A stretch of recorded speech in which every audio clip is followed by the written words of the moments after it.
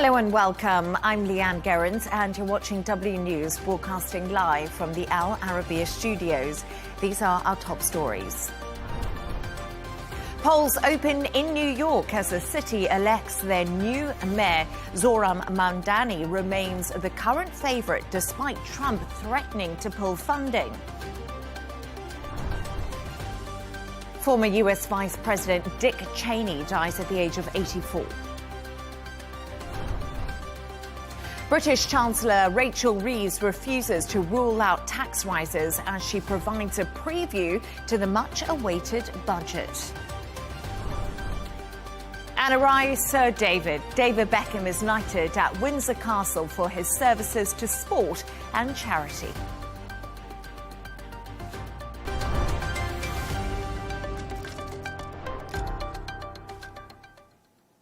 Now, voting is underway in New York as the city elects their next mayor.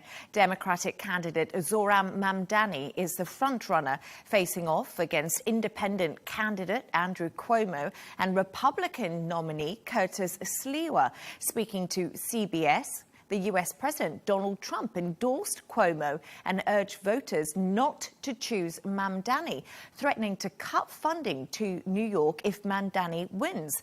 Take a listen. Zohran Mamdani, 34-year-old Democratic socialist. He's the communist, not socialist, communist. He's far worse than a socialist. Some people have compared him to a left-wing version of you, charismatic, breaking the old rules. What do you think about that? Well, I think I'm a much better-looking person than him, right?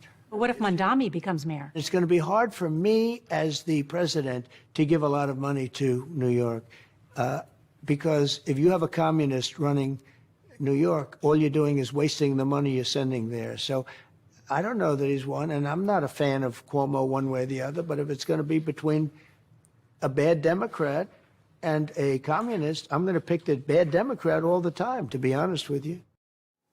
Let's cross live to Washington now to speak to our correspondent there, Sarah Firth. Sarah, we just heard from Donald Trump there. At least he's better looking than Mamdani. But let's talk about things. Several US states are voting today, but the whole focus has been on New York. You've just returned from the city. Can you give us an idea as to why the Democratic candidate Zohran Mamdani is attracting so much attention, but also on a global scale? Yes, Leigh Ann. I mean, I've just been in New York. As you said, the city is absolutely buzzing around this election. The polls have now opened. And look, Zohran Mamdani has already come out and hit back about what President Trump has said.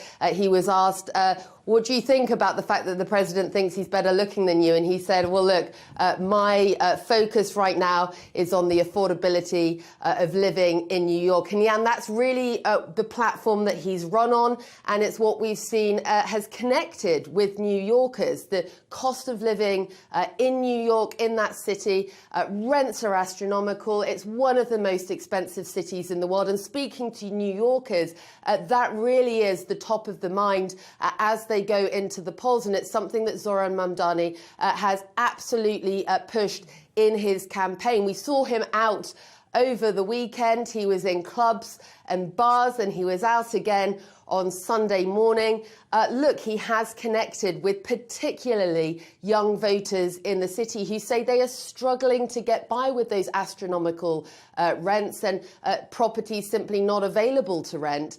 That message has connected, and alongside it, he's run this really social media savvy campaign, millions of followers across social media. And so it's meant that Zohran Mamdani has gone from a relatively unknown state legislator to the clear frontrunner in this election for New York's mayoral race, according to all the opinion polls. Now, he's up against the former Democratic governor, Andrew Cuomo. He's now running as an independent because, of course, Zohran Mamdani has got the Democratic vote. And then he's also up against Curtis Sliwa. Now, Curtis Sliwa is running on a platform of being very tough on crime. He is the Republican candidate, but of course he hasn't been backed by President Trump. President Trump coming out and endorsing Andrew Cuomo, saying that a vote for Sliwa would essentially be a vote for Mamdani because it would split the vote between Curtis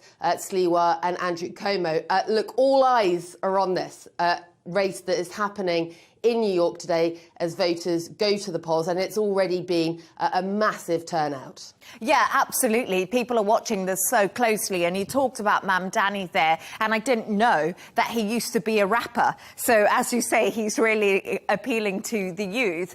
But you mentioned some key issues such as cost of living, the rents are so high in New York. But what else is driving voters to the polls in New York City? Well, look, in all the election races in New York, there are some sort of top issues that New Yorkers are focused on. Cost of living, of course, as we've spoken about, but also crime. And another one, immigration. So that crime and safety, what the candidates are going to be doing to tackle that, to make New York safer, that's something that's incredibly important to New Yorkers. Also immigration. A lot of New Yorkers say, they're very sympathetic in some cases, but they are concerned about the strain the levels of immigration have put on resources and services within the city. Now, Andrew Cuomo, he's coming out and he's saying, look, I've got experience. I know how to run the city. I'm the safe pair of hands. That's really the platform he's running on. A lot of commentators here, Leigh Ann, have said, look, President Trump's endorsement of Cuomo hasn't done him any favours. He's a fierce opponent in many ways of President Trump. He's come out and said, look, President Trump's endorsement isn't an endorsement of me, Andrew Cuomo. It's an opposition of Zoran Mamdani. And then, of course, you've got Curtis Sliwa. As we said, he is running on this sort of law and order platform. He's CEO of a non-profit vigilante group called the Guardian Angels, whose focus is really on crime prevention in the city. But it is, Leigh Ann, that cost of living issue that is really connecting with New Yorkers. You speak to them out on the streets. There are people working multiple jobs, paying astronomical rents, they say, for very tiny spaces. And there simply aren't the spaces available for them to rent. So that is really a critical issue that we've seen Zoran Mamdani connect with New Yorkers on, and why he's seemingly so far ahead in the polls. And another point that's worth noting is that Zoran Mamdani has really caught attention for his foreign policy views. He's been very vocal about his criticism of Israel's conduct in their war in Gaza.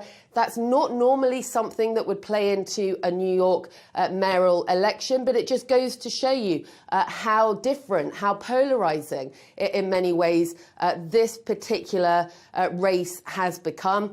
Zoran Mamdani coming out and saying today, look, this is a new way of doing politics. It's a new time for politics, and he really feels that he is the candidate to lead New York forward. But of course, people are turning out and voting right now. I can tell you, early voting hit record levels. It was 4 times the number of voters, more than 700,000 New Yorkers casting their votes early. The polls opened early this morning. They're going to be closing at 9. And of course, everyone going to be watching very, very closely as New Yorkers turn out to cast their vote in this race. Yes, indeed, Sarah, and we'll be watching here too. Sarah Firth in Washington, thank you so much for joining us. We're now joined by former NYPD Lieutenant Darren Porcher. Darren, it's great to have you on the show. Thank you so much for being with me once again.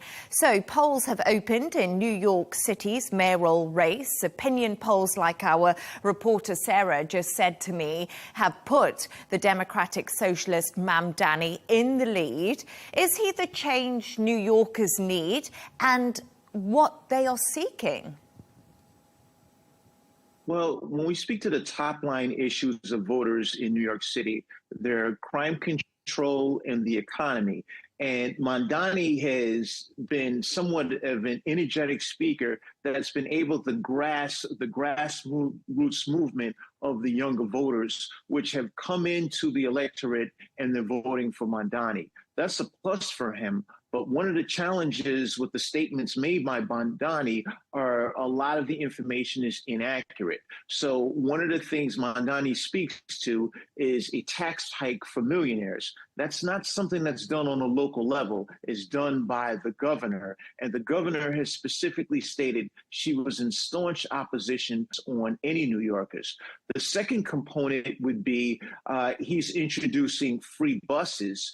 And the MTA is at a deficit financially. So it's going to be impossible for Mamdani to introduce free bus service to New Yorkers when the MTA is at a deficit. And lastly, the public safety component. The public safety component is essential because we've experienced soaring crime rates in the city of New York. And when you look to the historical statements made by Mamdani, it focused on defunding police and having a limited number of police. And that creates somewhat of a challenge as it relates to public safety in the largest city in the United States. So it's really interesting because what you're saying to me there basically is Mamdani's running. It looks like he could possibly win this if the opinion polls were anything to go by and the amount of people coming out to vote early on. So are you basically saying that he's put out all of these ideas but nothing can be achieved? You're very accurate in that statement. The statements that Mamdani are making are not supported by facts. And ultimately, as a mayor, you have somewhat limited control over a budget. And he's speaking to the raising of taxes and things to that effect, and it's just not possible. So the challenge comes into this being a 34-year-old individual that has high energy as it relates to his campaign, and it was able to capture the mindset of a lot of these young voters that are looking to vote for him. And just on another sidebar, President Trump has mentioned that he would limit funding to the city of New York if Mamdani is elected. That's also an inaccurate statement on the part of the president, because the city of New York presents a robust tax revenue to Washington, D.C. as it relates to the federal taxes that New Yorkers pay. And so what Mamdani can do, or any elected mayor can do, is challenge Trump's edict to not fund the city appropriately because the city puts so much money into the federal government. So it's inevitable that the president would be mandated to fund the city in accordance with the tax revenue that's produced by the city of New York. So let's talk a little bit about Donald Trump. He's not on the ballot, but Trump's name is looming large over this election. He's endorsed Andrew Cuomo, referred to Mamdani as a communist, as he mentioned there, threatened to pull funding from New York if Mamdani wins. Do you think the president's influence in now endorsing Cuomo will possibly sway voters? You're in New York yourself. What do you think? Have you been speaking to people? Who are your friends voting for? Do they care about who Donald Trump endorses? I think a Donald Trump endorsement would have a negative effect on any candidate in the race, considering Donald Trump's poll numbers are completely at the bottom in the city of New York.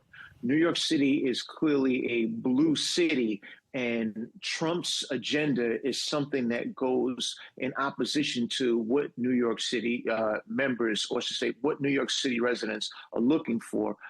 This is something that Trump introduced as early as yesterday, and Trump has focused on Cuomo being the lesser of the two evils. Trump didn't believe that Cuomo was a reputable candidate, but he was better than Mamdani. But overall, I think that it's more of a negative as it relates to a Trump endorsement as opposed to a positive that would elevate Cuomo. But incidentally, the poll numbers have changed over the last 24 hours, and it appears as if there's a 5% gap between Mamdani and Trump.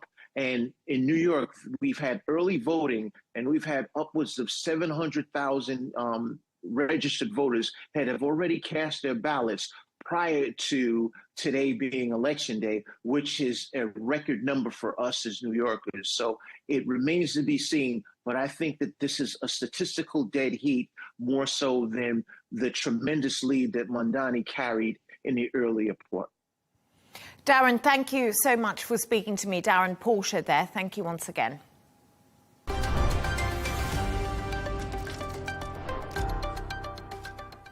British Chancellor Rachel Reeves has refused to rule out tax rises in her upcoming budget as she promises to make the necessary choices. In an unprecedented move, Reeves provided a preview to the media ahead of the official announcement on the 26th of November.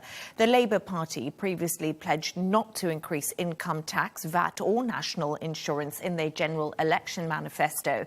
Take a listen to what she had to say a little bit earlier. I will make the choices necessary to deliver strong foundations for our economy.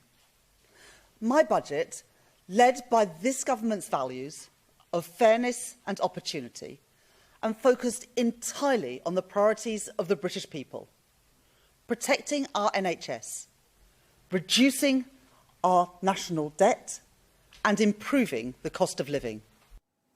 I'm now joined by former UK political advisor to the Treasury, Leon Emirali. Leon, thank you so much for joining me today. OK, Rachel Reeves delivered a major speech ahead of the budget. It was at 8:15 a.m. this morning, pretty early for everyone. How unprecedented is this for a UK Chancellor? And basically, the question is she in complete damage control mode ahead of the budget in 3 weeks' time? Yeah, it's very unprecedented, Leigh Ann. And you know, I can't remember a moment before where a Chancellor has been so vocal on the airwaves. Normally, before a budget, you've got the Chancellor keeping a very low profile until budget day itself. So it's incredibly rare that Rachel Reeves felt the need to set out the economic context, as she puts it, ahead of the budget. And you can tell it was unprecedented because the markets reacted to her giving that speech. The value of the pound did drop as soon as she started speaking, which is quite remarkable. But yes, you are right. This is about political damage limitation from the Chancellor.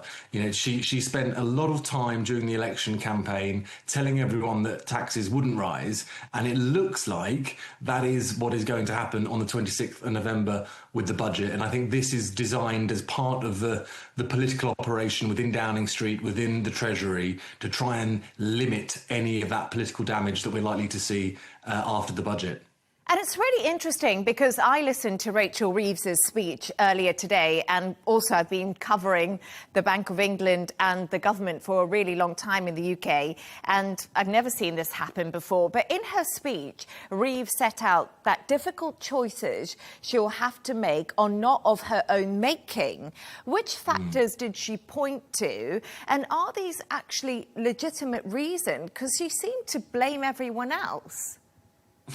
She did. I've got a list in front of me here of all the people and all the institutions that she's blamed, from COVID, Brexit, the Tories that went before her, Trump's tariffs. You know, there were a lot of mitigating factors that she outlined as to the reasons why she is going to be forced to make difficult decisions. And I think some of them are legitimate. There's no doubt that the economic global outlook is not necessarily positive for nations like the UK. But I think also, you know, that narrative of blaming everyone but themselves is starting to wear a little bit thin with the public. I think it's okay when you're a new government. For the first few months, you can blame the administration that came before you. But I think in this instance, the Labour Party have been in charge now for, 15, 16 months. And I think people are starting to get a little bit wary that we haven't seen any of the growth, any of the change that was promised on the campaign trail. And I do think that those sort of reasons, those people and institutions to blame are only go so far in terms of how legitimate that is. I think a lot of the public are going to be looking at Rachel Reeves herself and saying, well, hang on a minute, you had the job for over a year now. Why aren't we seeing any of the progress that you promised? And I think that's quite difficult for her to be able to reconcile ahead of the budget. So you touched on it there. Let's talk about criticism of Reeves' speech is rolling in from many of the UK political parties.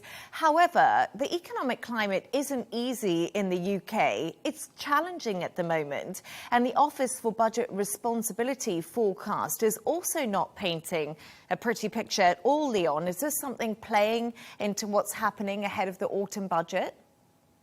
Yeah, look, I've got some sympathy for Rachel Reeves. It's not an easy job. There are economic difficulties in the UK right now. Productivity is incredibly sluggish, growth is incredibly small, and we aren't really seeing any movement in terms of economic growth whatsoever. And I think that is difficult for Rachel Reeves, and she does have to balance the books with a difficult economic backdrop behind her.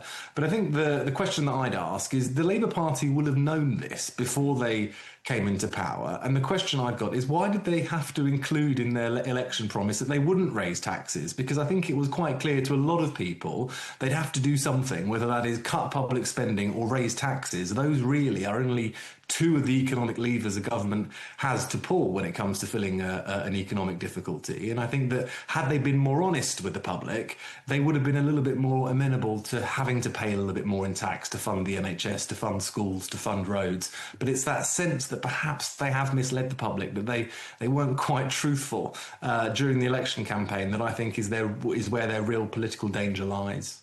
Yes, it's always dangerous to put things in the manifesto that include tax raises. But just one quick thing, I just want to ask you, we don't have much time left. We've talked about her raising taxes, breaking the manifesto rules. Do you think this will happen? And if so, what taxes will she look at hiking? I think it will happen. I think that the likely area that seems to be floated by the Treasury at the moment is income tax rises. And that would be quite remarkable. It'd be the first time in 50 years that a Chancellor has raised the income tax threshold. And I think that would be something that would be unprecedented for that time period. And it just goes to show, really, the difficult economic situation that we have in the UK right now, that she will have felt the need to do that. And at the moment, it looks like income tax will rise. We might see a rise in VAT, we might see a rise in national insurance as well. But at the moment, it looks like taxes are going to rise. It's just a matter of which ones. Leon, she doesn't seem to have a rabbit to pull out of the hat coming up in this autumn budget. But thank you so much for speaking to us. Leon Emirali there. Once again, pleasure to have you on.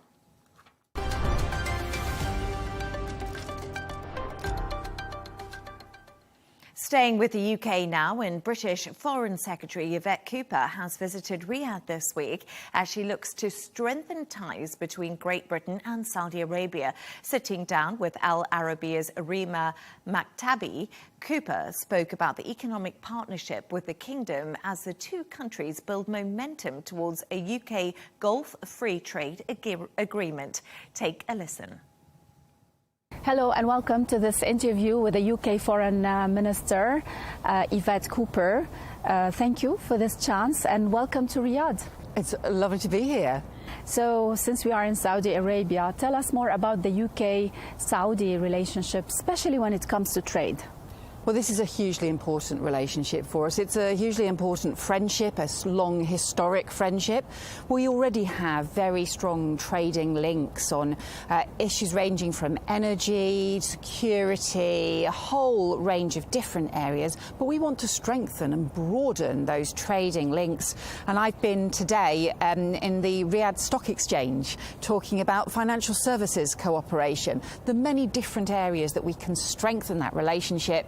Because I know I've known for many years about the work being done here around Vision 2030, and that's why I was keen to see all of the work that's been done and how we can strengthen that trading relationship, that economic relationship, but also that political and diplomatic partnership as well. And what does the UK specifically want from Saudi Arabia when it comes to trade?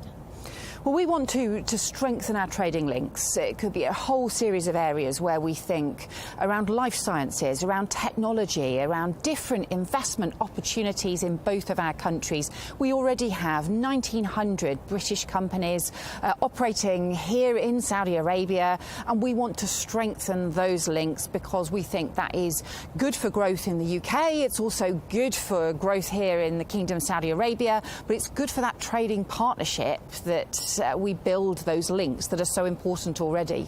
Let's talk about politics, because also this is one of the very important topic for our viewers and for Saudi Arabia. Sir Keir Starmer said that the UK can use its experience with the Northern Ireland solution and expertise and help in disarming Hamas. What did the US or the Israelis or the Palestinians say regarding this? Well, as we know, I think we're all of us hugely relieved that the ceasefire is in place. It's fragile, but it is in place as a result of the US-led peace initiative. But there's been a huge amount of work to get to this point, and we know there's a huge amount of work still that needs to be done in order to deliver a just and lasting peace. And that means, for us, that means we have recognised the state of Palestine because we believe that we need to ultimately have a two-state solution with Israel and Palestine living alongside each other. That's the only way that we will get that peace and security for everyone.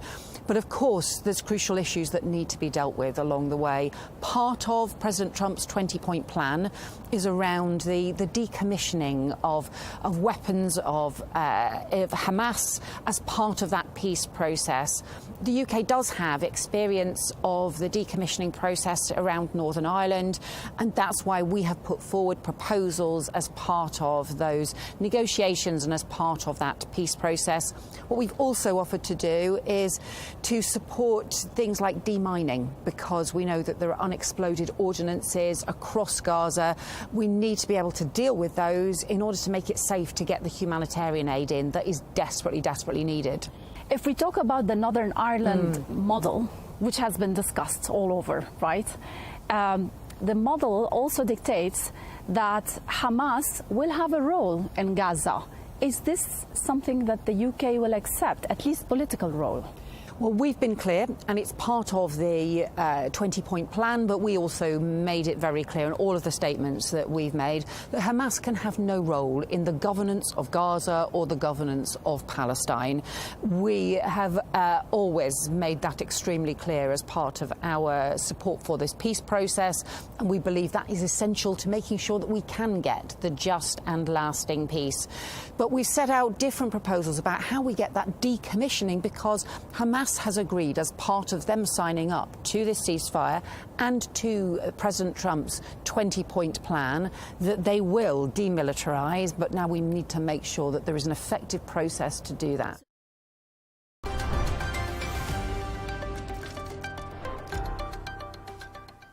Let's take a look at some of the other stories making the headlines today. Former US Vice President Dick Cheney has died at the age of 84. Cheney served alongside President George Bush for 2 terms. He played a key role in the country's war on terror following 9/11 and led the US war on Iraq. Chinese and Russian leaders met in Beijing today as the two nations look to advance ties. Chinese President Xi Jinping said he was looking forward to expand mutual investment and economic relations with Moscow in the meeting with the Russian Prime Minister. It comes as Ukraine steps up its attacks on Russia after hitting a chemical plant in the Ural Mountains. At least 7 climbers have died in an avalanche in Nepal. The incident occurred near the base camp of Yelongri and has claimed the lives of 2 Italians, a Canadian, a German, a Frenchman, and 2 Nepali guides. 2 bodies have been located. The others may be buried under 10 to 15 feet below snow. And Prince William has been presented with the keys to Rio de Janeiro. It's during his 5-day visit to Brazil, attending the annual Earthshot Prize event and the COP30 Climate Summit. The Prince of Wales received the honour from the city's mayor with a bird's-eye view of the Christ the Redeemer statue.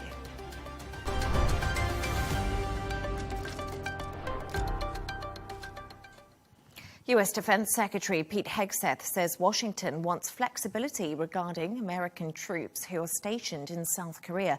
Hegseth, who is in Seoul for security talks, was asked whether forces in the country could be deployed elsewhere. He also praised South Korea's plans to boost military spending. Patrick Falk reports. Day 2 of the U.S. Defense Chief's visit to South Korea began with a military welcome. Ahead of talks to reaffirm the security alliance between the two countries, Pete Hegseth reviewed the honor guard by car before his meeting with counterpart An Chu-bak got underway. The main aim was to map out combined defense readiness against nuclear-armed North Korea. We face, as we both acknowledge, a dangerous security environment, but our alliance is stronger than ever before. We need to increase our defense cooperation by taking a common sense approach that is grounded in realism. Speaking at a press conference following the meeting, Hegseth said the core purpose of stationing troops in South Korea was to deter North Korea. Protecting our ally from the DPRK is what we have been and continue to be oriented on. But there's no doubt, flexibility for regional contingencies is something we would take a look at. The remark signals potential roles beyond the Korean peninsula as tensions between the US and China are heightened. Seoul has resisted the idea of shifting the role of US troops and is working to develop its own defense capabilities. Defense Minister Ahn also addressed whether or not South Korea would develop its own nuclear bombs. As a country that has joined the Nuclear Non-Proliferation Treaty, the Republic of Korea cannot develop nuclear weapons. We must combine our conventional strength with the United States' nuclear capability through the Conventional Nuclear Integration Initiative.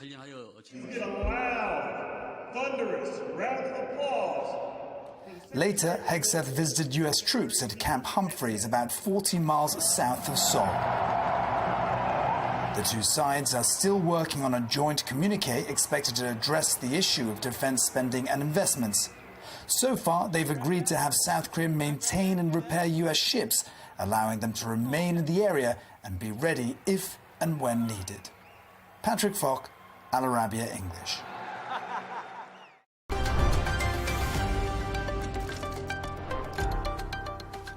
Now, David Beckham has been knighted by King Charles today for his services to sport and charity. The former England and Manchester United player has said he feels immensely proud. He was joined by his wife Victoria, now known as Lady Beckham, for the ceremony at Windsor Castle.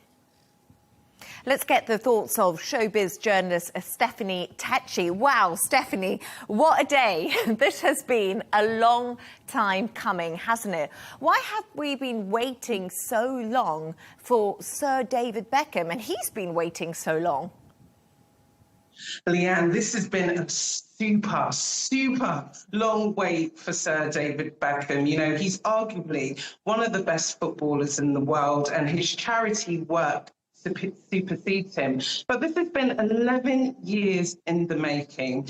There was first conversations. He was on the cusp of becoming a Sir in 2014. But unfortunately, at the time, he was involved in an alleged tax avoidance scheme, which was later deemed legitimate. But at the time, he was bypassed in 2014. And then 2017, there were those leaked emails in which he took a swipe at the honour committee, because they disregarded him again.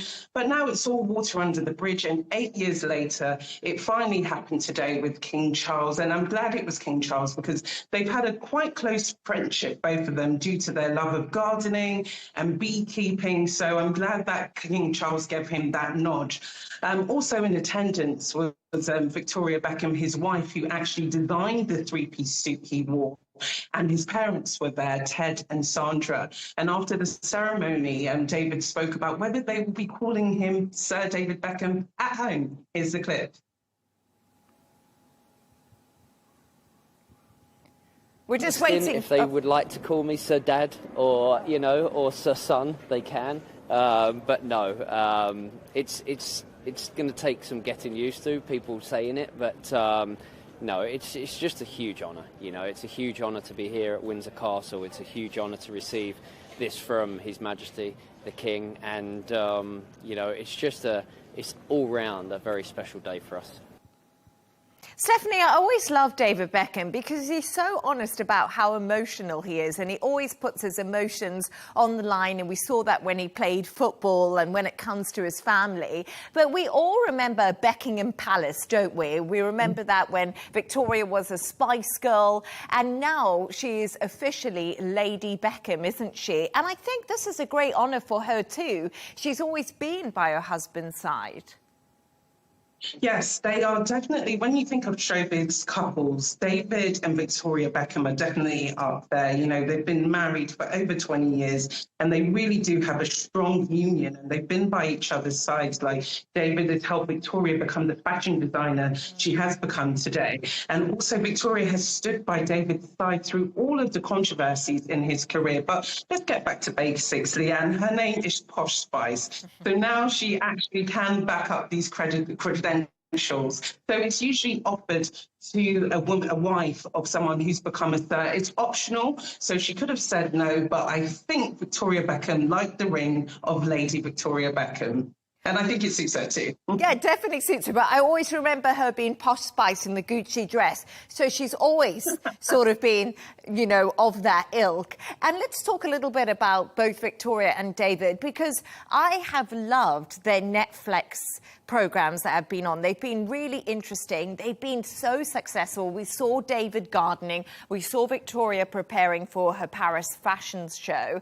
Are we likely to see more of these Netflix series? And also, has this added to their global superstardom? Because, Stephanie, some people are younger than us and might not remember Posh Spice. Yeah.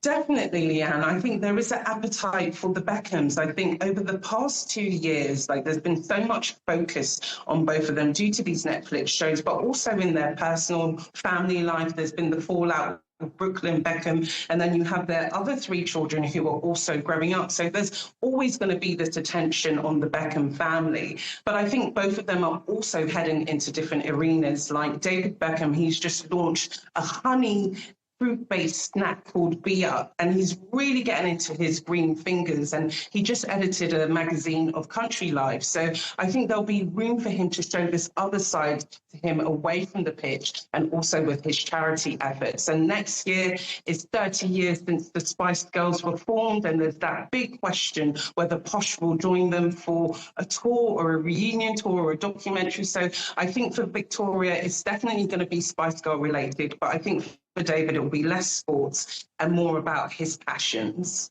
Stephanie, I don't know about you, but I will forever be a Spice Girl because I would love to go and see that reunion. 30 years, I just doesn't seem real, does it? Leigh Ann, it makes me feel old. Yeah, me too. I was just thinking the same thing. I remember when I had all their tapes, but Stephanie Tetchy, thank you so much. Thank you.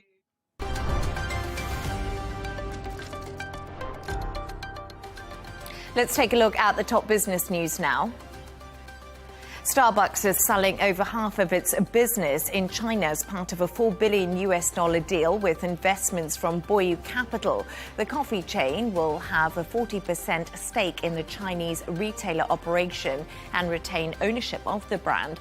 Starbucks sales have fallen in the Asian market after the COVID-19 pandemic, slower consumer spending and also competition. OpenAI has signed a $38 billion deal to use Amazon infrastructure. The deal with Amazon will give access to NVIDIA chips and run its models such as ChatGPT. In reaction, Amazon stock closed 4% higher, while NVIDIA shares rose over 2%. Turning to all the sports news now, and Grand Slam champion Novak Djokovic will play at the ATP Finals in Italy from Sunday. Last year, Djokovic withdrew from the competition due to injury and skipped the Paris Masters. He hasn't played since losing in the Shanghai Masters semi-finals. The ATP Finals feature the world's top 8 tennis players. Djokovic has won the tournament 7 times. Jake Paul's exhibition fight against boxing lightweight Gervonta Davis has been cancelled. The decision comes days after a civil lawsuit was filed against Davies by his ex-girlfriend, accusing him of domestic abuse. The fight had drawn significant global interest, with Netflix signing a deal to stream that fight.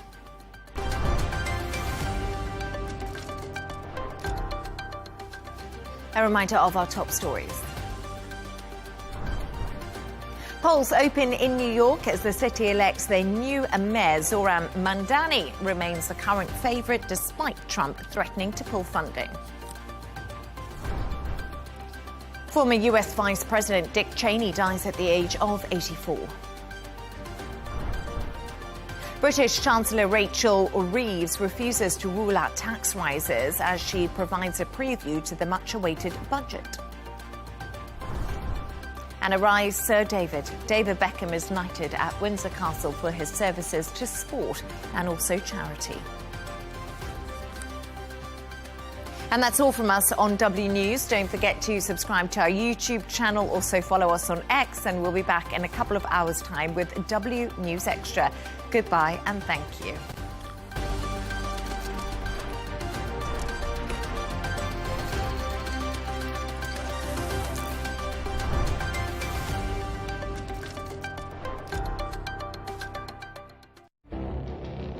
It feels like decades are passing by in a matter of weeks.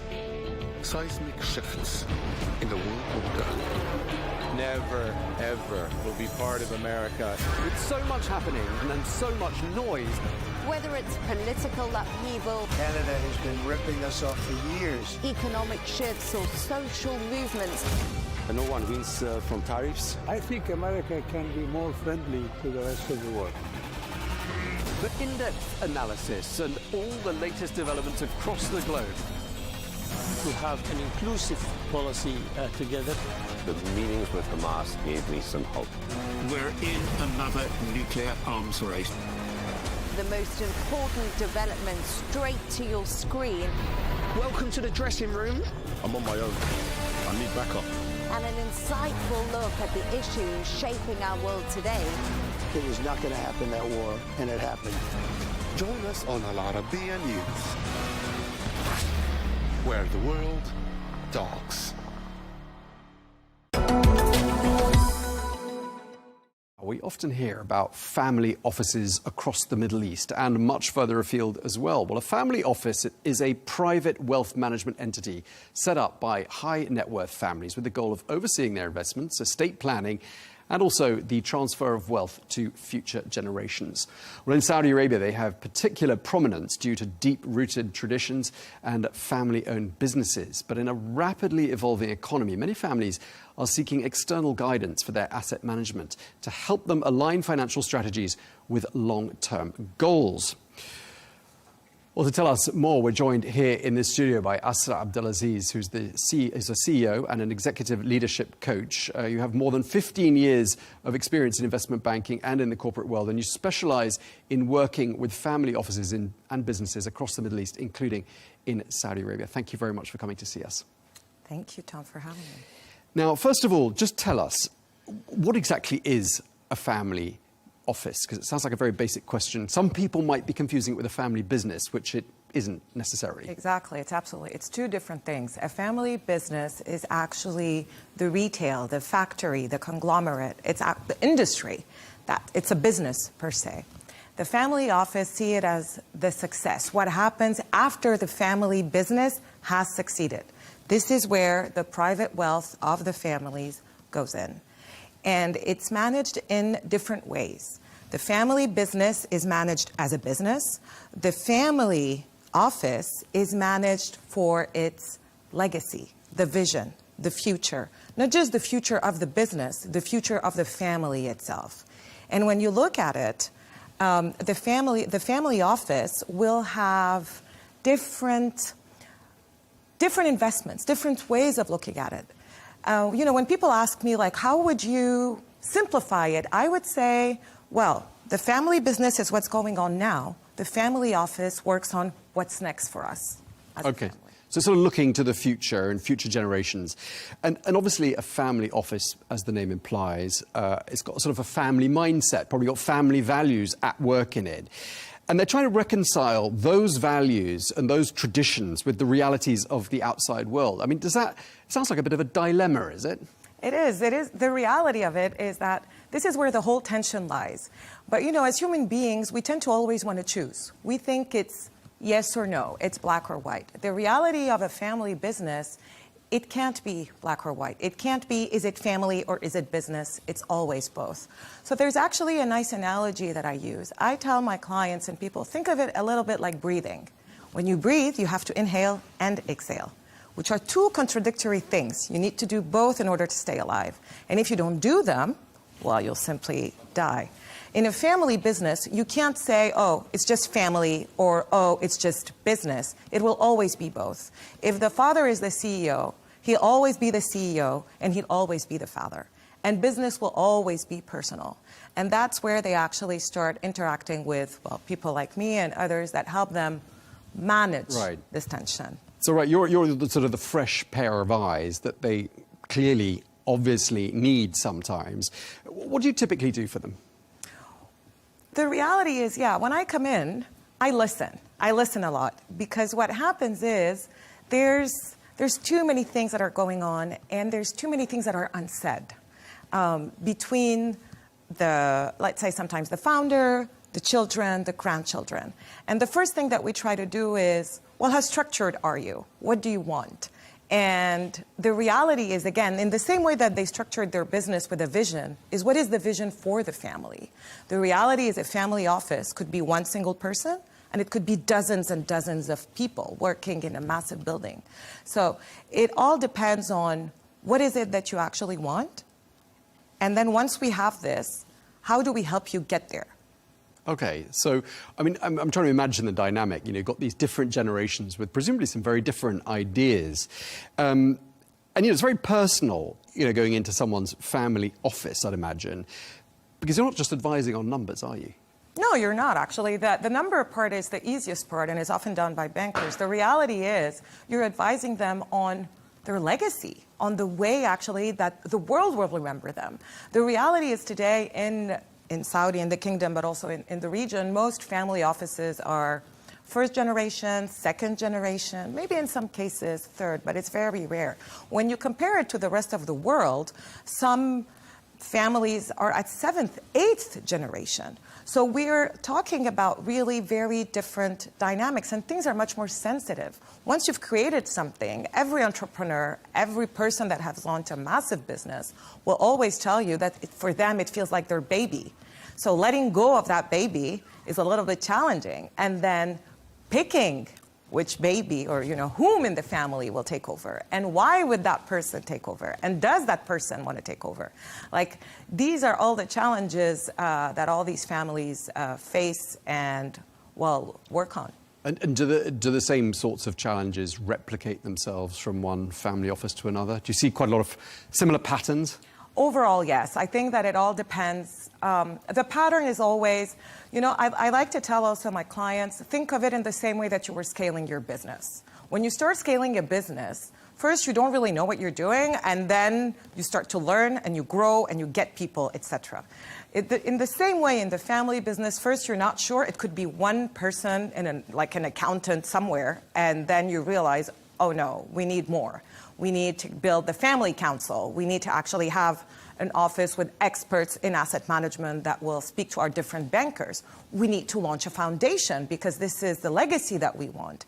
And the more, you know, the more time passes, the more most of the biggest families, and, you know, for those that are still not doing it, are going through that direction.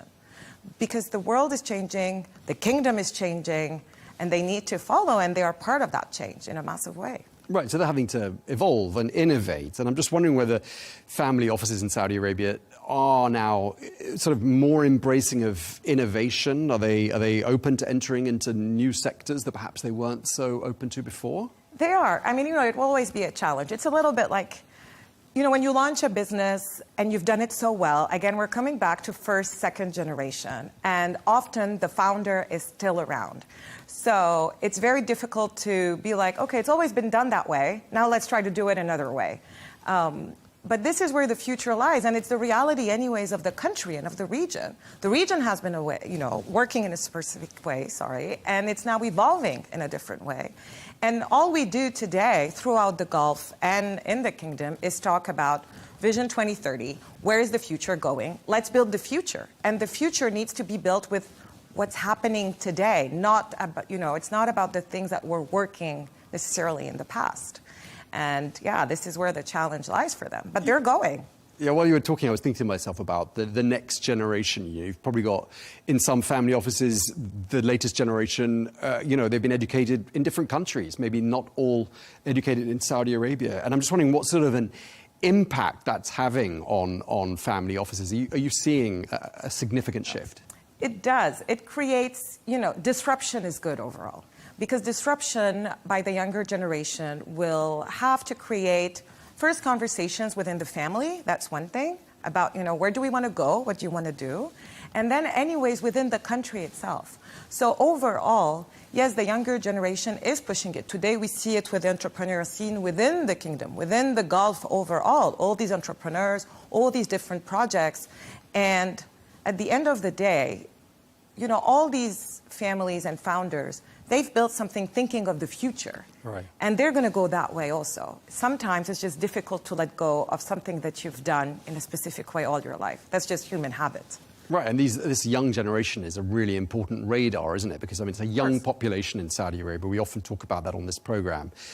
And presumably the young generation is all the more supportive of ideas of, involving tech, innovation, entrepreneurship, venture capital. Are those the sorts of things you're seeing? Yeah, a lot. The reality, so you'll have different examples. You'll have those that will say, okay, within our family, so there will be two things. There will be those that will say within our family business, we need to diversify in these things. And then there will be those that will be like within our family office, so within our investment arm, which is different from the family business, these are things that we should be looking at. And it's two different things. You'll also have those that will be like, that will decide to be, our business is this. I don't want to be part of that part of the business. I will launch a new vertical within that business and develop it. And, sometimes the founder of the business will be like, okay, but eventually it did work out. There's like some great stories in Saudi around this. So, no, it's shifting in the right way. And I'd imagine that family businesses, family offices represent a huge slice of the pie in the Saudi economy. And I'm also wondering to myself, is there a typical structure to a family office? Do they tend to have a fairly similar template? Okay.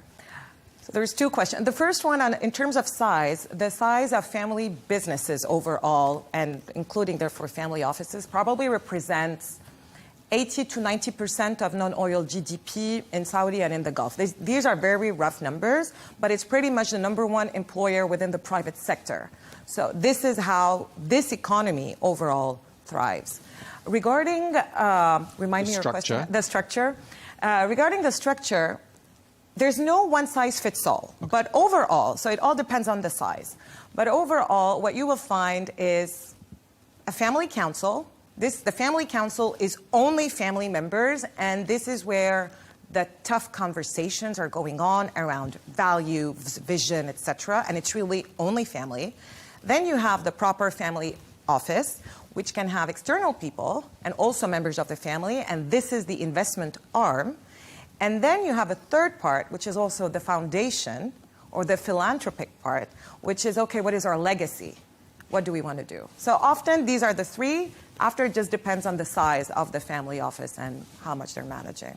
Okay, thanks. Sorry for the two-in-one question, because I was told we're out of time. So we managed to get all the questions in I wanted to ask you. Thank you so much. Thank you. Abdelaziz, CEO and Executive Leadership Coach. Thank you very much. Thank you.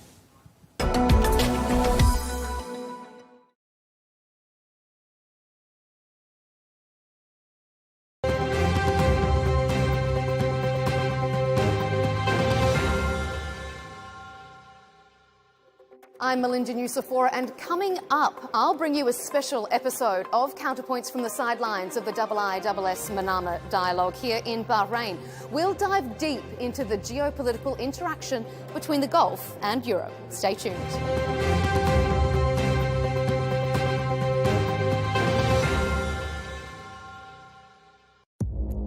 Our allies, in many cases, are worse than our enemies. Stay informed and connected with the latest international headlines. There obviously is a risk. From breaking news to in-depth analysis, it would appear that this war is coming to an end. Who buys this stuff? Investors, pension funds. We deliver the most important developments straight to your screen. Iran always wanted to deal with militia. Join us for compelling, expert-driven conversations. A curfew order has been established. And an insightful look at the issues shaping our world today. There are lots of proposals about European architecture for security. I'm Leigh Ann Gerrans, and this is W News. We dealt with this when I was Chief of Staff in the first term. Where you don't just hear the headlines, you get the full story.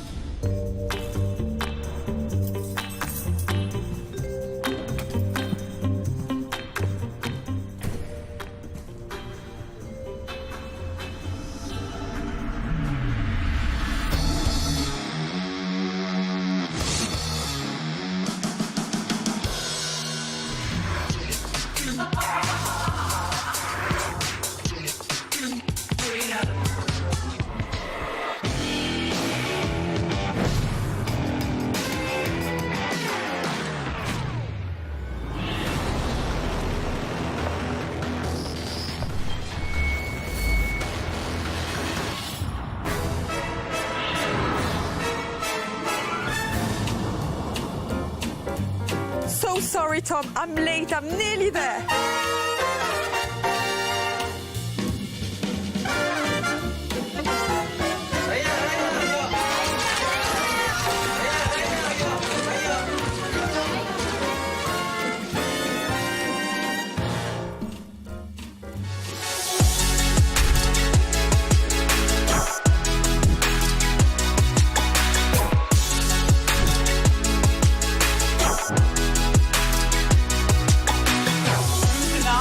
Meine Damen und Herren, herzlich willkommen. A very warm welcome, ladies and gentlemen, to the Zurich Film Festival.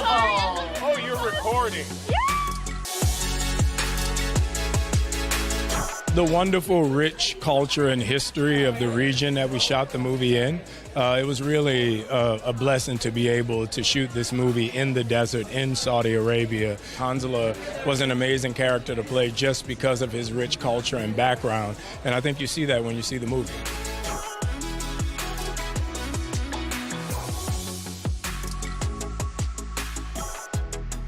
I think the fact that a woman in that time united all these Arab tribes and led them into battle with the biggest empire of the time. I think that, for me, was the most fascinating part about learning about this point in history.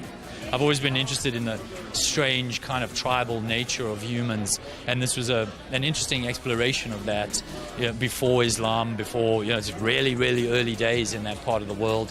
And so it's kind of like a little bit of a history lesson in a way. It's unique. I've never done a film set in that time period. It explores a period that isn't really talked about that much as far as I'm aware. So that was exciting.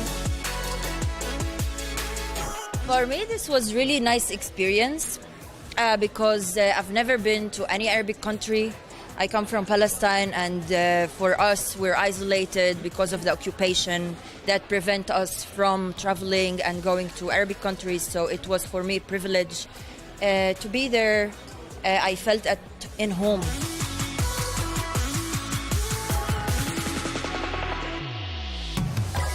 I think after spending 4 months in the desert, I kind of learned why the prophets in all the great religions go into the desert.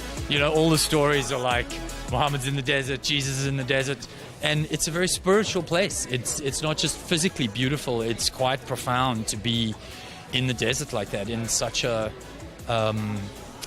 quiet beauty. You kind of have to see it even in the film it's beautiful, but in real life it's sort of overwhelming because it's so epic. They're epic.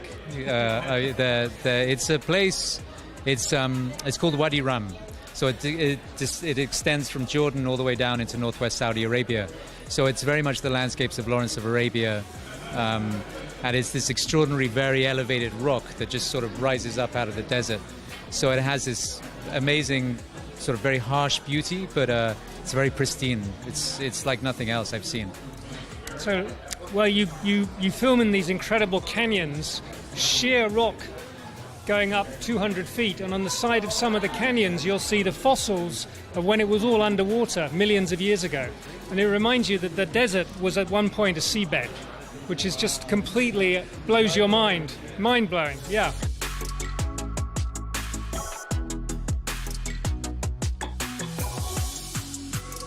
It was magical. I mean, to be able to shoot in a part of the world that a lot of people have never seen, just like, you know, once a week we would go snorkeling in the Red Sea. You know, we would go to Neom and be able to swim in the Red Sea. You know, we were able to go and relax and take in the history of Arula. It was really amazing.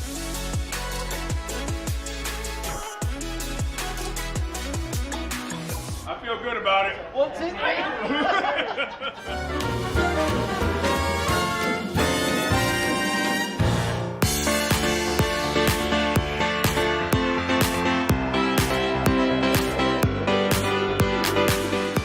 See you again, and what circumstances it is. This is a labor of love that's been so long in the making. The feeling of having Desert Warrior finally be shown to an international audience in Zurich. It's very hard to kind of put it into words, but it's been such a long journey making this film. It goes back to 2020 in terms of when I first started, so the fact that we finally get to show it on the screen and have people see so many people from all around the world did in this beautiful, beautiful region in northwest Saudi Arabia. It feels good. I first myself started, traveling to Saudi with a cinematic eye because I knew of all those landscapes, but nothing prepared me for the beauty of Tabuk and Al-Ula, and it felt really like Close Encounters of the Third Kind for me. Out of body experiences. It's so beautiful and raw. The wonders and challenges of filming there, what are they? Well, the wonders hopefully are there on the screen. They absolutely are, frame by frame. Yeah. But also the people. I mean, I feel like I was able to sort of immerse myself in a culture that I did not know. And I think as a filmmaker, I love the opportunity as a storyteller and a filmmaker to sort of come to places and have a kind of objective eye. And I did that obviously with so many people from within the region of Tabuk who, to varying degrees, had different sort of levels of experience making films. We had this one producer on the ground, Rasha, and we traveled the entire country. And we went to the east of the kingdom, up towards Al-Ula and then Tabuk, and to the center, to Riyadh, obviously. And so I was able to sort of take in all different parts and all different influences that fed the story, even though we're set in the 7th century.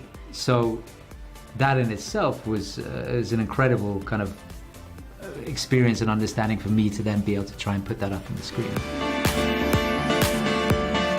You've got such a, interesting, eclectic career in film. So how do you choose what you want to do next in the sense of, what the director can bring you, what the part is for you, what the environment, what the location, what is important? Definitely my number one thing is just whether I think I could actually do the character, And then those other factors, like you say, where you're going to be shooting, who the director is. Who the director is obviously critical. I was very keen to work with Rupert. I was a big fan of his Planet of the Apes movie that I'd seen, and after a chat with him, so that was probably the most important. I knew the role would be relatively simple for me. And then I was just very interested to go to Saudi, and I think I have a kind of fascination for different environments like that. I just kind of jumped at the chance to go and see what it was like, because you hear everything about Saudi, but it's sort of urban legends of like what's actually going on, and it was quite different from what we had sort of thought we might have been expecting. Congratulations on the movie finally being shown to the world at the Zurich Film Festival. It's great to meet the cast because I feel that there's this sense of camaraderie between everyone. It was a nice big family, wasn't it? It was a pleasure for me, of course, to be in Saudi. It's the first Arabic production that I do. Yes. And for you, Nabil, how did it compare to what you'd done before in sense of scale? This is a big, epic film. The biggest gift really were the relationships that we've made, the friendships that we made, really. It was very intense. You're stuck together for 3 months, isolated, but just with each other. And it was a tough shoot. It's an experience like words really can't quite sum it up, to be honest. But to see it on the big screen, I saw a screening of it in London, and I was speechless. It was really quite emotional because visually it's stunning. It is. It is Visually, for the big screen. yeah, it's for the big screen. Yeah. The music, the kind of the spaces in between the noise. Incredible.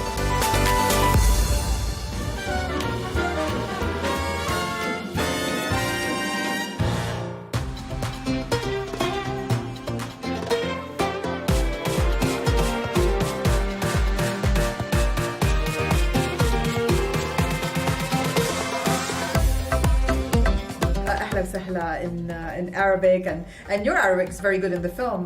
Was it daunting, first of all? I don't speak Arabic. Yes, well, you have very good pronunciation. As in of the names. Of, I was like, oh my god, is it the Trust film? me, am I dubbed? even if you say I am Princess Hind in a certain way, you have the right pronunciation. Yeah, it's a Naman. Yeah. So you do. Thank you. I appreciate that. That means a lot to me. Thank you. Well, let's talk about her and what you thought about her when you read the part, because she's such an empowered character in that historical context, and quite a relatable character to be able to portray. So what did you love most about it? I think I'll start by saying I actually didn't know about her story. Yes. So when I read the script, I wasn't aware that she was a real person and this was a real battle, and it was really significant, a significant piece of history from the Arab world.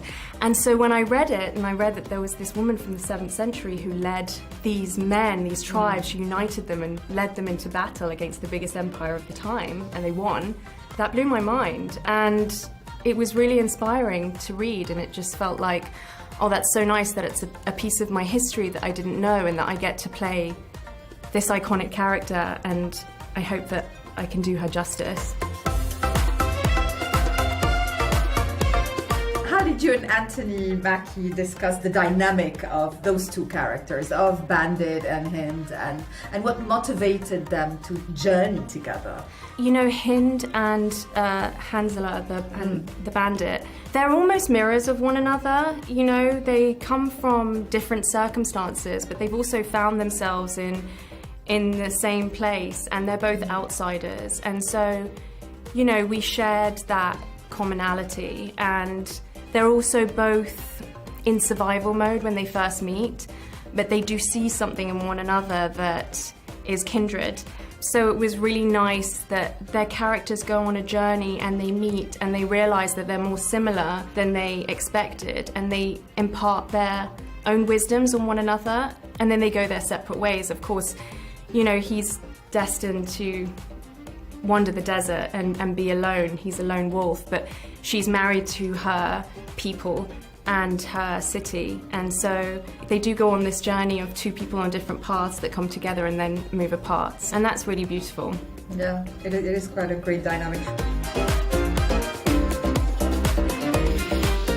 My final question is, you know, you are of Saudi origin, you were filming this in Saudi, and the cast really felt like a family. So was there a home feel in this whole experience? Absolutely. The fact that so many of us are still in contact is a real testament to the journey that we went on, and it's one of those things in life that you go through with people and only they understand that. I mean, it just happened that there were 300 of us or something, but excluding extras, I assume. Yeah, of course. But those of us that sort of flew in to do this movie, and I think you don't spend 4.5 months in the desert and leave the same person. I think it changes you, and we all kind of went on that journey together. There is something really special that bonded us, and Saudi's an amazing, beautiful place, and we really had the best time. So we're also grateful for the journey because it was one of a kind. Thank really you so excited. much. No, thank you. Congratulations. Thank you.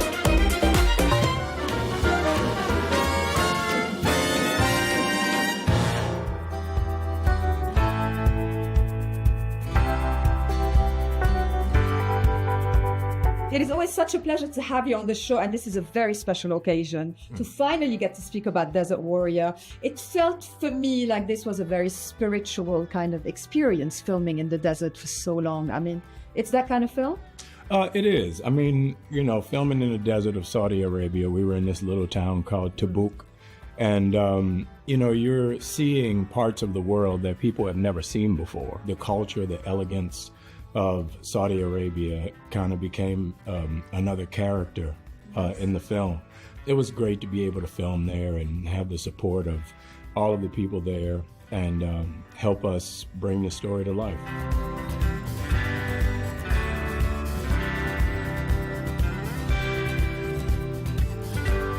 And the infrastructure, this burgeoning infrastructure of cinema in Saudi must have been also quite inspiring to be around, because you have, those young people in film, from sound to lighting, etc., getting to experience a big Hollywood film. So how did it feel, seeing them in action?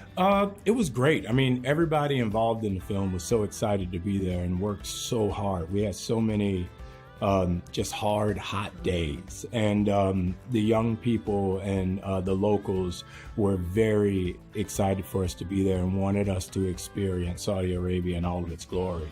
It was just exciting and a moment in time that I'll never forget. It was a mind-bending experience. I mean, it was wonderful because there were so many different elements to this character and so many different obstacles we had to face. Today is there's a large, sense of gratification to be able to show it to an audience. You start as a so-called bandit. For me, he's none of the above.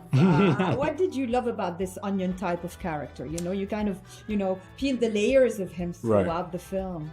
Well, Hanzala was a very interesting character for me, just simply because of his origin, his background, and how he ended up to be a part of this story. It was very unique and very eye-opening to be able to play the character and learn so much about this history that we've never really talked about outside of the myths and legends that we've heard.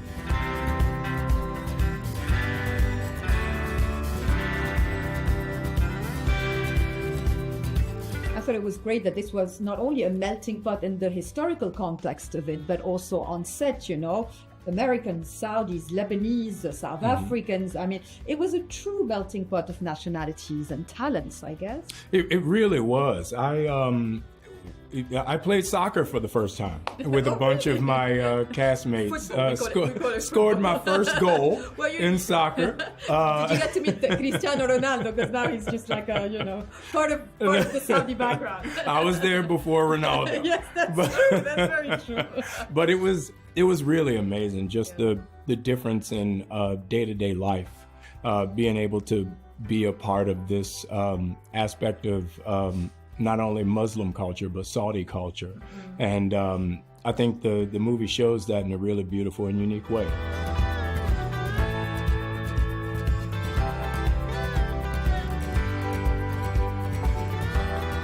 Let's talk about Aisha. I just met her. I think she's got this, fascinating screen presence to her. How was it building the dynamic of those two leads? It was really easy. Aisha and I, when we first met and first started working together, we really just fell into a groove with each other that kind of helped these characters in a great way. We were able to take our relationship and put it into these two characters throughout the course of filming. And working with Rupert as well, was it also on your bucket list of things to do? Rupert was amazing, and I've been a fan of Rupert for a very long time, and knowing his work, and I was so excited when I heard about the film and heard he was directing the film, just because the scope and the way in which he works. You don't really get to see that, too often, or work with directors like that too often.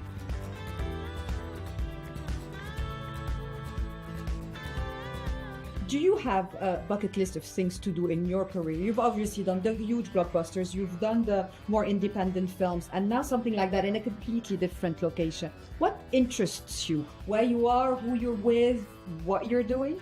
I'm very lucky to say that I love what I do. And I love you doing it. But every day of work never feels like work. Well, thanks, Andy, so much. Always great to see you, and congrats on the film coming out. Thank you so much. A great time. I look forward to it. I will not say more.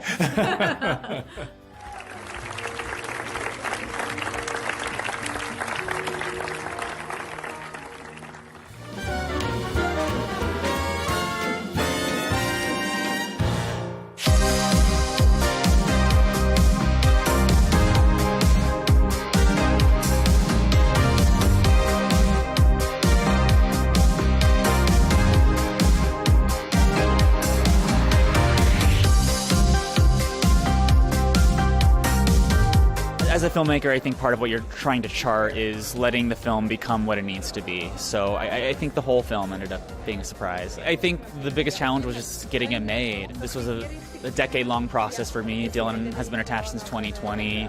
It's an independent film. It was, many times the budget of my first film, but there's never enough time or never enough money. So, there were a lot of logistical challenges. I'm also a producer on the project, so I think balancing that with the creative responsibility is probably the most challenging aspect for me.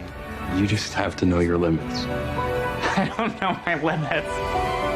I wish I could take it back. Rocky. Together or separate? Together. Separate.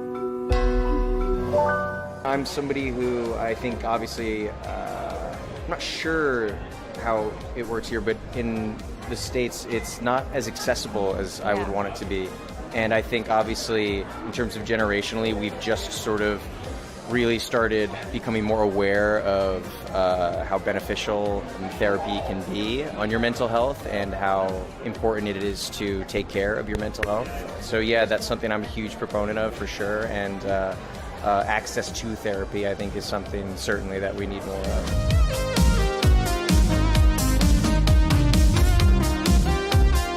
It's a fairly manic character and a fairly manic story in a fairly manic world. So it's just constantly being around that kind of level of mania and high energy. The only breaks really for the character of Riley Doyle are some of the scenes that I had with Fala Chen and her character Dao Ming. And I longed for those scenes. They were beautiful because there was a gentility and a tenderness in those scenes that is nowhere else to be found in the film. So maybe that. I mean, I don't want to ever say what's the hardest thing because what I do is such a joy, you know what I mean? I feel very privileged to be here and to come to Zurich and to come to Zurich with a film that I love doing so much with Edward, who has roots here. His mother and his brother and sister are here tonight. So I think it's a bigger night for him in the meaningful ways than not to belittle the idea of the Golden Icon. As I said, I'm thrilled to receive it. But I'm blessed, man. 25 years an actor. I love what I do and I can't believe I still get to do it sometimes.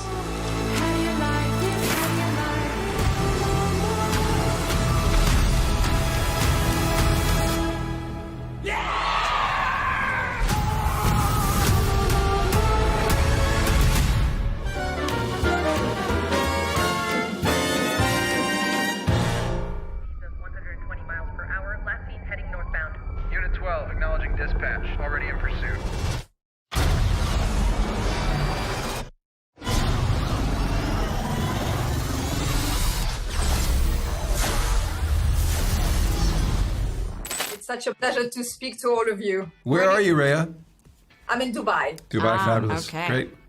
Yes, a futuristic city that could feature in Yes. any Tron anytime. No doubt. We'd love to shoot some Tron in Dubai. That'd be fun. That would be incredible. Exactly. Sequel coming up, hopefully. We'll start with that, actually, how easy or difficult from a producer's point of view it is to create this specific world that mixes the old and the new.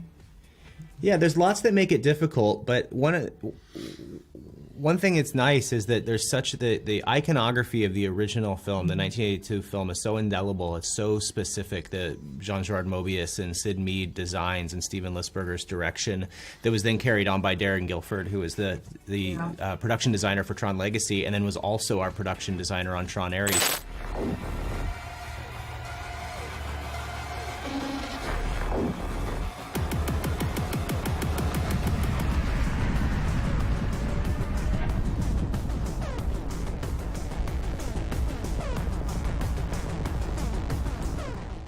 How exciting is it to do it today? Because obviously the subject of AI is so present in people's mind, whereas, as you said, this is a Tron theme from the 80s. I think Tron has always investigated sort of the relationship of humanity and technology and where it's going, and often has something a little bit different to say than other films do. If we look back at Steven Lisberger in 1982, it was a big year for movies, Blade Runner, E.T., but Steven actually had the closest vision of the future, that we might go live digital lives and have digital identities. Hopefully we're investigating it in a little bit of a different way and provoking some conversation on the topic. You can be honest here, it's all AI. No, it's not. There's no AI. You're the AI. Oh, yeah, that's right. What are you? I love the casting of this one. It's very eclectic talents coming together. So how exciting was it in the casting process? Because every actor, you know, from Jared to Jodie to the existing and to the, you know, legacy ones, is very important to this story. Yeah. I have to say, casting this movie, I mean, was so exciting. It's obviously the most incredible cast. Yeah. When I see them in a group together, I'm like, I cannot believe how lucky we are to get this group of people, because they're all such talented actors. Like, that's what I come back to. It's like, often in this type of movie, you have like big stars, and we also got big stars that are just, the craft is so important to them.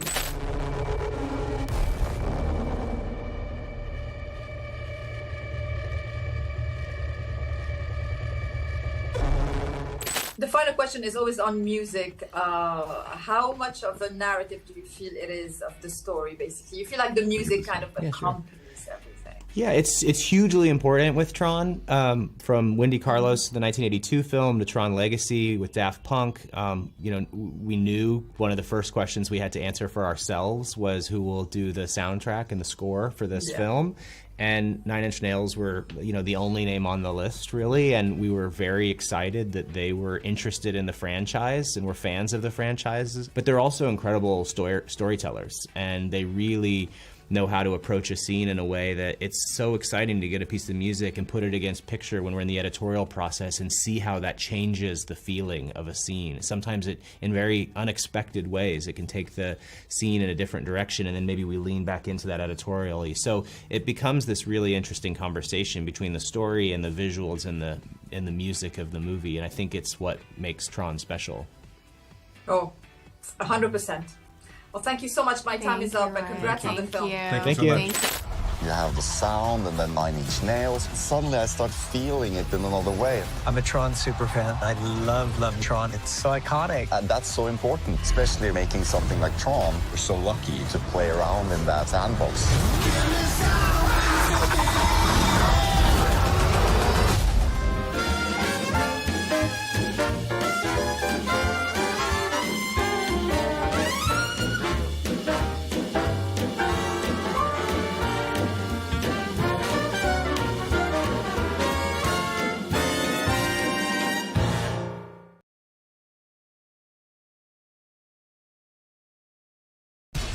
We have to take care of our people, and we're going to take care of our people first. For in-depth analysis and all the latest developments across the globe, make sure you join us every weekday. President Trump is trying to negotiate a ceasefire. With so much happening, so much information, and so much noise, International law will have no part in his administration. it can be hard to keep track. Tariffs will just fuel inflation. We're going to fight these tariffs. But you can count on us to tell you what you need to know. We stand by your side. Join me, Tom Burges Watson, for Global News Today, right here on Al Arabiya News.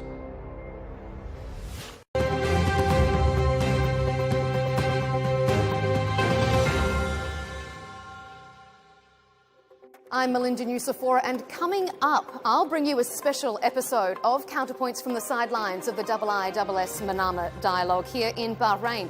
We'll dive deep into the geopolitical interaction between the Gulf and Europe. Stay tuned.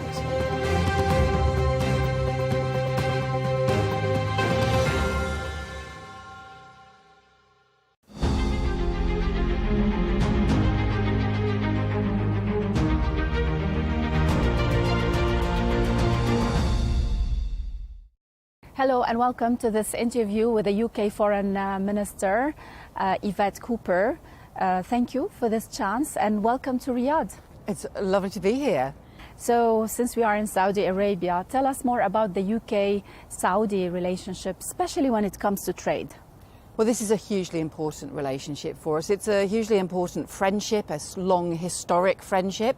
We already have very strong trading links on issues ranging from energy, security, a whole range of different areas, but we want to strengthen and broaden those trading links.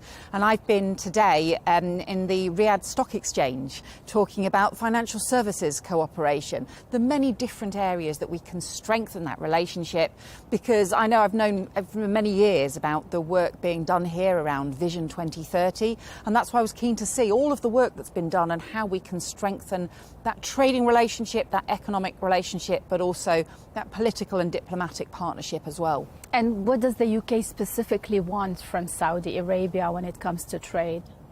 Well, we want to strengthen our trading links. It could be a whole series of areas where we think around life sciences, around technology, around different investment opportunities in both of our countries. We already have 1,900 British companies operating here in Saudi Arabia, and we want to strengthen those links because we think that is good for growth in the UK. It's also good for growth here in the Kingdom of Saudi Arabia, but it's good for that trading partnership that we build those links that are so important already. Let's talk about politics, because also this is one of the very important topic for our viewers and for Saudi Arabia. Sir Keir Starmer said that the UK can use its experience with the Northern Ireland solution and expertise and help in disarming Hamas. What did the US or the Israelis or the Palestinians say regarding this? Well, as we know, I think we're all of us hugely relieved that the ceasefire is in place. It's fragile, but it is in place as a result of the US-led peace initiative. But there's been a huge amount of work to get to this point, and we know there's a huge amount of work still that needs to be done in order to deliver a just and lasting peace. And that means, for us, that means we have recognised the state of Palestine, because we believe that we need to ultimately have a two-state solution with Israel and Palestine living alongside each other. That's the only way that we will get that peace and security for everyone. But of course, there's crucial issues that need to be dealt with along the way. Part of President Trump's 20-point plan is around the decommissioning of weapons of Hamas as part of that peace process. The UK does have experience of the decommissioning process around Northern Ireland, and that's why we have put forward proposals as part of those negotiations and as part of that peace process. What we've also offered to do is to support things like demining, because we know that there are unexploded ordnances across Gaza. We need to be able to deal with those in order to make it safe to get the humanitarian aid in that is desperately, desperately needed. If we talk about the Northern Ireland model, which has been discussed all over, right? The model also dictates that Hamas will have a role in Gaza. Is this something that the UK will accept, at least political role? Well, we've been clear, and it's part of the 20-point plan, but we also made it very clear in all of the statements that we've made that Hamas can have no role in the governance of Gaza or the governance of Palestine. We have always made that extremely clear as part of our support for this peace process, and we believe that is essential to making sure that we can get the just and lasting peace. But we've set out different proposals about how we get that decommissioning, because Hamas has agreed, as part of them signing up to this ceasefire and to President Trump's 20-point plan, that they will demilitarise, but now we need to make sure that there is an effective process to do that. So the UK and the West is okay with a Hamas, a political Hamas? No, well, they need political party. Well, no, we've been clear that they cannot be part of the governance of Gaza or the governance of Palestine. There are many plans: the Trump plan, the Tony Blair plan, and many initiatives, the Saudi French plan. Which is the UK's preference, and is the Tony Blair part of the UK government approach also? Well, a lot of people put forward proposals during the summer of different ways. We put forward proposals as how we have a framework for peace, because all of us know that the ceasefire is only the first step. There are so many further things that need to happen in order for it to be a just and lasting peace. So different people have put forward different proposals and different measures, but all of those, I think, have now fed into the 20-point plan that President Trump set out, and that is what all parties signed up to and signed up to support. So that is what we now have to take forward. Of course, there will be lots of detailed work to do along the way, but it is that US-led peace initiative that I think we are supporting and that I think many people are supporting to deliver now. So a lot of instability in the region. Let's move to Lebanon. Hezbollah has not disarmed yet. And Israel is threatening to launch a major military offensive up to Beirut, like it's been in the news recently. Is it realistic to ask the Lebanese army, knowing its capabilities, to disarm Hezbollah? Well, I think nobody wants to see a return to conflict. That would be deeply damaging, and it's really important that everyone works to prevent that taking place.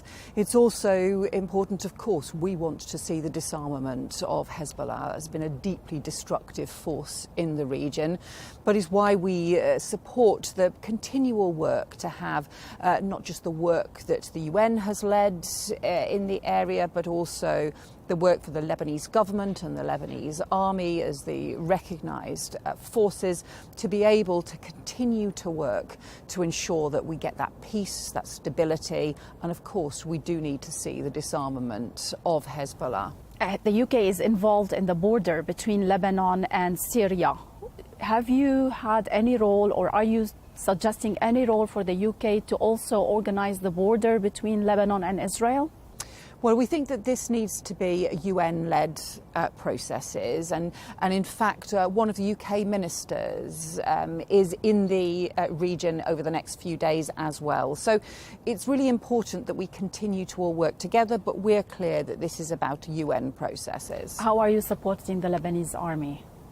So we support the UN-led work in order to be able to ensure that everything possible can be done to stabilise, to have greater stability and security for Lebanon, but also for the region more widely. Let's talk about Iran. Does the UK still think that Iranian regime and the Revolutionary Guard still pose a threat on individuals inside the UK?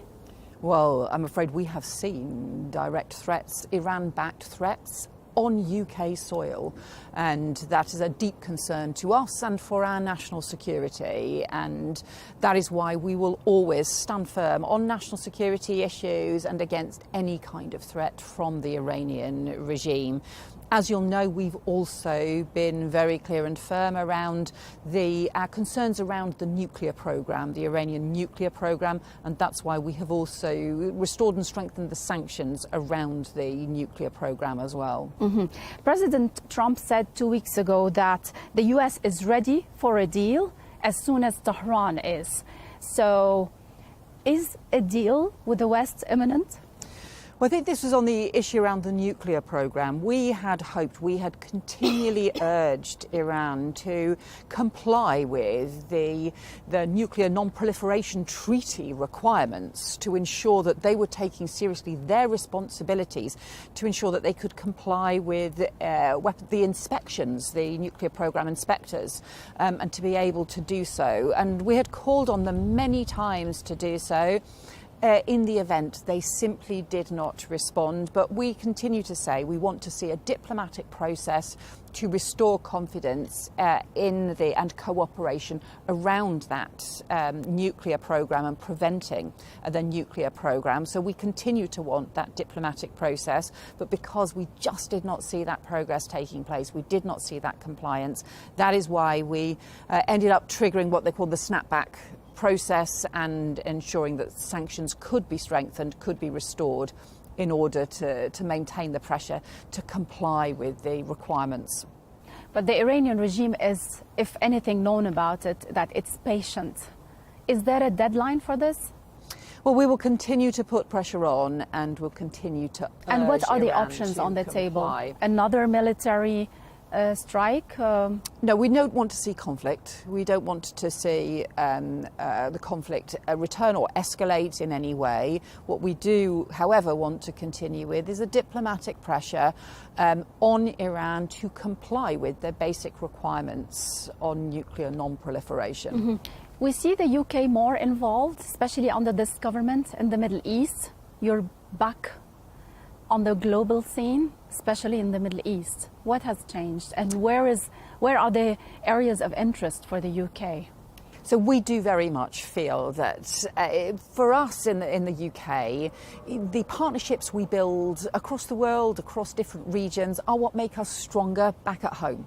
And whether that is our trading partnerships, we know that the trade, the investment partnerships that we have here in Saudi Arabia, but also across the region, we know that those trading relationships are what make our economy stronger. But we also know that the security partnerships, the diplomatic partnerships, that how that also makes us stronger at home. We know that issues, whether it be around Iran, whether it be around issues around Gaza, instability in different parts of the world can have consequences for all of us, and we are all stronger if we maintain those diplomatic partnerships and those trading relationships, those diplomatic relationships and those security relationships. That's why it's so important for me to be here in Riyadh, but it's also why we do see issues around foreign policy, around diplomacy, around those crucial relationships.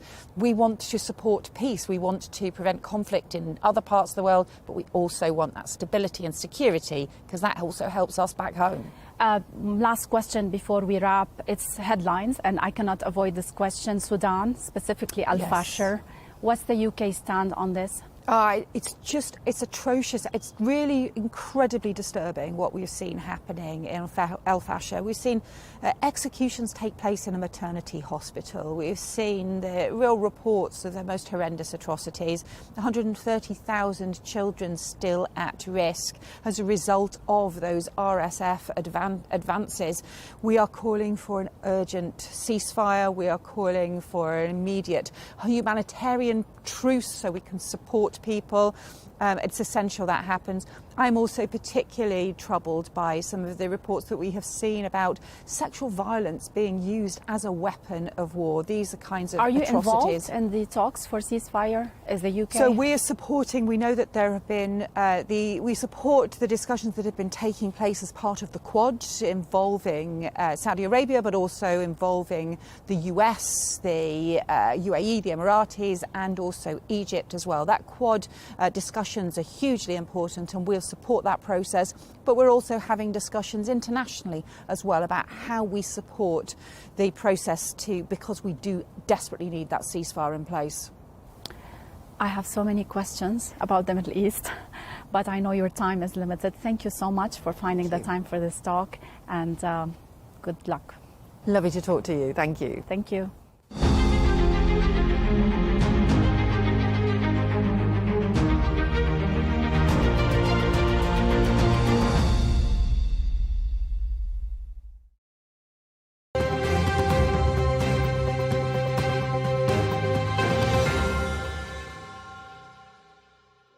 I'm Melinda Nucifora, and coming up, I'll bring you a special episode of Counterpoints from the sidelines of the IISS Manama dialogue here in Bahrain. We'll dive deep into the geopolitical interaction between the Gulf and Europe. Stay tuned.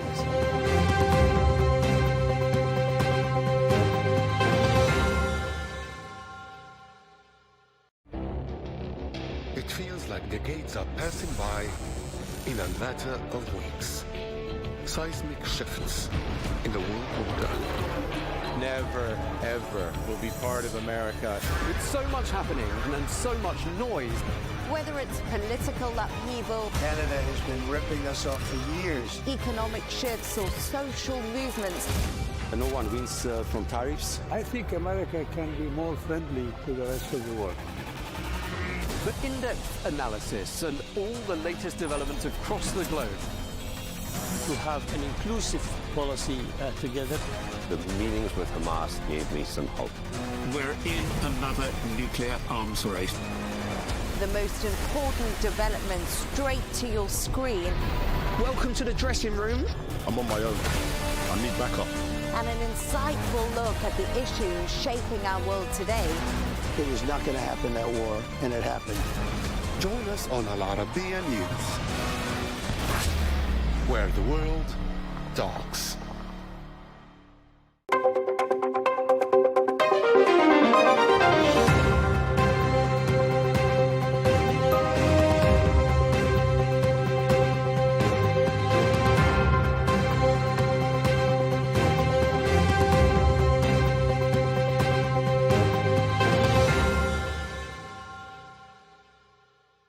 Hello and welcome to this special episode of Counterpoints from the sidelines of the IISS Manama Dialogue here in Bahrain. I'm Melinda Nucifora.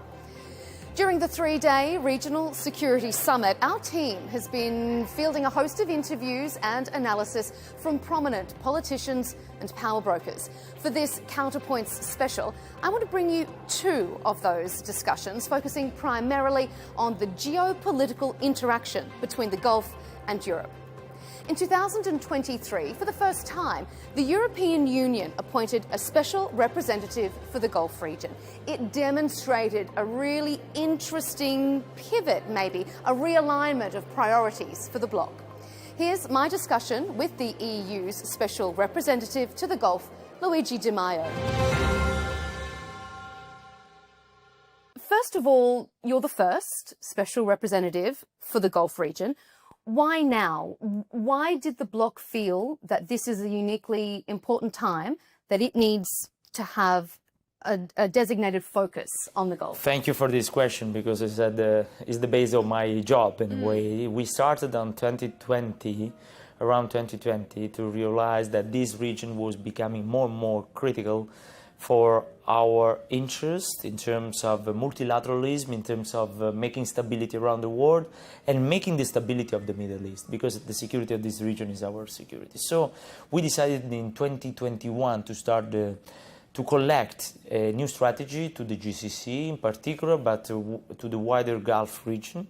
And in 2022 we approved it just in the days when Russia invaded Ukraine, and it was very timely because these countries became more and more during those days and beyond strategic partners, even for managing the crisis in Ukraine, and not only for fossil fuels.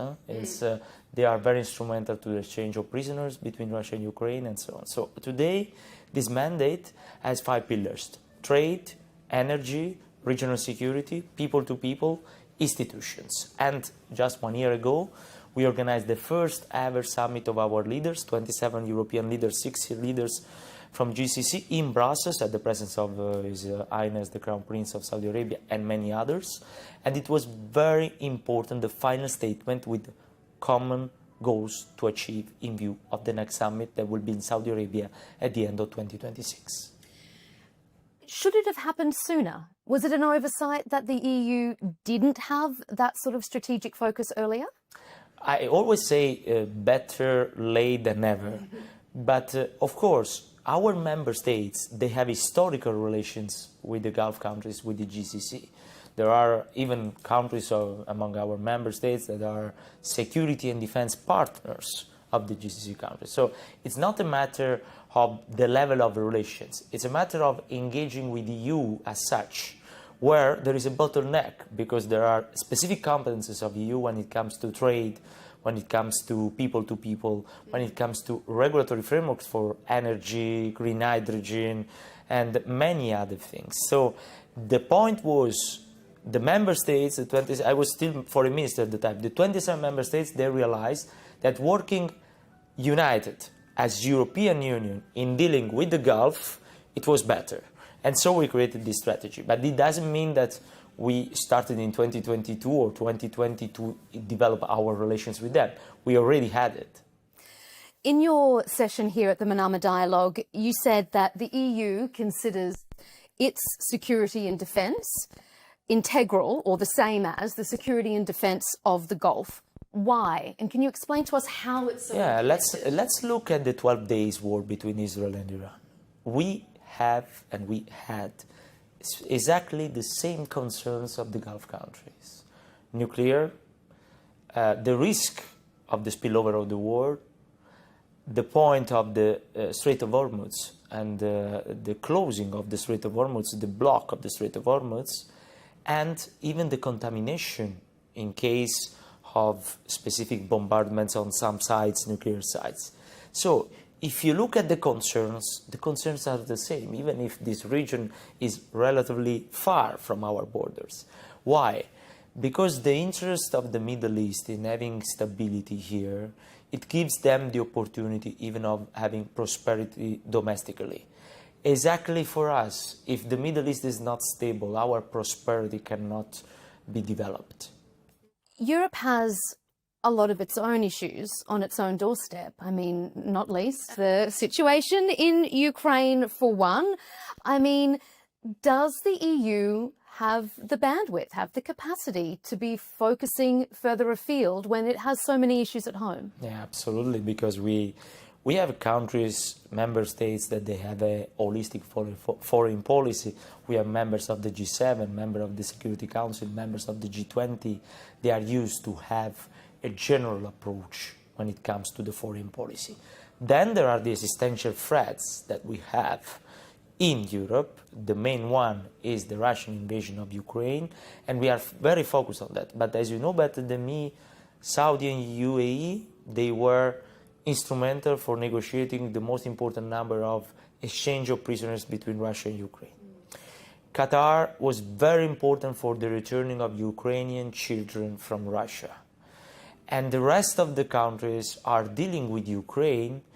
For instance, UAE just signed an FTA with Ukraine in a way where they are increasing their strategic partnership with Ukraine. Of course, we know their relations with Russia. On one side, we ask them to convey the message to stop this war, to have a ceasefire and to build a lasting peace and durable lasting peace. On the other side, when we don't agree, as all the friends do, we say it to each other. Mm-hmm. You've spoken, if we turn to the other unfortunate conflict that is dominating the global consciousness, you've spoken about the EU's push together with Saudi Arabia to start actively focusing on phase 2 of President Trump's ceasefire plan for Gaza. Yeah. When it comes to the what's next, how concerned are you that this ceasefire won't hold to even allow those plans to be put into place? We have to be very honest. Before October 7, as international community, we have not done enough for having a durable peace in Gaza, in Palestine, and between Israel and Palestine. Why? Because we were thinking that having the ceasefires around the region, not only in Gaza, and if we look, for instance, at Lebanon, if we look at the situation in Syria at the time and after, we have this idea that we have the ceasefires and then we will see. The point is the implementation of the resolutions of United Nations. There is a resolution, and there was a resolution for each issue before October 7, and there is a resolution even for many of the crises around the region now. Yemen, for instance, or even the point linked to the freedom of navigation in the Red Sea. It's very good that in this plan we have a phase 2, because we will not stay in the idea of just guaranteeing the ceasefire. We have to stabilize the ceasefire. But the next step is the governance, to disarm Hamas, to work on the reconstruction of Gaza, and for a Palestinian state.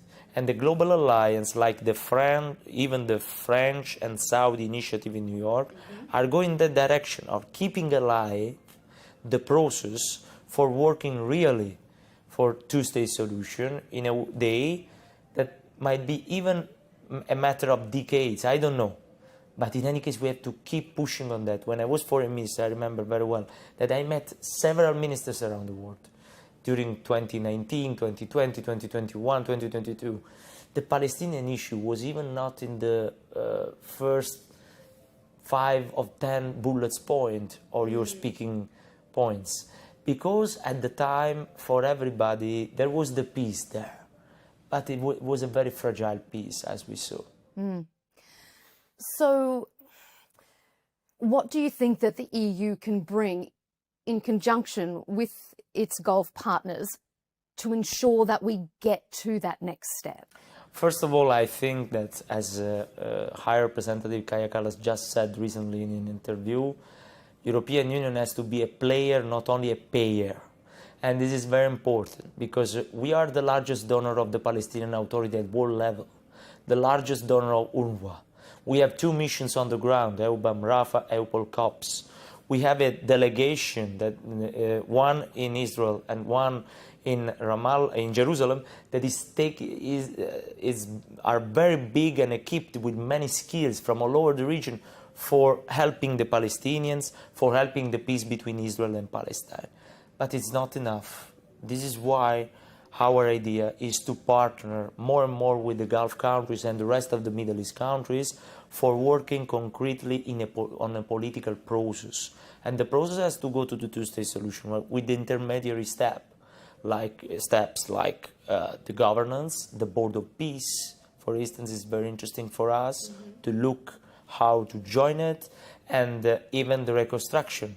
Let's work more and more with the Egyptians, looking at this conference for the reconstruction of Palestine, in order to understand how to create a sustainable process for the reconstruction. But here in the region, you always hear one sentence that is very important. Okay, we want to reconstruct Gaza. Are we sure that we'll not destroy it again? And this is the point. The process of reconstruction of Gaza goes hand in hand with the political process for a stable Palestine or a state of Palestine. Just finally, before we run out of time, you pointed ahead, you mentioned the meeting coming up in 2026 in Saudi Arabia. What are your priorities? What do you want to have ready to be signed off, launched and announced by then? Honestly, the summit, as I told you, is the second ever. It shows even the gap we have to fill. We are still at the second ever summit of our leaders. We have an association agreement with GCC since 1988, when I was 2. And now, just in 2024, we had the first summit. So we have to push, we have to keep pushing. The point is very easy, very simple. We have common and mutual interest on trade, on renewable energies, on regional security, on people to people. And there are many projects ongoing. Inshallah, let's hope that in view of the summit, we are able to deliver concretely with a good hand on many of these processes. We look forward to covering that meeting in 2026. Thank you. You're very welcome. Luigi Di Maio, thank you so much for joining us here on Counterpoints. Thank you. Thank you very much. Bye. Lovely to see you.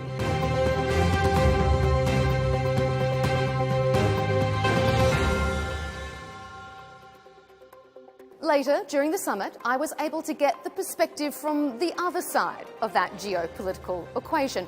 I sat down with His Excellency Yasser Mohammed Al Badawi, the Secretary General of the Gulf Cooperation Council. It's a pleasure to welcome His Excellency Yasser Mohammed Al Badawi, the Secretary General of the Gulf Cooperation Council. Thank you so much for joining us, Your Excellency. Thank you, Melinda, for having me on Arabiya English. In an interview that I did here on the sidelines of the Manama dialogue with the EU's Special Representative to the Gulf, Luigi Di Maio, he said that the stability and prosperity of the Gulf region is exactly intertwined with the security and prosperity of Europe. Why do you think that the GCC has found itself almost the gatekeeper of stability across the globe? It is the common, wise foreign policy of all GCC countries that put us into that status. The whole world looks at us as a reliable partner, as a reliable and strategic partner. We are engaged with the whole international community to make sure not only the stability and the security of our region is secured, but the whole international community, peace and stability is also secured. We are straightforward, we are transparent, we are result-oriented countries that really look into the future and deal with everybody in equality. We are engaged with so many strategic partnerships with so many countries and so many blocs, and I'm ready to speak about it if the time permits. Indeed. We know that this is the first time the EU has had a special representative to the Gulf. We know that NATO is opening an office in the Gulf for the first time ever. Do you think it's long overdue that other parts of the world realise how strategically important and how valuable the Gulf is? They do realize, they do understand how important the GCC is. We are engaged in dialogues from Russia to China to India to the ASEAN to the EU, United States, Mercosur, Australia.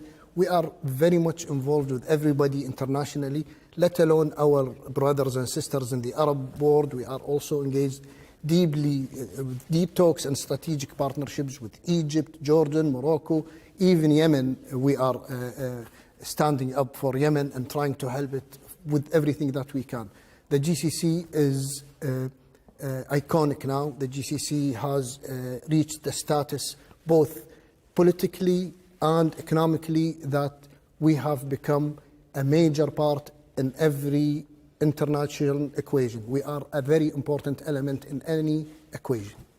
You mentioned economic, and I'm absolutely going to come to that. But before we do, it would be remiss of me not to hark back to September's strike on Doha by Israel. Since then, has the GCC changed its defensive posture? Has it forced the collective to view their joint defence differently? And if so, what changes have been made? Well, right after the strikes on Doha, the leaders of the GCC held an extraordinary summit in support for our brothers in Qatar and called upon the ministers of defense of the GCC to hold an extraordinary meeting in order to look into ways to increase our military cooperation. We are all part of a GCC defense treaty, which covers everybody. Our charter says any attack on any GCC country means it's an attack on all the GCC. So the ministers of defense, when they met in their extraordinary meeting, came up with 5 major points. The first one is to increase intelligence sharing through the Unified Military Command. Also, they called to work on transmitting the full air picture to all operations centers in the GCC states.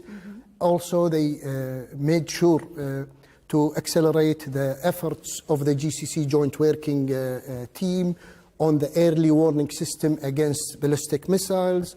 The 4th point was to update joint defense plans in coordination between the Unified Military Command and the GCC operations and the training committees.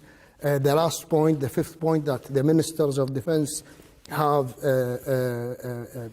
agreed on is to conduct joint exercises between air operations and air defense centers within the next 3 months, to be followed by a live joint air exercise after that.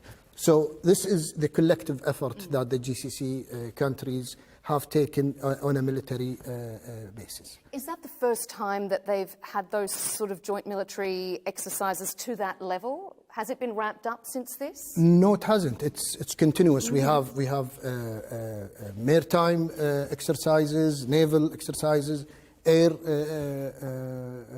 exercises, and army exercises. It's joint. They do them separately, and after every 2 years, they do a big, huge joint with live ammunition that has Navy, air, and military. You mentioned early warning systems in one of those 5 points. That was an issue, obviously, in the Doha strike. Is there now a greater importance put on having an autonomous control of an early warning system? Yes, this is what we are working on with our friends in the United States. Is the early warning system against ballistic missiles that it's joint. It's an umbrella that covers the 6 countries. and we're doing it with the United States. You alluded to in your first statements about the amount of influence the GCC countries have on the broader international community. The US has obviously exerted significant pressure on Israel to get this current ceasefire in Gaza over the line. Do you think the US would have acted so decisively without GCC pressure, support and intervention? Well, GCC countries, not only with the United States, with every single country or bloc that has a special relationship with Israel, we are very adamant about it. We are very straightforward. We have been calling upon all of Israel's friends to make sure to convince Israel to refrain from its act. Finally, it paid off. Finally, the international community realized how great the massacre done by Israel on the Palestinian people. So yes, we are talking with everybody. We are discussing it with everybody at every different level. How concerned are you by the fragility of the current ceasefire? Well, it depends on Mr. Netanyahu, how he translates the next step. But the road is clear and obvious to everybody. First of all, the ceasefire. Second of all, assistance to be flown to Gaza on a continuous basis. Thirdly, rebuilding Gaza. Fourthly, the two-state solution. These are very important four elements that have to be implemented in order to reach peace in the region. What role do you see the GCC playing in ensuring that this ceasefire moves to phase two? Well, we are with the international community. It's a joint decision. It's a joint effort by everybody. The discussion has to be there all the time. Phase two is very important. Maintaining phase one and making sure that there are no attacks by Israel, which is happening almost on a daily basis on Gaza. This has to stop. Then comes phase two. Phase two has to be a collective effort by everybody, as was phase one. Mm-hmm.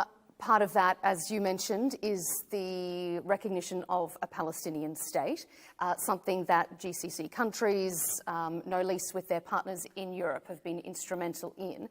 The current US administration still hasn't openly expressed its support for a two-state solution. Do you think we will see a Palestinian state without US support? Well, the United States is definitely a major partner in the peace process. And asking them to recognize Palestine is something that we do on a regular basis. Their support for that solution is essential and important. We hope that one day they do. We know that there are many voices within the United States that call for the two-state solution. The international community now has basically recognized Palestine. 4 out of the 5 permanent members of the Security Council have recognized Palestine now. I think one day we will see a United States administration recognizing Palestine, definitely. And we hope it's this one, Mr. Trump's administration. When you discuss it with the Trump administration officials, what response are you getting from them? I think you should ask them that. Indeed. When we were opening our statements, you mentioned the economy, obviously incredibly important when we talk about development and stability, not just in the region, but in the broader community. We've seen the first visit to the Gulf by a British finance minister, I believe in about 6 years. Rachel Reeves flew to the region to discuss the progression of a free trade deal with the Gulf Cooperation Council countries. How is that progressing? She says she's very confident that it will be done soon. Do you share her confidence? I do. We had a joint meeting last week in Kuwait between the 6 ministers of trade of the GCC, plus the UK Minister for Trade. The discussion was very positive and productive. We're almost 96% done with the FTA. There are the remaining 4%. We discussed the 4% with Minister Chris of the UK. We expressed to him our joint views on these remaining issues. He came back with us with some alternatives, some options to iron out these differences. We are studying them now. Hopefully we can get consensus on them and sign the FTA in 2025. It is a very important step. The UK is a major trade partner with the GCC. Most of our foreign investment is in London and other areas in the UK. The GCC countries' sovereign funds control about 34% of the whole international investment worth of 3.4 trillion US dollars. It's a power you don't reckon with. When we come with positivity. We bring good stuff with us, good things. We create jobs. We move economies. So signing an FTA with us really is a good option. Will we see it before the end of the year? I hope so. I'm working very hard to make sure it happens before the end of this year. We are experiencing, though, a 20-year hiatus of negotiations with Europe for their free trade agreement. I had read commentary from the EU saying that it was restarting, but I am not sure if that is the case. Well, the negotiations with the EU has suspended and has not yet resumed. But what we are doing now is discussing with them what can we do to resume these negotiations. We are in the early stages of testing the water between us, and I hope it comes to life very soon. Mm-hmm. What's the sticking points? It's terms of reference. There is a huge TOR which we have to agree on. What should be in the FTA, what should not be in the FTA. These are the issues that we are discussing. Both sides have points they want to add. Both sides have points they want to remove. And it's just too technical of issues that needs to be fixed. Mm-hmm. The World Bank Group's Vice President has described the GCC as a global force for good in terms of development finance. How intertwined do you see the GCC when it comes to supporting regional security through finance? Well, a lot of GCC countries have development funds that work in so many areas in the world. We use these funds as opportunity, not as challenges.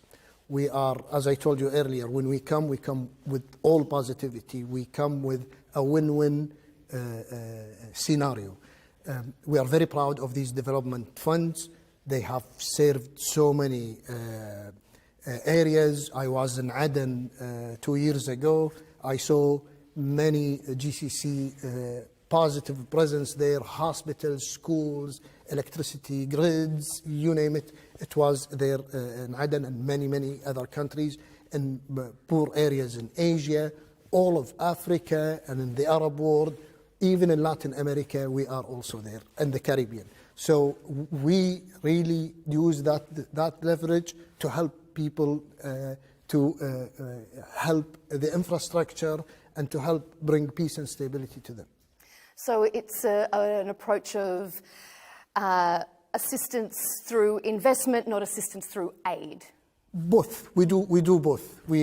Before, at the early stages, it was only aid, but now we are mixing investment and aid, which is investment is even better to the economy of the country that is receiving the much more long-term support. Definitely.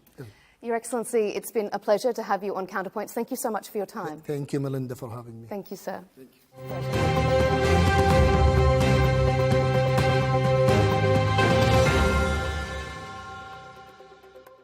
Thank you for tuning in to this special episode of Counterpoints from the sidelines of the IISS Manama Dialogue in Bahrain.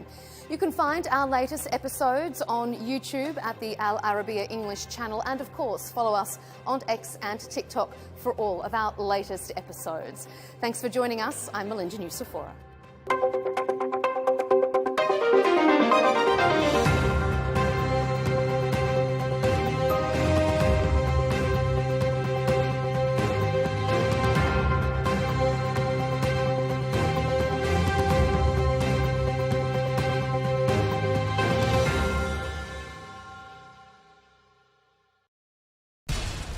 to take care of our people, and we're going to take care of our people first. For in-depth analysis and all the latest developments across the globe, make sure you join us every weekday. President Trump is trying to negotiate a ceasefire. With so much happening, so much information, and so much noise, International law will have no part in his administration. it can be hard to keep track. Tariffs will just fuel inflation. We're going to fight these tariffs. But you can count on us to tell you what you need to know. We stand by your side. Join me, Tom Burges Watson, for Global News Today, right here on Al Arabiya News.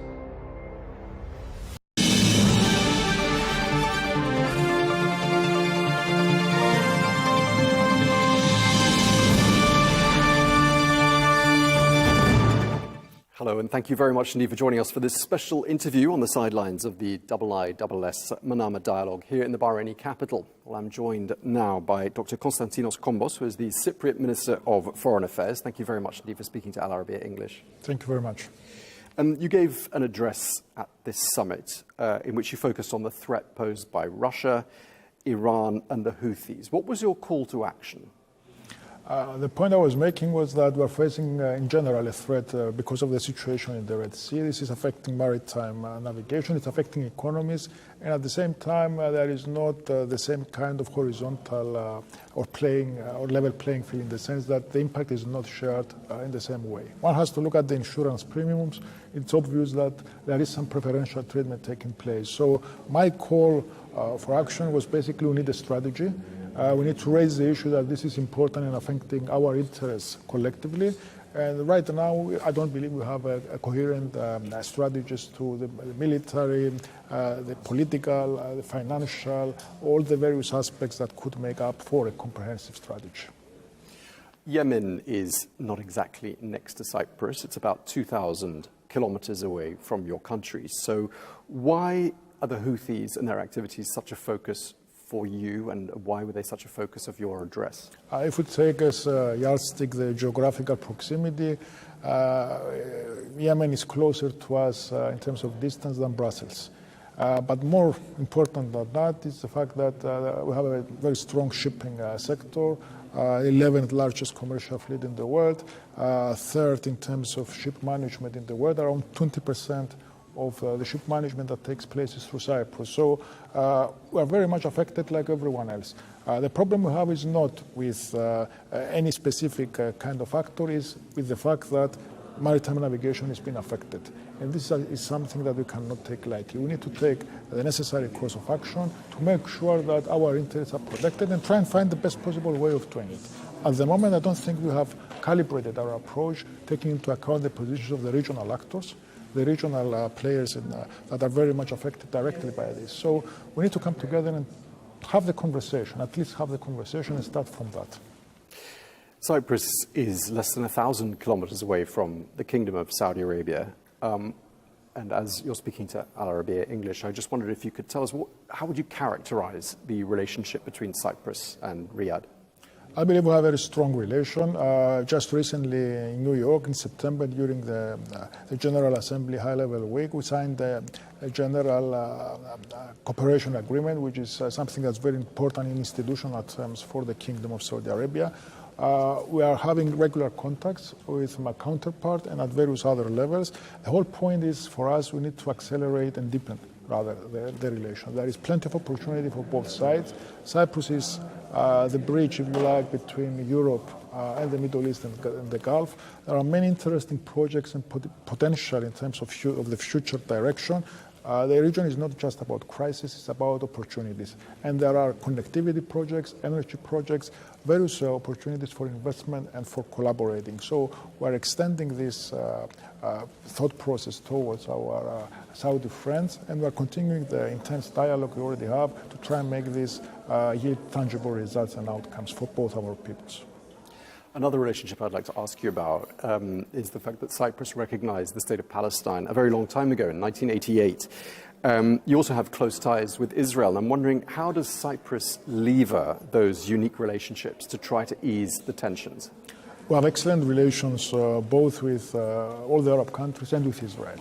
And this, we believe, puts us in a rather unique position in terms of also being a member state of the European Union. So these are not relations that have been formed or cultivated in the last 2 or 3 years. These are relations that have been growing for a number of years. They are built on trust, of course on mutual interest and honesty. And we have been consistent in our approach and we are predictable in our approach. So this enables us to sometimes be more frank and open when we talk to our counterparts, to our friends from the region and say, what do we think is right, wrong, in our personal opinion. So we are trying to be a facilitator. We are trying to be a country that is friendly to everyone in the region, simply because we believe that we cannot change geography and we have no other option than to work together. The potential is so much, it's there, and we need to take the maximum use out of it.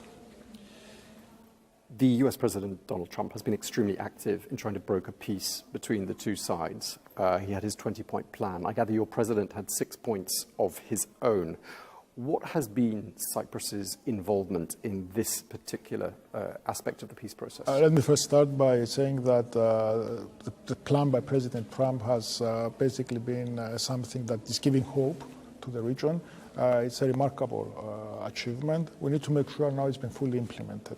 My president's positioning in relation to this was how we can move into the implementation phase. And in relation to the 20 points, in relation to 6 of those points, we believe that Cyprus can have its own small contribution. We're not pretending that we're going to solve or apply or implement the whole plan, and no one can do it on its own, but we believe you need to have synergies. And there are sectors like reconstruction in terms of security. There are sectors, parts of the plan that we could be relevant because of geography, because of the excellent relations that you mentioned earlier with all the stakeholders. So we are trying to build up on what we have already been doing in terms of the humanitarian front through the maritime humanitarian corridor that we have been using for a long time now. Around 30,000 tons of aid have reached Gaza through Cyprus.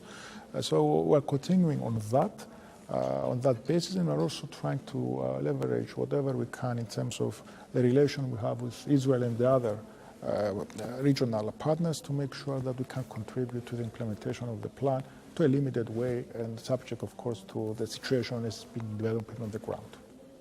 While we're talking about Israel, there have been numerous reports in the newspapers, including an expose run by Haaretz newspaper, an Israeli newspaper, shining a light on what it described as Israel's attempt to create a so-called backyard in Cyprus. They're talking about the Israeli buying of land parcels, property, and so on. Are you concerned that your country's neutrality could be affected by these developments? Cyprus neutrality is well established. It's part of our very careful balancing between the various conflicting, in some cases, parties.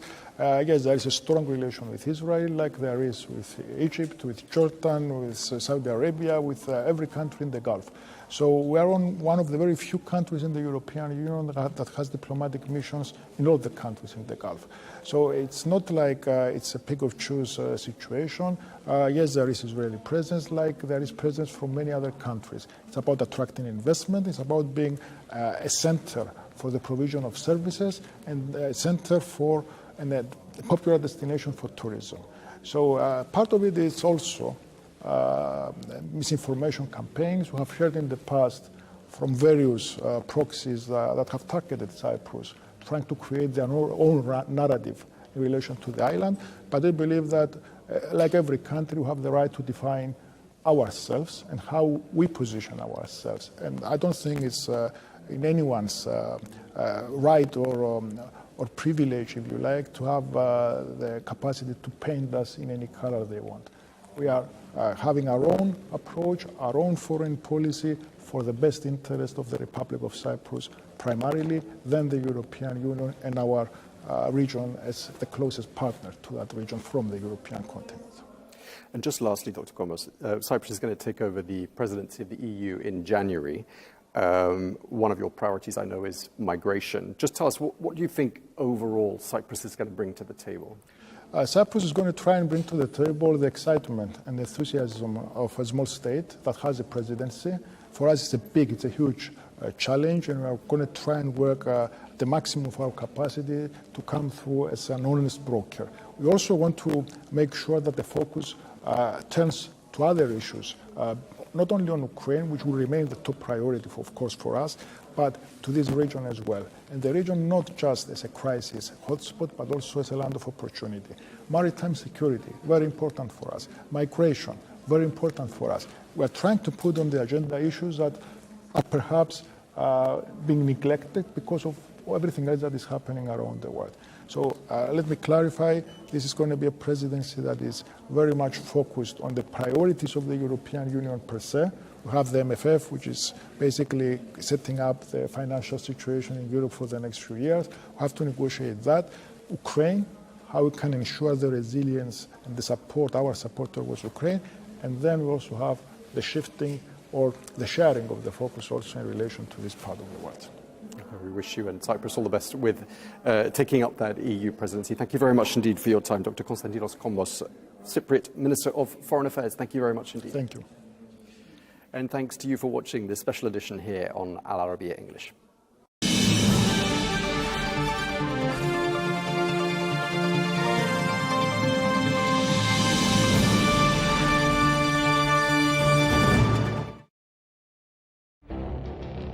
It feels like decades are passing by in a matter of weeks.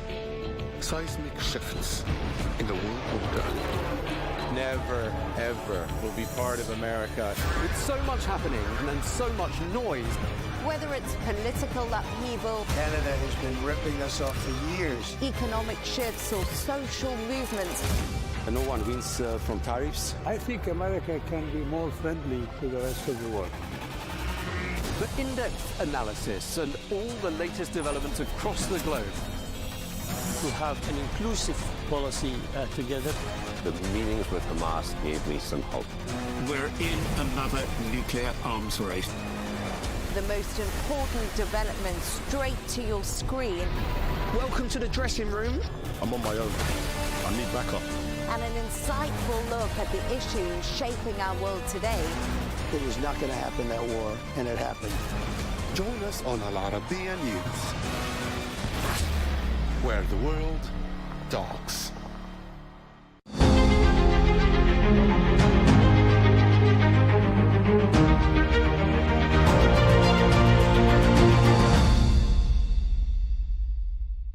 Jamie, thank you for having us, and welcome to Riyadh, and also happy 90 years in doing banking in Saudi Arabia. My first question to you, the Gulf, especially Saudi Arabia, is deploying massive capital globally. How strategically important is Saudi and the region for JP Morgan's future? So Fatima, first, happy to be here. Hello to everyone there. Look, I'm thrilled to be back again, and the Gulf has been growing well for a long time, and you have real development of economies, and obviously Saudi Arabia, which you could see from the window. Anywhere you look, you can see it. But you have it in the UAE, Qatar. So we're quite optimistic, and our job is to serve the clients here and serve the country over an extended period of time. And so I'm quite optimistic about the future. FII is on its 9th year, and you have a roundtable tomorrow, quite an important one in the morning. Who are you looking forward to meet? What sectors are you interested in and most excited about in Saudi? Yeah, so I got here last night, and I was really touched because we had our 90th anniversary. Half the ministry came to it, and obviously employees and 300 people. And it just reminded, we've been here, when I first came here, there was one person working here. One person? One. And now there's 140, of which 40% are women. You've taken 350 companies public in the last couple of months. We helped Saudi Aramco go public here. So our history here and our capital deployed is like $14 billion. So our history has been to grow the country. The country has gone through enormous transformation, economically, culturally, things you wouldn't have expected. But the education system, which drives a lot of growth, you have more and more. I did run some technology companies last night. I had this wonderful lunch at a person's private home, and it reminded me of the enormous hospitality of the Saudi people. And so it'll be each industry. Obviously, we're a lot of petrochemicals, oil, gas, but you have chemical companies, some fintech companies, you have banks, you have a lot of retailers here. So we'll grow with them. And when I visit, I always ask the people here, what more can we do to help your clients and your country? And PIF, obviously, it's a huge, successful fund who we call on at almost every level. The other thing I should point out, we bank 350 companies here. We bank a lot of Saudi companies when they travel the world. So an institution like PIF, which is huge, we bank them here. We also bank them in Europe, Brazil, United States, China. PIF is a big engine, and it has played a key role in the transformation we've seen at the financial economic front. Investments is the key question here. And my question to you, what's the missing puzzle to see more foreign direct investment come into Saudi Arabia? The numbers are good, but they could be better. So what's missing in your view? First of all, I think it will be going up. I mean, there's a focus on it. You're building data centers now, and the incentives but I think one of the huge things that's going to help drive it is peace in the Middle East. I mean, and I give Saudi Arabia a lot of the credit for that, maybe the sole credit, the breakthrough of that peace in the Middle East will give people much more comfort to invest in it, in Saudi Arabia, but the GCC writ large. And I think that's the door that opens up. If you have the whole region can continue to grow aggressively and develop new industries like technology, and I think that might be the key. So you do expect it to go up going forward? I think it'll go up either way, but if you have real peace in the region, which I'm hoping, I know it's hard, but I think that would make a big difference. Let's talk about the hot topic today, and it's the US-China deal. There was a huge advancement in the talks between the Chinese and the Americans on the Asian summit before the Trump-Xi summit and meeting. Do you expect a deal? And do you think that deal can actually materialize and not go back again? Yeah, so that's a great question. We've gotten used to a little volatility in this. And you played a key role in persuading Trump to talk to the Chinese. I'm not sure that's true. No, I think we should talk to them. I think there are things which are unilateral, things that America needs to do for its own national security, like rare earths, fentanyl, which I don't think we should trade off with them. But like every nation has the right to look at what gives them national security, and it's different for every country. I think in other matters, we should make sure trade is fair. It's not always, but that's obviously a legitimate thing to talk about with China. And I hope they do engage and come up with an understanding that's meaningful. I think it'll just be a step. I don't think it'll be the end of the deals. And I think and the Chinese are quite methodical, so I expect them to be quite methodical. And we want to get everything done overnight. They could take 20 years. So it's a step further towards a deal at some point, and not a step further and a step back. I hope so. You hope so. The chance of it being two forward and one back is pretty high. Both because of American policy or Chinese policy. I think there is a complication here, which is war. The little bit they do, not a little bit, what they do to help Russia, puts us in different sides in this one, and that should be very important to America. And to the people negotiating this trade deal. I would like to pick your brain on tariffs. If tariffs are eased, how do you see that affecting U.S. companies that rely on Chinese supply chains? Could this trigger a real shift? I think companies, people are adjusting to tariffs. Originally they started very high, and I think people are surprised, but they've mostly come down. I think it's good that the president and his staff have responded to things that changed, and they backed off of it and they modified. So I think they're quite sensitive to what it does. But companies were changing their supply chains anyway, and tariffs will kind of accelerate that. I do hope, and they know that I hope that they finish and settle the trade deals. Whatever they are, it's better for companies to invest and be thoughtful about it than if they're constantly changing. So, but I think most countries seem to have adjusted pretty much. There are some who are going to have a tough time, and I think the government's aware of that. Like the farmers, they understand that the farmers may need a little help, support, because some of these tariffs have hurt them more than maybe was expected. Who's the winner of this deal, do you think? China, the U.S.? Well, I hope it's both. I mean, I don't think you go into a deal and always say you have to win. Sometimes it's a win-win. Like, what do you need? What do I need? What's fair? What's unfair? Acknowledge differences and. Let's move to the global economy. We've had a statement a few days ago, and you said warning of cockroaches. If we see one cockroach, more cockroaches will follow. And that applies to what's happening in the global economy. You've warned for years about economic headwinds. Are we already in the storm, Are we not yet there? Are we still waiting for it? Where are we? Yeah, I wish I hadn't said the cockroach thing. It got far more attention than it deserved. So here's what it was. And I'm going to go to the United States for now. Yes. And I'm going to put geopolitics aside. That is the most important thing for the future of the world. That we keep the world safe and free and bar nothing. And it dwarfs. You know, whether you have a recession or not, I consider that the weather. I don't worry about that.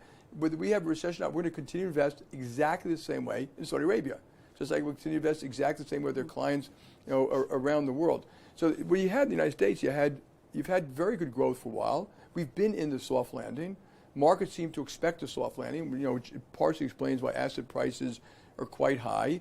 And you have, I think you do have some tailwinds, which is, you know, a very pro-business president, which is good, a pro-deregulation president. I think regulations just in America and elsewhere have been really damaging the ability to grow and innovate. And those things are free. Good policy, deregulation is free. They want to unleash the banks. I think the banks can do more to help countries in general. And then you do have some of these other headwinds, like we don't really know the outcome of inflation yet. The restructuring of trade will be a little inflationary. The world is remilitarizing. So there are, and the deficits are too high. Now, I don't know what that's going to do or when it's going to do it, but one day, you know, the market will balk at buying more and more, not just our side, we're the worst, but private credits, are you worried about that? I'm not really. I never blame private credit for the cockroaches. What I was talking about is there was fraud, but put fraud aside, there is issues in subprime auto in the United States. There are some issues weakening of consumer. Labor demand is a little bit less. There have been some real credit losses in wholesale, not huge, but you know, maybe a little worse than you might have expected when you have such low unemployment. So yeah, my antenna up that we should be looking for things out there that may surprise you. It's not private credit. You know, the private credit people say it's the bank, though they're right. But you know, I expect that we have a recession, and we will. I don't know when. That credit loss will be a little bit worse than people expect in a recession. Where do you see oil prices, gold prices going further? Oh God, that's almost impossible for answer. I mean, the world expert. You've had it wrong on the gold, so. Well, I've never been a gold investor. Yeah, actually, but I said recently, now's the time to buy gold. You know, gold it's not replicatable. So there's only so much. I forgot how much. There's 10 trillion in the world or 11 trillion, and it costs. You have to pay 4% or more to carry it. But I understand why people use it to diversify. I don't feel like I need to do that. Exactly. You see some central banks doing it. You see some investors doing it. You know, it easily could go up. It could easily go down. I have no idea. Oil is a little more complicated because there's short-term supply and demand. There's long-term supply and demand. If you ask me, when I look at the studies, I'm going to talk about just the longer term, oil will be in short supply. The world is going to need more safe, affordable, secure energy supplies, which includes oil, gas, renewables, which you're going to be a leader in, and that may, over time, push these prices up, not down.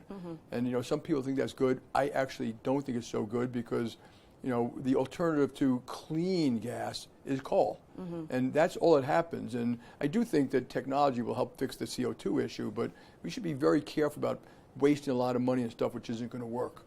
Jamie, let's go to AI, the hot topic everywhere we go. You've called AI as transformative as the steam engine. What part of banking will disappear because of it? Junior jobs, as an example? Yeah, so it is transformative. We've been doing it, by the way, for 13 years, so it's not like totally new. Gen AI is fairly new, and we have hundreds of use cases of risk, fraud, marketing. I think the difference, AI is huge. It is going to transform a lot of different things. It's much faster than the internet. I mean, it's going to be developed faster than the steam engine, than those other things. So some of the electricity, some of those things took a long time to put the lines in to make electricity available to people in a country. And in total, it'll pay off. You know, but there will be winners and losers in all of that. I'm not particularly worried about that. It will, of course, it'll affect jobs. You know, just like every technology affected jobs, and every technology is used by bad people too. So that's why governments have to be a little thoughtful that we get the best out of AI and not the worst. It's already been used by criminals all over the place on cyber, et cetera. Yeah, and so for jobs, it'll create more productivity. Like you could have done an LLM model to do your notes and ask questions. It may eliminate some jobs, but my view is let's retrain people and redeploy them and income assistance, and we're going to be fine. Like mankind, I really believe this, like in 30, 40 years, you know, my grandkids will be working 3.5 days a week. That's what we want. Yeah, they'll be spending more time in family and art and nature and wonderful things. It'll cure a lot of cancers. It'll come up with stronger materials. It'll eliminate a lot of crashes and plane crashes. Why would you not be in favor of that? The only risk is that it happens too fast for society, in which case we need to adjust. You know, that government and business should say, okay, let's slow down the development of this. We just can't take all these people and put them on the street. And I think that's easily doable and thoughtful. And most people, we redeploy most people that if we find they don't need them anymore. If they're talented, we just find something else for them, give them a little training and move them to something else. That's a good side of AI, but what's happening in stock markets and the bull that's going on with AI stocks, do you think this is a bubble? Where is it heading? Are we talking about an overvaluation? People are too optimistic, too excited about holding AI stocks in the market? I really don't know, because I want to go back to the internet bubble. And you know, looking back in 2001, you said, my God, the bubble burst and valuations came down.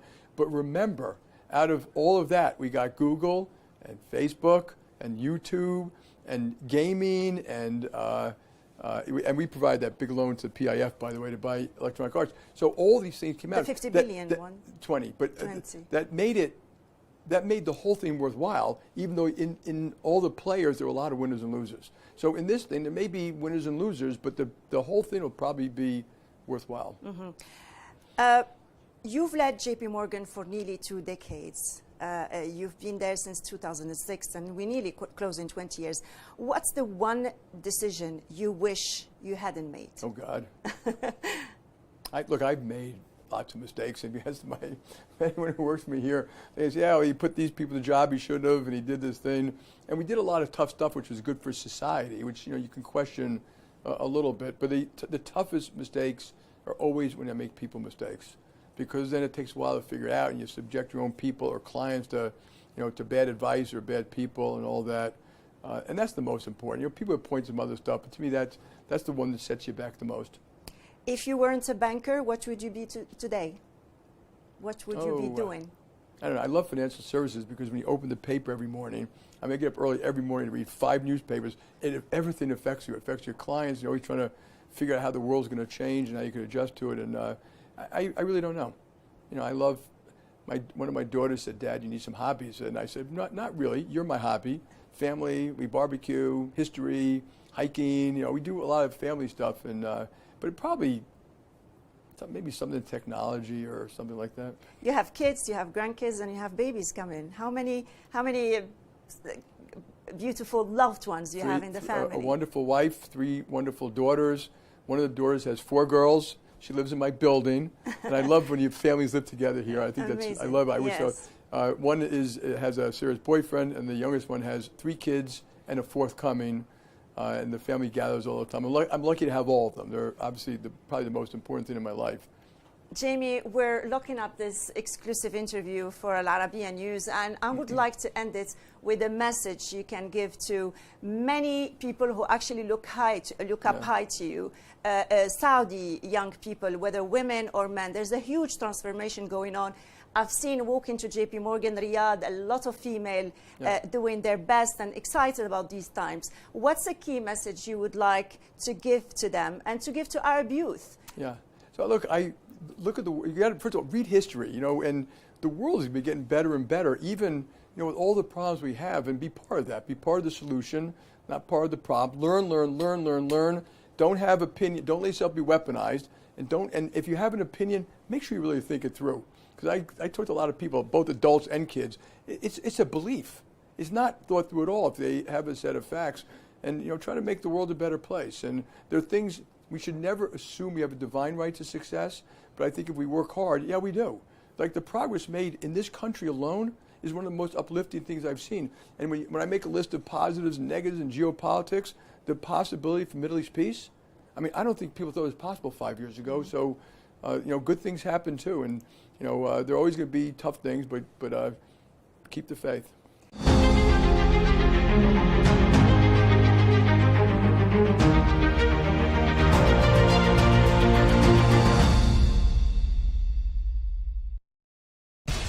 We have to take care of our people, and we're going to take care of our people first. For in-depth analysis and all the latest developments across the globe, Make sure you join us every weekday. President Trump is trying to negotiate a ceasefire. With so much happening, so much information, and so much noise, International law will have no part in his administration. it can be hard to keep track. Tariffs will just fuel inflation. We're going to fight these tariffs. But you can count on us to tell you what you need to know. We stand by your side. Join me, Tom Burges Watson, for Global News Today, right here on Al Arabiya News.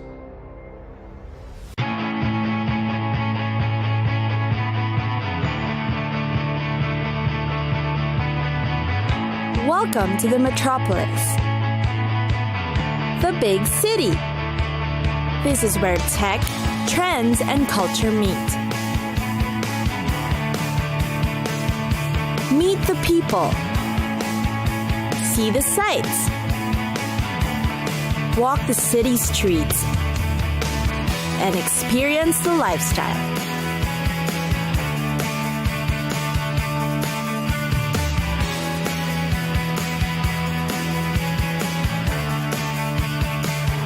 This is your first-class ticket to the cities of the world.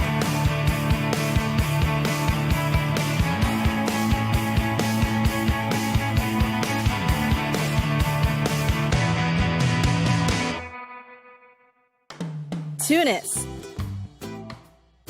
the capital of Tunisia and one of North Africa's easygoing cities. Yet, behind its laid-back approach is an exotic appeal. Tunis deserves to be the perfect introduction to the region. You'll find most of the main sightseeing in the Medina or Old Town, which is already an attraction in itself. There are winding routes along the alleyways, and behind the high walls, you may find yourself lost. But that's the charm of the city. There's a fabulous mosaic collection of the world-famous Bardo Museum. And then there's the remnants of the once glorious Carthage that's a tourist highlight. Carthage, the fabled wealthy seafaring city of the Phoenicians, lies scattered across the Bay of Tunis. Its columns and pile of marble rubble are bordered by a panorama of the Mediterranean Sea. And who could resist such a view? The sea is actually vital to Tunis's prosperity. The Carthage was completely destroyed in the Third Punic War in 146 BC. And the surviving ruins is worth the visit. The view is yet amazing, especially with its seafront setting. Meanwhile, there's also the Medina district or Old Town. It is considered Tunis's historic heart and known as the Port de France during the colonial period. Because while the Old Town walls of the Hafsid period may have long ago disappeared, when you get inside the mosques, mausoleums, and the madrasas, or the Islamic schools for learning, you'll see opulent tile art and splendid Fatimid and Ottoman architecture decorating the streets. Get lost in the beauty of the district's monumental relics. Last but not least is, of course, the shopping.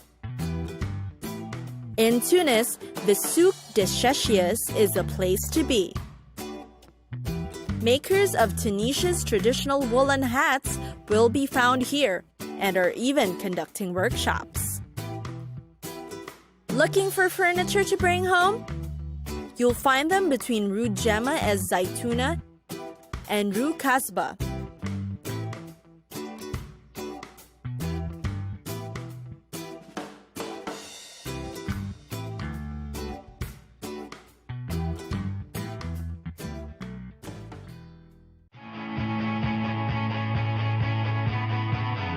It's time for us to go.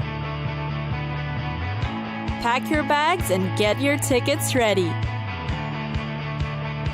And we'll see you on the next destination. Catch us again next time. on cities of the world.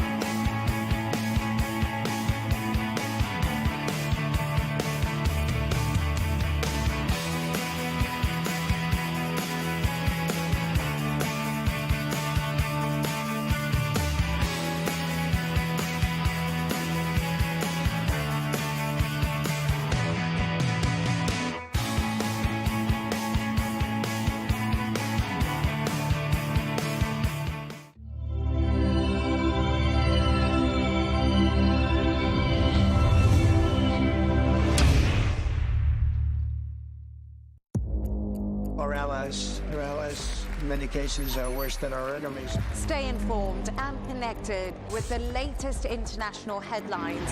There obviously is a risk.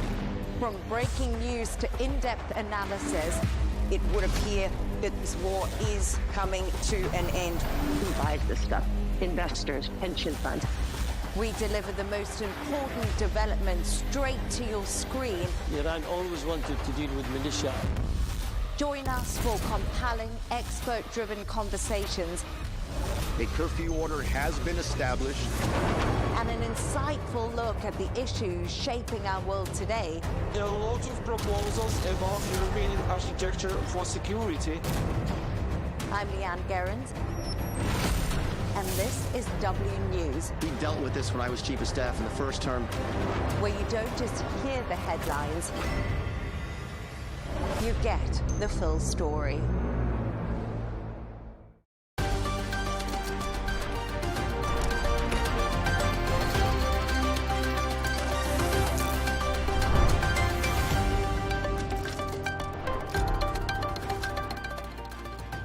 Hello and welcome. I'm Leigh Ann Gerrans and you're watching W News Extra, broadcasting live from the Al Arabiya studios. These are our top stories.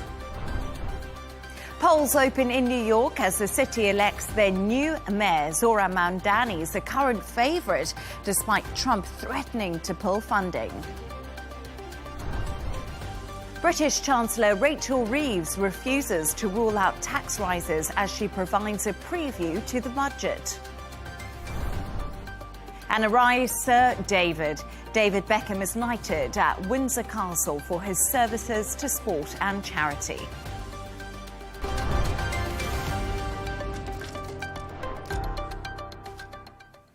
Now, voting is underway in New York as the city elects its next mayor. Democrat candidate Zohran Mamdani is a frontrunner facing off against independent candidate Andrew Cuomo and Republican nominee Curtis Sliwa. Speaking to CBS, the US President Donald Trump endorsed Cuomo and urged voters not to choose Mamdani, threatening to cut funding to New York if Mamdani wins. Take a listen to what he had to say. Zohran Mamdani, 34-year-old Democratic socialist. He's the communist, not socialist, communist. He's far worse than a socialist. Some people have compared him to a left-wing version of you, charismatic, breaking the old rules. What do you think about that? Well, I think I'm a much better-looking person than him, right?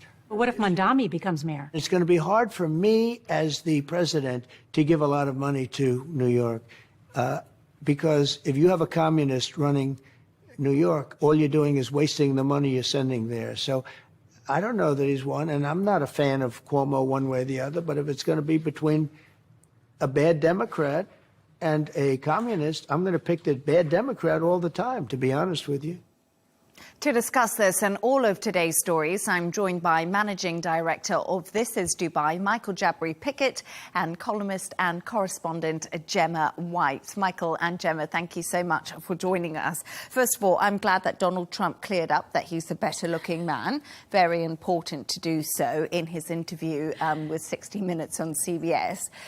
But really, we have to look at this. And Trump is endorsing Cuomo. He's come out and done it. How significant is this? In any other year, it's massive. This year, 9 months of Donald Trump and everything the world has gone through, we have redistricting talks going on in Texas and California. There are also National Guards in the cities. You have a government shutdown, which looks like it will be the longest in U.S. history. So for a Republican president to endorse a Democratic mayoral candidate in America's largest city normally would be a big deal, but I don't think this year it's really that outrageous. I think that what you have here is somebody who is a socialist, not a communist, despite what Donald Trump says. And he is, interestingly, the most charismatic and engaging Democratic candidate that the Democrats are putting forth anywhere. And I think that that's one of the interesting situations that have arisen, is that will the Democrats lean into Mamdani's success, or will they shy away from it? Chuck Schumer has not endorsed Mamdani, and you have several other Democrats who haven't. So it is a big deal, but it just seems like it's par for the course for 2025. And it's so interesting, Gemma, because Mamdani, we've seen, as you mentioned, very charismatic. He's young. He's 34 years old. And he's been so great in these debates. We've seen him go head-to-head with Cuomo in. And what is his response been to Donald Trump? Because we mustn't forget, he also has a massive following on social media. It's true. I mean, he's 34 and Cuomo is 67. The optics are there, you know. He's youthful, he's vibrant, he's vigorous. So he's come out strong. He is absolutely refusing to be cowed by Trump's words. He said that he would address that threat for what it is. It is a threat and not the law. We all know that Trump cannot cut or reduce the funding to New York simply because they have elected him, or if they elect him as mayor. And it's also, and we've covered this on the show before, it's is Donald Trump saying that New Yorkers aren't Americans then? You know, if they happen to vote for him, he's supposed to be the president of America, and that's absolutely everyone there. You can't just, you know, cut off funding or say you're going to because they've voted for someone that you don't want. It's a democracy. So, yes, he's come out very strong. He has said when Trump endorsed Cuomo, Mamdani took to X to say, I know how hard you worked for this, to Cuomo. He's got that. He knows how to do those snappy comebacks that absolutely all his supporters and young people are going to absolutely love, because they love when they see someone engaging on social media in ways that they can understand. Now, I'm also interested, like the debates have been... We've seen this globally as well. We've seen these, you know, in the Netherlands. We've seen, you know, young Rob Jetten. Yeah, we're seeing these younger people take the reins in politics. And I always think that America was built on youth and vigour. And yet when you get these young people rising up through the ranks, they're told by people in their 60s or 70s, no, we don't want you, sit down, it's not your time. And I think the voters are going to decide here. And what I think is interesting, if we have a look at all of this, what you said, it's the young vote there, and that's what Mamdani's appealed to. But I worry in some respects, and I think other people are thinking about this too. Mamdani, it's been a grassroots movement that we've seen, and it's come from the socialist side of politics, the left side of the Democrats, which we haven't seen in a long time. And I was looking at what he's proposing: free transport, rent freezes, free grocery stores. And I was thinking, right, this all looks great on paper and will definitely get the youth vote. Like if we looked in the UK when it came to Jeremy Corbyn and obviously university, you know, free universities and all of that stuff. But it didn't correlate. They couldn't pass anything. It just didn't happen. So I wonder if Mamdani's going to come in and then he can't really do anything. So I think this is an issue that voters, as we've talked about, struggle with around the world, where politicians will campaign on a certain set of principles, and then they'll be elected, and then a certain different set of principles will actually rule the day. It is the reality that most voters are faced with. But what Zoran Mamdani has done is he's been able to capture a moment. Yeah. And I think it's because he's so successful on TikTok. I also think it's because he's so eloquent. He is somebody who is able to address the concerns in a way that sounds like it's not coming from a politician. He sounds like he cares. Yes, and certainly not from a career politician, right? It's coming from, I saw him being interviewed, and somebody asked him, you know, some days you'll be, you know, at a mosque, or you'll be at a church or a synagogue, and then at night you'll be at a basketball game, or you'll be at a nightclub. And he said, I want to appeal to New Yorkers. I have to go where New Yorkers are. And that makes it seem like he's somebody who is of public service, which is what you want a politician at the core to be about. Mm-hmm. And I would agree with that. And, you know, we've seen him in a nightclub. He was a rapper. Yes. Can you believe it? Yeah. He was a rapper. I think, well, that's pretty cool, isn't it? Many of us can't rap, but it's just... Many of us can't dance. Yeah, that's true. Donald Trump. But I like Trump's dancing. But I was just looking at Mamdani, and he's got a great smile. He's got great charisma, like Barack Obama. But him coming into power has really scared the old school, like you did say, and especially all the money and all the wealth in New York. We can't forget that. Like, he's thinking of heavily taxing the wealthy, and that's going to obviously cause panic, because New York is a place which makes a lot of money, and it is the hub that generates the cash for the whole of America. What's interesting to me is he did actually come from a privileged background. I think they moved to the US when he was about 6 or 7. He went to private school, very expensive private school. Both his parents are Harvard graduates. So I'm wondering if he can lean into both, you know, both worlds here. You know, he has experienced privilege, and he has experienced that kind of elite way of living in New York. And he does get in amongst it with people who aren't as privileged as well. I think the Democrats are missing a trick here, you know, showing that he can perhaps appeal to both sides.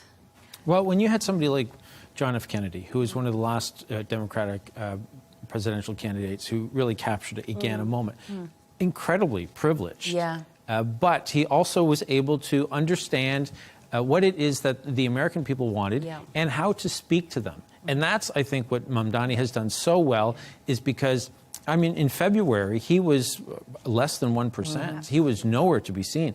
And yet he was on TikTok, and that grew. And he was comfortable. I've heard him being interviewed. I've heard his PR team being interviewed. And they've said, actually, what happens often is that he would come to us with an idea that we could do on his channel. That was what helped capture, again, a moment for so many people. I also saw that just today, there have been 730,000 early voters in the mayoral race, which is 4 times more than the last time 4 years ago. That's where he's really invigorated the American voters in New York. And this is where, to your point, something we discussed earlier, he's putting the Democratic Party in an incredibly awkward position moving forward. And I would agree with that, because the Democrats have to now decide where they are, what their party stands for, because that's something that has been lost. Yes. You know, which we saw when Joe Biden dropped out, Kamala Harris came in. And I think this is actually a reset for the Democrats more than it is for Donald Trump. But obviously the votes haven't come in. We're all just assuming that Mamdani will win, but we will know tomorrow when they all counted, but lots happening in New York. Thank you for your thoughts on that. Stay right there as we move on to another story now. And the British Chancellor, Rachel Reeves, has refused to rule out tax rises in her upcoming budget, as she promises to make the necessary choices. In an unprecedented move, Reeves provided a preview to the media ahead of the official announcement on the 26th of November. The Labour Party previously pledged not to increase income tax, VAT, or national insurance in their general election manifesto. So we are hearing right now about Rachel Reeves there and her speech a little bit earlier.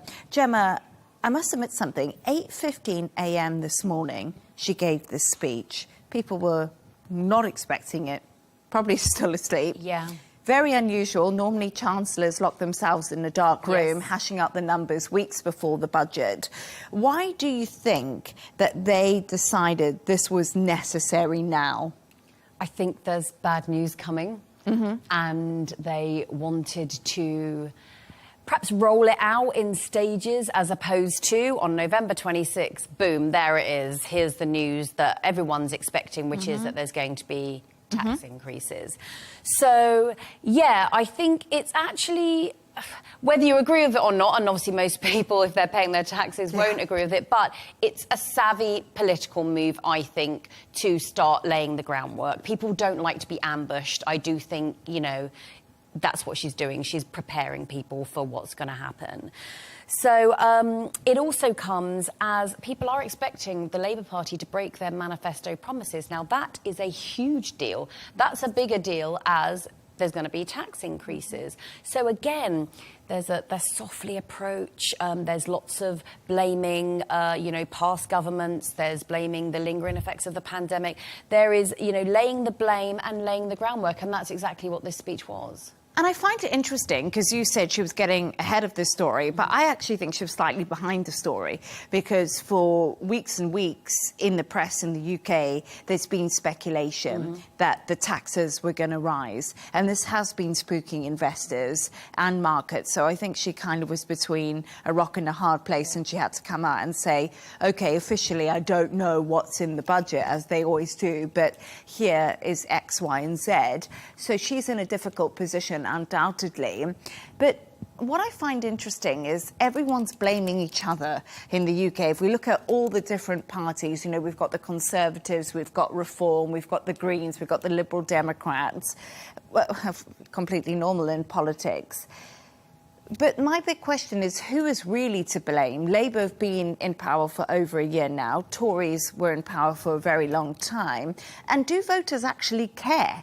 Do they care that Brexit happened 7 years ago and people, more than that, people are still, like, they want it now, don't they? They voted you in now. Absolutely. Voters don't care about the backstory. They don't care about what excuses you have. They care about what you said on the campaign trail and why they voted for you.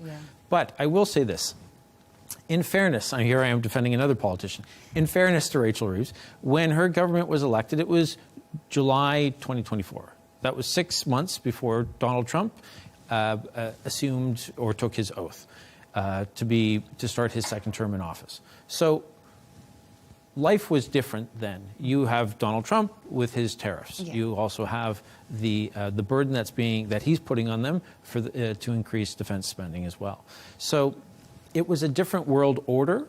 And she recognizes that, as you said, she has to start to lay the groundwork because she's got a few weeks now where she can sort of make sure that she can float some stories out.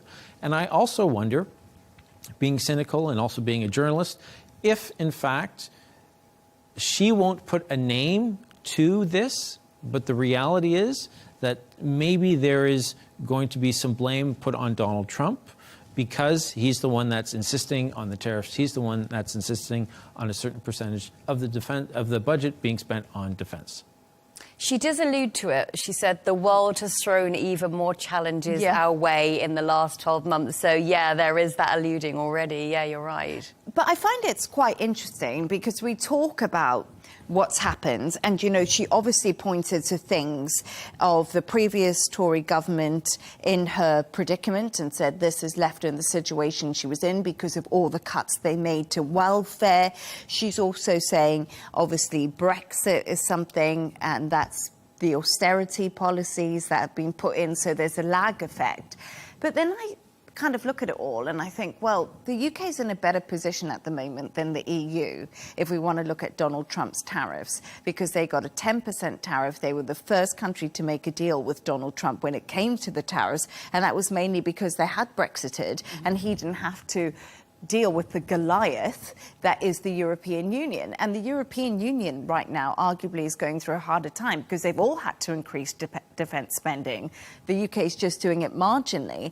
So I wonder if Rachel Reeves is making a mistake here, trying to blame everyone else and not just put her hands up and said, right, it was my fiscal headroom and it was the fiscal rules I put in place that are now affecting me because we're not seeing growth in the UK. Productivity's lagged. So I don't know if she's telling the truth. I think she's trying to cover her bases as best she can. She is a politician. She wants to make sure that she has talking points. She also wants to make sure that what she's going to... She wants the voters who don't care for the reasons, but she wants them to understand that these are all of the different scenarios that have come into play why we're now in this position. And I don't think she necessarily wants to be the one that's going to stand up and say, this is all on me, I dropped the ball. But Gemma, do you not think the British public would be furious? People who voted for Labour right now, hearing this and elected them in on the manifesto promise, they weren't going to raise taxes on working people because we know there's a cost of living crisis and people are struggling. Yeah, she's talked about her focus with the budget will be on the NHS, the cost of living crisis and reducing national debt. I think what is understandable about the UK, what people need to understand is if you're Labour or Conservative, you're usually quite dyed in the wool. You're usually kind of with that party, you know, from the cradle to the grave. Yes. And so I do think most people who voted Labour, obviously you'll have some people who drift, but they couldn't ever see themselves voting Tory because it is really seen as parties along class lines. Labour Party is the party of the working classes, Conservative of the middle and upper classes. And so I think even if you voted Labour on the premise that, you know, there wasn't going to be any tax hikes, I still don't believe that those voters could be able to bring themselves to then vote Conservative next time. But we see Reform stealing those votes. Yes. And that's something that we haven't seen before. And we saw Reform doing that in Wales, which is traditionally Labour heartland. But it's going to be really interesting to see because the budget is only 3 weeks away. And normally a rabbit's pulled out of the hat. But I think she's telling us there's no rabbit this time round. The hat is empty. Yeah, the hat is empty, I'm afraid. Thanks for your thoughts on that. Now let's move on to another story. And crews have demolished part of the White House's East Wing, making way for a new $300 million ballroom championed by President Donald Trump. The century-old structure was torn down despite appeals from preservationists to warn the redesign could overwhelm the building's historic balance. Trump insists the new ballroom will be the most beautiful in the world, funded partly by major corporations and private donors, a move that raised ethical concerns about both access and influence. I didn't know how to say Preservation. Thank you so much.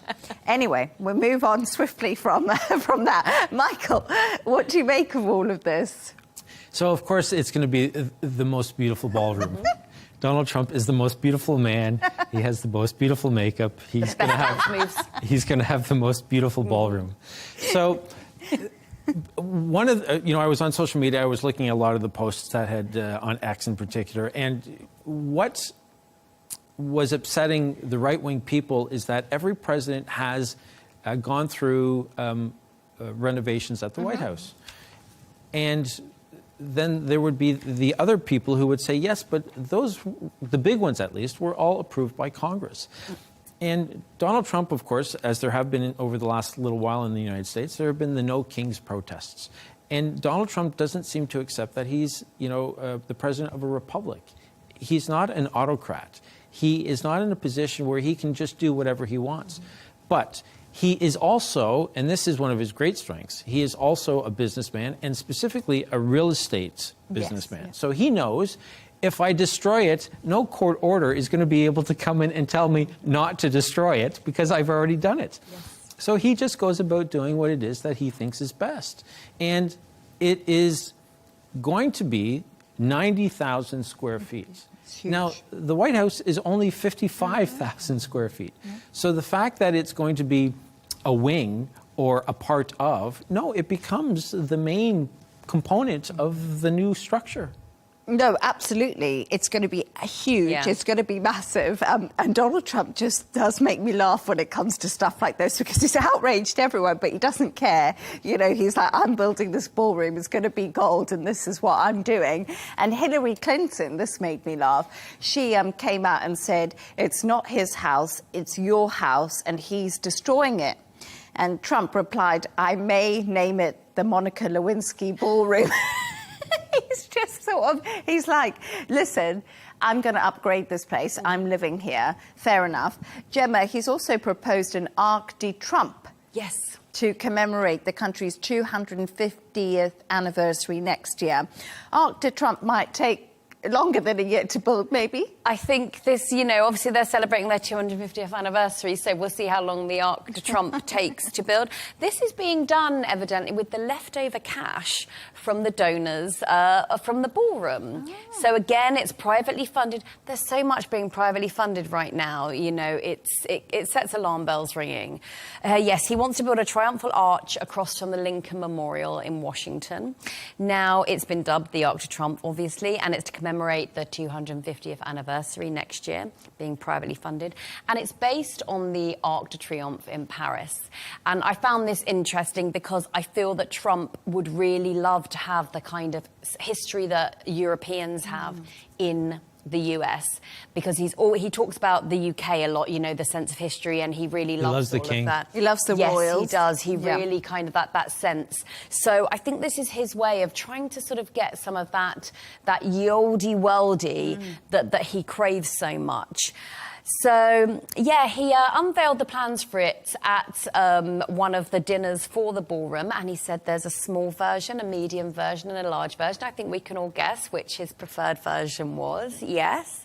It's being fully financed, and the architects have already come out on X to talk about it, saying America needs a triumphal arch.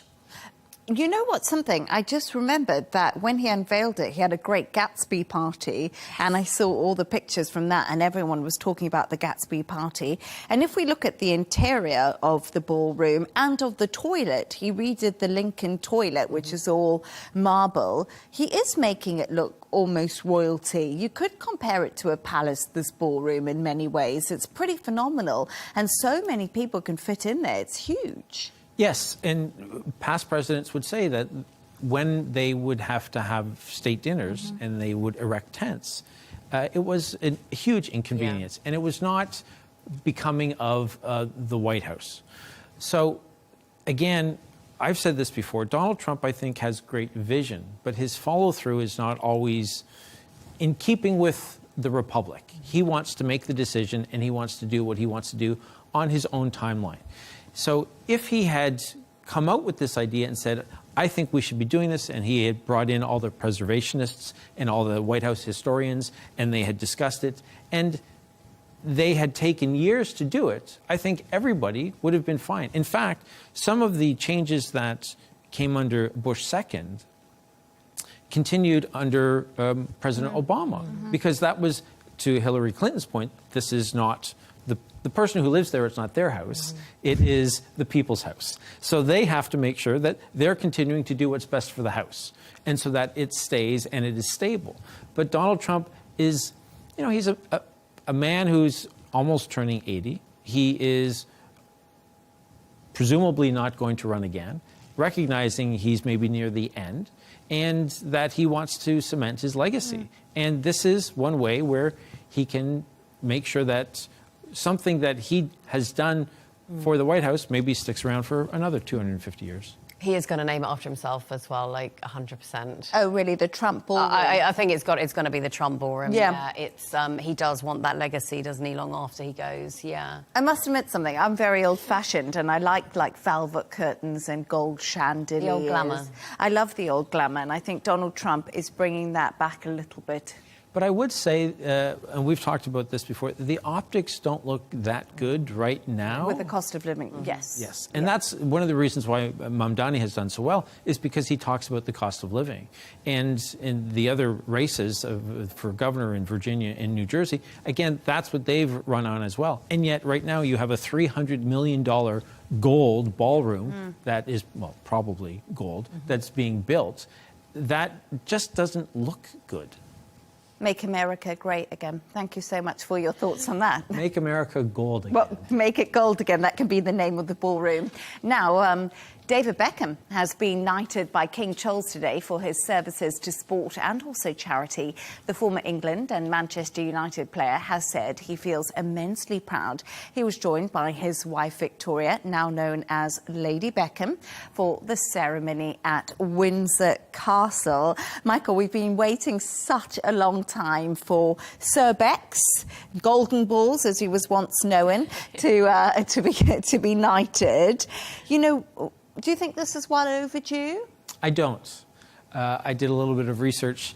And Queen Elizabeth II had knighted a few people who were older than 100. David Beckham is 50. And he's been a UNICEF Goodwill Ambassador for 20 years. He does good work. And I know that this is incredibly important to him. And I saw the ceremony. He looked absolutely giddy. He looked a little bit nervous. He certainly looked thrilled, certainly during the exchange that he had with King Charles. But I don't know that this had to happen now. Maybe I'm a little bit critical of these issues because I don't know that a football player deserves to be knighted, but maybe I'm a little bit old school about these things. But there's no harm in doing it. And I think that certainly these traditions are important, and I'm a big believer in traditions. I think those are important as well. And if it's going to help maybe his or his wife's Netflix documentary do a little bit better, then maybe that's a good thing. I'm absolutely horrified. Horrified. Where's your enthusiasm, Yes. Michael? I think I am enthusiastic, but just on the other side. David Beckham, he's been an institution. He's royalty. He is. He's British royalty. He is an basically, yeah. institution. David Beckham was arguably one of the most famous men in the world. At How many the height World of Cups his did he career. win? Pardon? How many World Cups did he win? He did very well. Didn't he win the treble? He won the Euros. Yes, but no World Cup. No World Cups, no. But with Man United, he did well. Yes, but no World Cups. Fair enough. But, I mean, he still was arguably one of our most famous exports for a very long time. Well, there was a great film named after him, right? Bend It Like Beckham. I'm very disappointed in Michael. I think it's long overdue. You should have got this a long time ago, Gemma. I'm absolutely giddy that I've upset you. Yes, horrified, Gemma. I disagree. I think it's his time. Definitely, I don't think he has to wait till he's 100 to become Sir David. He'd probably still look as good as he does now. He's a handsome chap. There's absolutely no denying that. This will be very symbolic for him. He has wanted it for so long. That's absolutely no secret. It's the worst kept secret in the UK how much David Beckham wanted a knighthood.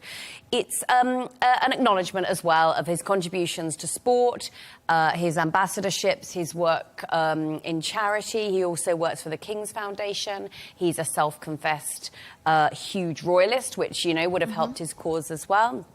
Now, I love that Victoria becomes Lady Beckham as well. Posh Spice. Yes, exactly. She's Posh Spice. They sat on thrones at their wedding. She had a little tiara that was like a crown. It seems fitting. I love the history behind this. So knighthoods were introduced to England in 1066. So you've got like 1,000 years of history behind this as well. So the symbolism is big. Now they're not hereditary. So these are not titles that get passed on to the children. There aren't even really that many, big perks and privileges that obviously you get to sign. Hi, Lady Beckham and Sir David. So, but yeah, the optics and the gravitas of it are what's important. And in the UK, titles are still incredibly important. Very important. I think that's something that is difficult to translate. Yeah. But also something, we talk about David Beckham, and yes, him and his wife brought out these Netflix documentaries. They both a brand when it comes to themselves. But when I think about Posh and Becks, Victoria Beckham started off as a Spice Girl. She's made her way. And David Beckham was just a lad from the East End who was good-looking, talented at football, and he managed to build a whole brand. Becks arguably changed football because I remember Sir Alex Ferguson always said that he's become bigger than Man United. And that was a big problem, because he knew he had the vision to have a brand early on. And now we see that with Cristiano Ronaldo. We see that with Lionel Messi. So many of them. So he gets some credit for being self-made, surely. I would also give him credit because, as a sports person, I respect and admire the way that he always conducted himself.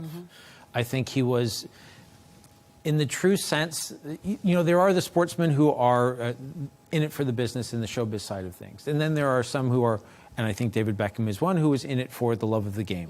And I think that the way that he carried himself, making sure that he was humble, making sure that he was always putting the team first. I think in that sense, when he was on the pitch and even off it related to football, I think he did an admirable job of trying to grow the game as best he could, and also saying that I am not bigger than the team, I am not bigger than the sport, but he can, of course, in many people's eyes, be seen that way. But he was someone who was willing to stand back a little bit, and for that, it's somebody I'll tip the cap to. Mm-hmm. I think he is a trailblazer, like, for sure. But I don't think enough credit is given to Victoria either. She took this unfashionable young man with a curtains hairdo, and she turned him into what he is now. So all credit now to Lady Victoria. But, yeah, his talent and her vision, what a power couple. And I also think she stood by him through all the scandals, all the controversies. You know, David Beckham hasn't always been clean-cut. If we have a look at his history when it comes to lots of different things, women, taxes, you know, there's been problems in that relationship. And Victoria's held it together. Yeah. And she is really by his side through all of it. And I saw a post from her and she says she's immensely proud of David. She's always been by his side, and I guess we can always see them as a dynasty, can't we, when it comes to fame? And I don't know about you, Gemma, but I was a Spice Girl from the beginning. Oh, loved the Spice Girls, loved their messaging, loved everything about them. And I also think they've come together, they realise they are stronger as a brand that are together, and they have weathered so much. And whether you agree with that or you don't, they have been together for a very long time, and they have built this thing, and now they're being rewarded, and I'm here for it. We've convinced you? You're here for it now? No. All right, Michael. You know, maybe we'll get David Beckham on next, and that will impress you. Can I come on that show? Yeah.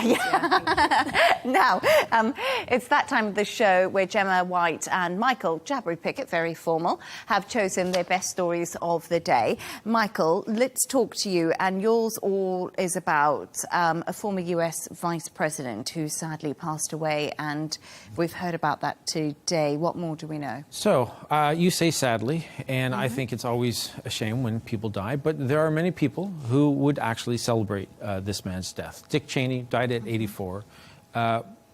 I don't think anyone's going to argue that he was the most powerful vice president in U.S. history. Some will probably argue that he was not the most divisive, but I think that that is part of the legacy. He has a very complicated, I think, relationship. Certainly near the end of his life, it also changed with American politics. So he started out very young in the Nixon administration, ended up serving as chief of staff for Gerald Ford, and then he was also Secretary of Defense for Bush I and Vice President for Bush II. And the story, how he became president, is that George Bush had asked him to sort of lead the committee to find the vice president. And in the end, George Bush picked him. Now, he also has some health.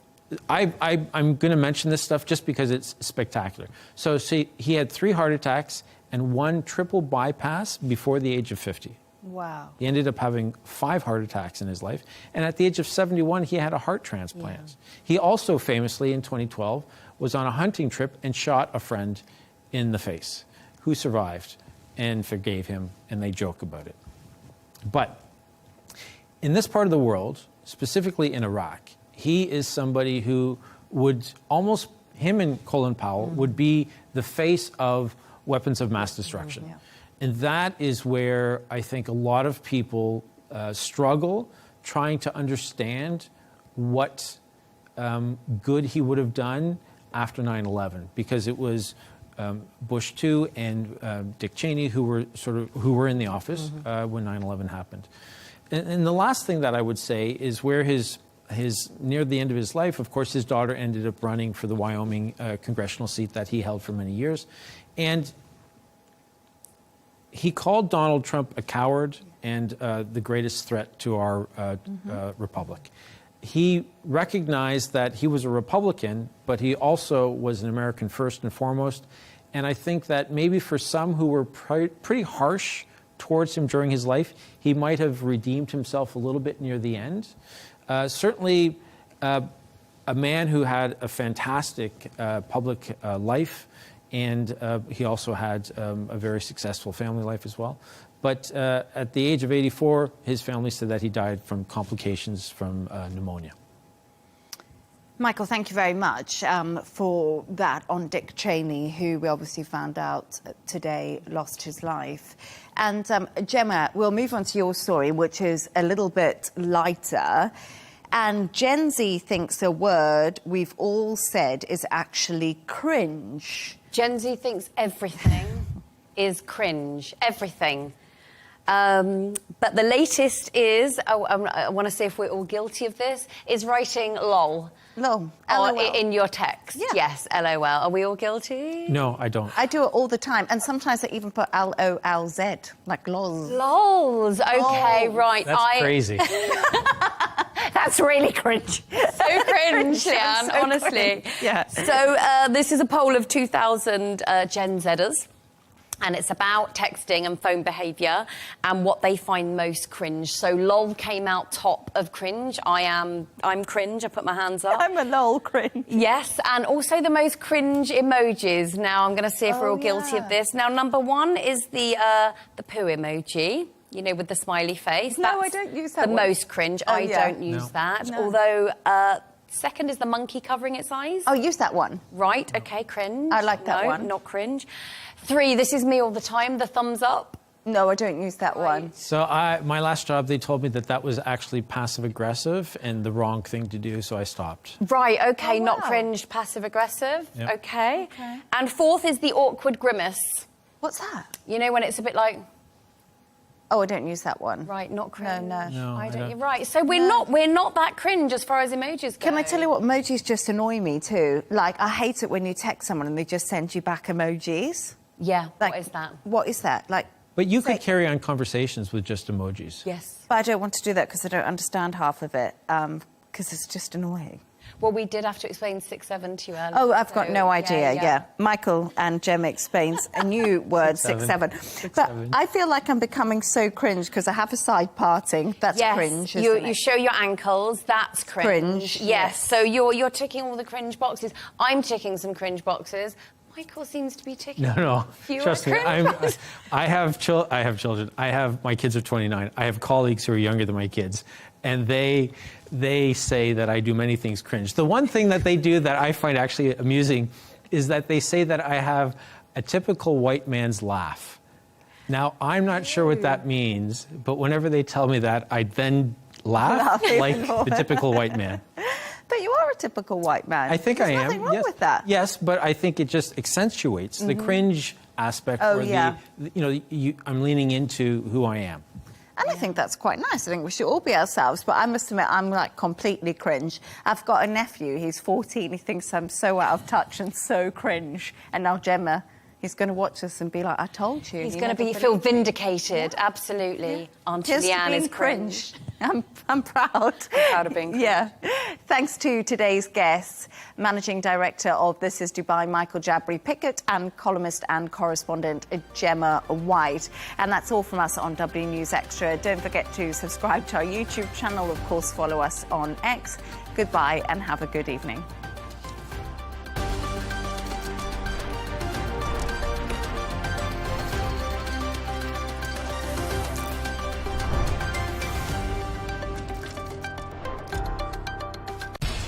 We have to take care of our people, and we're going to take care of our people first.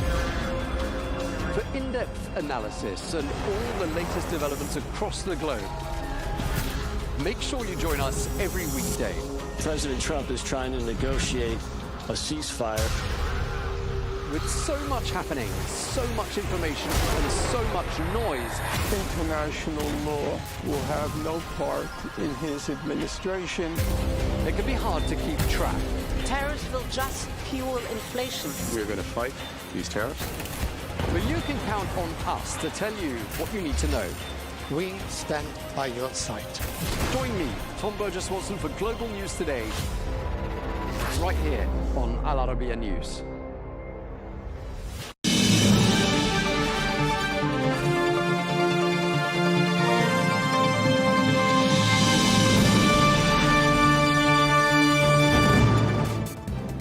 Hello and welcome to Global News Today, bringing you exclusive interviews with leading experts every weekday here on Arabiya English. I'm Tom Burges Watson, and coming up on today's programme, we'll be discussing today's mayoral election in New York. This is the US President Donald Trump gives his backing to the independent candidate Andrew Cuomo, not the Republican Party's candidate Curtis Sliwa.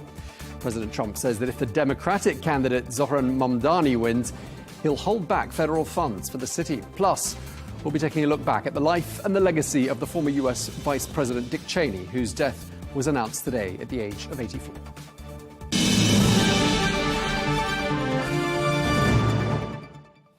Hello and welcome to the programme. The US President Donald Trump has further inserted himself into New York's city mayoral race, strongly backing the former New York Governor Andrew Cuomo for mayor and threatening to cut funds to the city if the Democratic candidate Zohran Mamdani wins. Well, President Trump has labelled Mamdani a communist. That's a description which Mamdani himself rejects. The funding for New York and for every place comes through the White House. And I'm very generous, and I was always very generous with New York, even when you had opposition there, but I was always very generous. But I wouldn't be generous to a communist, a guy that's going to take the money and throw it out the window, because you're talking about hundreds of billions of dollars. And we're not going to let somebody get into office and squander the taxpayer money from this country. President Trump speaking there, while Zohran Mamdani, who describes himself as a democratic socialist, spoke ahead of Election Day, commenting on President Trump's support for his rival Cuomo. Let's take a listen. Donald Trump just put out a statement encouraging New Yorkers, saying they must vote for Andrew Cuomo. We know and have known for months that Donald Trump would favor Andrew Cuomo as the mayor. They share the same donors. They share the same small vision. They share the same sense of impunity. And yet in these final days, what was rumored, what was feared has become naked and unabashed. The MAGA movement's embrace of Andrew Cuomo is reflective of Donald Trump's understanding that this would be the best mayor for him. Not the best mayor for New York City, not the best mayor for New Yorkers, but the best mayor for Donald Trump as his administration. I would invite you to look at another man who endorsed Andrew Cuomo today, Elon Musk. Well, to discuss this mayoral race, we're joined now by David K. Johnston, who is a Pulitzer Prize-winning journalist, formerly with the New York Times, also a professor at Rochester Institute of Technology. Thank you very much indeed for joining us. We're also joined by Amanda Mackey, a Republican strategist and channel regular, who joins us from Florida. Thank you very much indeed to both of you for joining us. Amanda, let me start by asking you, who do you think would be the best mayor for New York? Well, who I think would be the best mayor for New York is someone who could turn around a city that has clearly led to the demise with security issues, safety issues, and obviously the city has become more expensive. So that, I think, is what the front runner, Zohran Mamdani, has tapped into, is the financial hardships that people are facing in the city of New York. But the answer is not raising taxes. So my hope for New Yorkers would have been someone who would not raise their taxes, but understands the safety and security needs of, America's city. And we all love New York, but we're all also worried about being in New York for our own safety and security, and the tourism there obviously has suffered because of that. And so someone who can identify that and fix it would have been the best candidate without increasing people's taxes so that people flee the city of New York. Amanda, there are 3 names on the ballot. Which one did you have in mind then? Well, I'm going with who President Trump said. I'm not friends with him and I don't like him, but, Cuomo would have been the most moderate. Okay. Had the best chance of winning. The Republican obviously doesn't have a chance of winning, Curtis Sliwa. But, for who could win, it would have to be a Democrat. And the least, the worst option is definitely Zohran Mamdani. Okay, let me ask David, who's a little closer to where the voting is taking place today. David, what are your thoughts?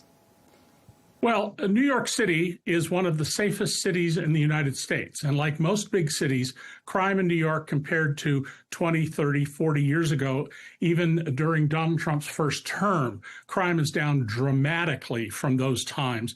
This is a narrative constantly sold by Republicans that has no basis in fact. The person who's going to win pretty clearly will be Mamdani. Last weekend, 10 days ago, there were rallies held by Cuomo and Mamdani. Cuomo drew 300 people. Mamdani drew 13,000 people, and there's a record amount of early voting. And the reason I think Mamdani is succeeding is that he's doing what Democrats haven't been doing. Democrats have been focused on getting rid of Donald Trump. Mamdani says, elect me, and if you live in a neighborhood with no grocery stores, we will subsidize or have the city run grocery stores so you can buy healthy food in a reliable way. Bus rides are $2.90 each now, $3. We're going to make buses free, which the mayor has the power to do if he can find the money to do it. He's going to freeze rents for people who live in what are rent-controlled apartments. That can work as a short-term strategy. In the long run, it undercuts the market and is damaging. But I think the core of this election is about, are you going to be running against Donald Trump if you're not a Republican or you're a disaffected Republican, or are you going to say, here's what we will do for you to make your life better? As Amanda pointed out, that's a key element of Mamdani's appeal. Right. And Amanda, I mean, there we just heard from David, Mamdani is going to address the cost of living issue, the affordability issue of living in New York, which is at the forefront of the minds of New Yorkers. I mean, why isn't he the man for the job? Well, all of that takes a tax base to draw from. Also, you have to work with the governor on some of these things. As David mentioned, he has to find the money for this. So all of these things are great ideas. Anyone would want to support these ideas, but there's also a really important lingering question of how you pay for it. So, you can be Zohran Mamdani, who wants to promise the world to everyone. And that's what people have basically bought into. They're buying into the hope that he's, providing them. Whether that bears out is really anyone's question. But I still think that the underlying issue of safety and security is incredibly important. Someone who wants to defund the police, someone who is not supportive of the police. And I say this as having had a conversation on the plane with a NYPD detective who is an African-American woman herself. And she said, I am not voting for him because he doesn't like me or my profession. He doesn't like cops, and he's not going to be supportive of us. I thought that was very interesting. And the second question that I posed to her was, do you feel safe in New York? And she said, no, I don't. New York is not safe. So I understand what statistics will say, but statistics can't fight the feelings that people have of insecurity when they feel like, I don't feel safe going on a train. What could happen to me and what I have to be exposed with? Now, people do it every day because they have to. They don't have an alternative. But those are the types of things that I believe a lot of New Yorkers are also still concerned about. But it's already a done deal. Zohran Mamdani is going to win. If the numbers are right, you have 400 people going to see Cuomo and 13,000 people going to see Mamdani. He's clearly tapped into something that has struck a nerve. I mean, in a lot of ways, maybe like a Trump, in a lot of ways, maybe like an Obama, where people are just excited about this person and excited to hear him speak and watch him. Politics is a very visual sport as well. And so maybe people don't care about the issues necessarily, but they like him. They like that he's young, and they like that he thinks outside the box. And I think that's giving actually Democrats a lot of heartache, because they want to separate themselves and say he's the Democrat socialist. He's not a Democrat, when in fact he's a Democrat. And mark my words, Republicans will use him as the leader of the party for the next year of campaigning for the midterm elections. OK, David, lots for you to pick up on there. And also I want to ask you, is Mamdani a communist in your opinion? Because that's what Donald Trump says. No, he's not. And to be a democratic socialist simply means that you want to have private sector running the economy, but you want to have rules in place like we see in Western Europe that insulate ordinary people from the ups and downs of business and predatory actions by those among the business community who are bad characters. But Amanda's quite right that the test of this will be, can Mamdani deliver when he's in office? He's demonstrated a significant understanding of how government works and a deep understanding of the New York City Charter and how it intersects with state laws. But can he pull this off? And I would also point out that what I don't hear Republicans doing is saying, the murder rate in Jackson, Mississippi, in a deep red state, is 4 times the rate in New York City. They keep pointing to New York City. And well, I don't think Amanda has done this. Many Republicans do this in a way that's blatantly racist. It's, there are black people there. There are Muslims there. There's plenty of video of this going on around the country. Fox has lots of it that does that. And I think that's very troubling. New York is a multicultural city, and it is an enormous revenue center for the federal government. Lower Manhattan produces about $30 billion a year more than it gets in benefits every year from the federal government. New York is this enormous economic engine for the entire country, and indeed it has global effects. So it matters a lot what conditions are in New York City. But again, New York is one of the safest places in America, and crime is way down. And let me give you an example from another city. When I was investigating the LAPD 45 years ago for the LA Times, I spent 3 years doing that. There were 1,000 murders a year. Now in LA, there are 300 murders a year. America has become much, much less violent than it was in the past. And if you go back to the 1920s, it is stunning how much less violent America is today. And by running on a campaign of, I'm going to address your economic problems, free buses, grocery stores in your neighborhood, dealing with rents, what Mamdani was proposing in the long run, if he can pull it off, is even lower crime rates, because so much of crime is driven by economic necessity. We've now lived through a half century that I document every single year, in which we have created enormous new wealth in this country. We're really good at creating wealth.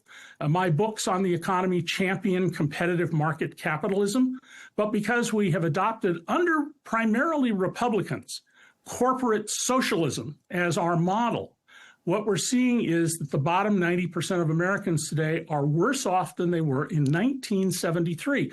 In fact, the Rand Corporation, a think tank started by the U.S. Air Force, concluded in a study that in 2018, if America had the same income and wealth distribution as 1973, 90% of Americans' incomes would have been 67% higher, 2/3 higher. It's government policies that are pushing down the wages and have raised the taxes of the bottom 90% of Americans. That's the core problem. On the large political scale, the issue is, are the Democrats at the top nationally going to continue to just be, we need to get rid of this convicted felon in the White House?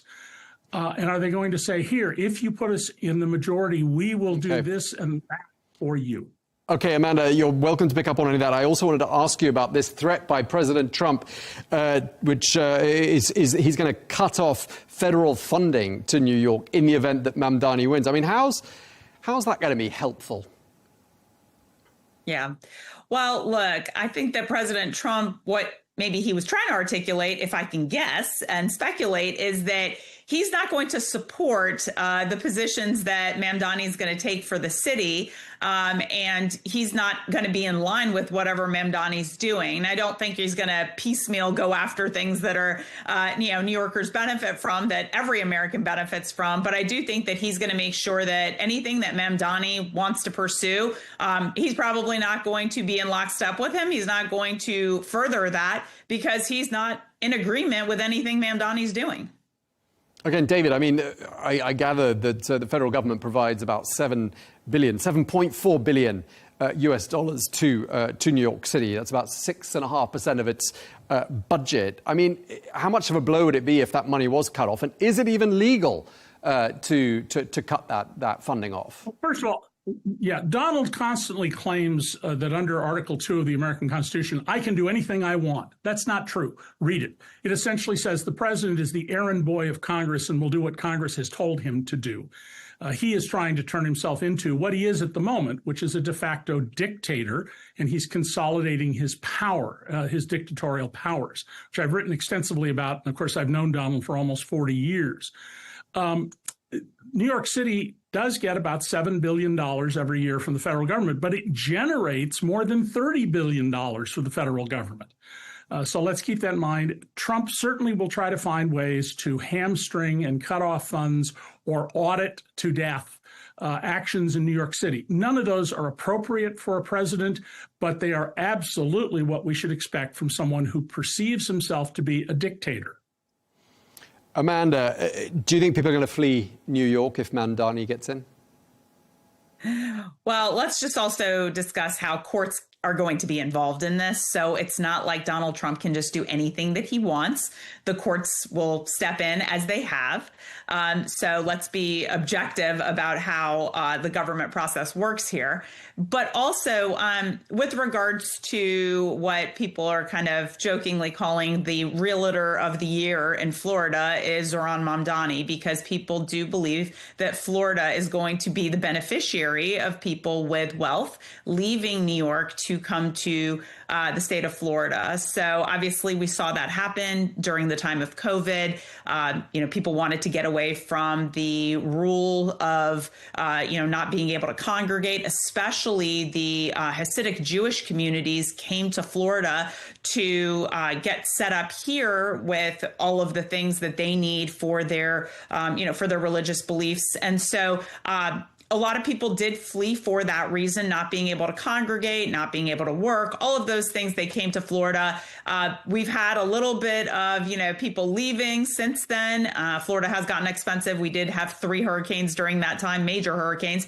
But I do see people moving back to Florida from New York because of their concern for what Mamdani might do. And again, I keep bringing at it from the angle of maybe because I'm a woman, I keep talking about how, a city that's dangerous, a city that people don't feel safe in, and if a mayor is not supporting the police the way the police force believes they need to be supported, people are going to leave. Okay, David, is that something you're hearing from a lot of people around you? That, first of all, the police are under-supported, the streets, even if statistically they're safe, they don't feel safe, and that people are reconsidering where they want to live and might leave the city. Is that something you're hearing? I don't think we're going to see any change, Tom, in what's been a pattern for decades, and that is older Americans who've made a lot of money leave New York and they go to Florida or Arizona or other places, which have fewer government services. That's why they have lower taxes. You wouldn't want to educate your children in Florida when you can get them educated like mine were and got virtually a private school education because they went to such excellent public schools in New York. But Amanda's right that when she says that district courts, the first trial courts that hear cases, have been backing the public against Donald Trump's dictatorial moves. Circuit courts have done that. The Supreme Court, however, has been siding with Trump and doing so in a very devious way. What they do is say, well, we're going to stop this injunction or temporary restraining order, but the litigation can continue. And that basically allows Trump to continue doing things that are outside of the scope of Article 2 of the Constitution, which governs the president. But the pattern in New York that people leave when they're older is very common. By the way, according to Kiplinger's, which is a financial advice magazine that's been around for more than 100 years, if you're relatively poor, New York City is actually one of the very best places to live because there are so many services that are available without charge. The issue is, can you find housing you can afford? If you already own your place or you are able to get a rent-controlled apartment, living in New York City is cheaper than living in many cities, any city in Florida, if you have to own a car. Owning a car alone costs about $9,000 a year for the average American household, all in. So not having to have a car can be a great boon to people. But, the proof of Mamdani, and it's not Mamdani, it's Mamdani, is going to be in the performance. If he performs, his influence is going to grow, and we're going to see a shift in politics in this country, somewhat more toward Western Europe where you don't have people go bankrupt over medical bills, turned from taxpayers into tax eaters because we won't spend the money to fix somebody up after an accident, they break a hand or a leg. It's one of the unfortunate products of the Republicans' we can't raise taxes policy is we literally convert every year tens of thousands and maybe hundreds of thousands of people from taxpayers into tax eaters because we're not willing to provide them with the rehabilitative medical care they need after something happens to them. And if Mamdani fails, then I think we'll see a different direction. But if he succeeds, it's going to cause Democrats and Republicans across the country to say, oh, wait a minute.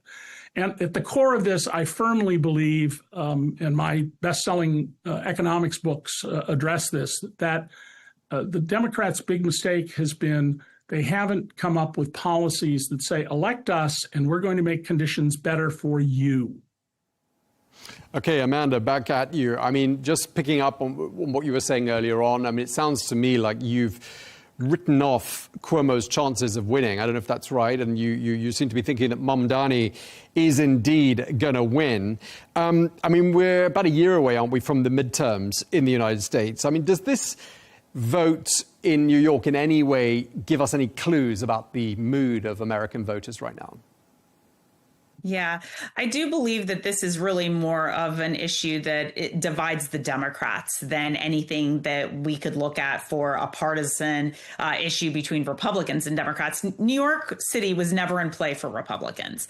That's a fact. So it was really only ever going to be held by someone who was more extreme, a communist, as President Trump would say, Democrat, socialist, however you want to part and parcel that. It was not going to be someone who was more mainstream, like a Cuomo, someone who was a kind of traditional, maybe blue dog Democrat, as we would call them in the United States. And so I think that this is really a rift between the Democratic Party. This has nothing to involve the Republican Party with. And this is going to be something where they have to figure out, you know, is the Democratic Party focused on making my life more affordable? Or are they focused on abortion rights and woke things that deal with, you know, cultural issues? You know, who uses the boys' bathroom? Who uses the girls' bathroom? Is that the hill they want to die on? Because that is clearly, I believe, where the Democrats have failed in their party, is that they focused on these issues. Kamala Harris's presidential ambitions were a perfect example of this, focusing on things that didn't matter to the people who were just trying to put food on the table, gas in their cars, and being able to hold a steady job. So the Democratic Party needs to focus on, are we going to be the idea of, you know, how important it is to focus on LGBTQ and abortion and social issues? Or are we going to focus on the pain that people are feeling every time they have to, you know, buy groceries? And that's really an issue for the Democrats to decide. And yes, it is very clear to me who is going to win. I think to anyone at this point, it's clear who's going to win today. And I think what they tried to do was at least consolidate, if they could get Curtis Sliwa, the Republican, out of the race, to have his votes go to Cuomo, and they still were going to come up short. So this was really a race for Mamdani to win all along, it seemed like. Okay, I mean, just to wrap up, because I'm being told we're out of time. I mean, the Democratic Party, David, I mean, they seem to be coming across, and I think even by their own admission, somewhat in the wilderness at the moment. You know, a lot of people must be a little cautious about lurching too far to the left with Mamdani. So what's wrong with Cuomo as an outcome? Wouldn't everyone be happy with that? Well, Andrew Cuomo is a very competent administrator and leader. The problem is that he's disgraced himself and he's infuriated lots of people with his behavior, both in official behavior in office and how he treats people. But no one would question that he's competent, but clearly he's lost any popular appeal. Amanda's quite right about the Democrats. The Democrats need to focus on an economic message. But let me point out that it's the Democrats who are the party of freedom. It's the Republicans now whose policies are anti-freedom, wanting to, for example, end DEI, scrubbing from websites of the federal government winners of valorous awards for combat if they're women or minorities. And so the Democrats, however, haven't positioned themselves that way. They don't know how to market. And the Republicans are brilliant at marketing. The Democrats are being told, they've been told for 3 decades, you got to learn how to market. Donald Trump gets up and he understands viscerally how to appeal to people. Even as he says wages are too high, which should turn people away, he says, we love you. I alone can save you. What do the Democrats do? Hakeem Jeffries in a monotone says, we have a plan, and if you'll turn to page 14 at footnote 4, you will see that doesn't appeal to people. They have to learn marketing if they want to be successful in broad terms. They're going to win some important races tomorrow, not just in New York City, but to get control of Congress back, they've got to have an economic message the way FDR did, who basically, his policies created and sustained the middle class. The policies in America from 1948, the year I was born, until 1975, doubled in real terms the income of the bottom 90% of Americans. And since 1973, flat to falling for the bottom 90% overall. The Democrats need to learn, A, how to market, B, how to present an economic message.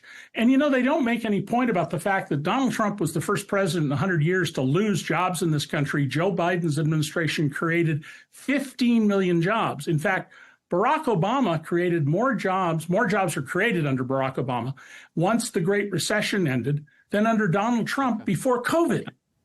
But the Democrats don't seem to be able to figure out how to exploit that. So marketing and messaging, as Amanda points out, are absolutely crucial, and putting too much emphasis on the freedom of people who don't fit norms like LGBTQ. I think Democrats should be in support of people who don't fit a norm, who have a different religious view than the majority of Americans. But putting that out as your front message, that's just leading with your chin in a boxing match and saying, please, knock me out. All right. Well, I'm afraid we're out of time, but really appreciate you taking the time to speak to us. David, you had the last word. Amanda, you had the first word. Amanda Mackey, thank you very much indeed to you. David K. Johnston, thank you to you as well. Tom. Take care.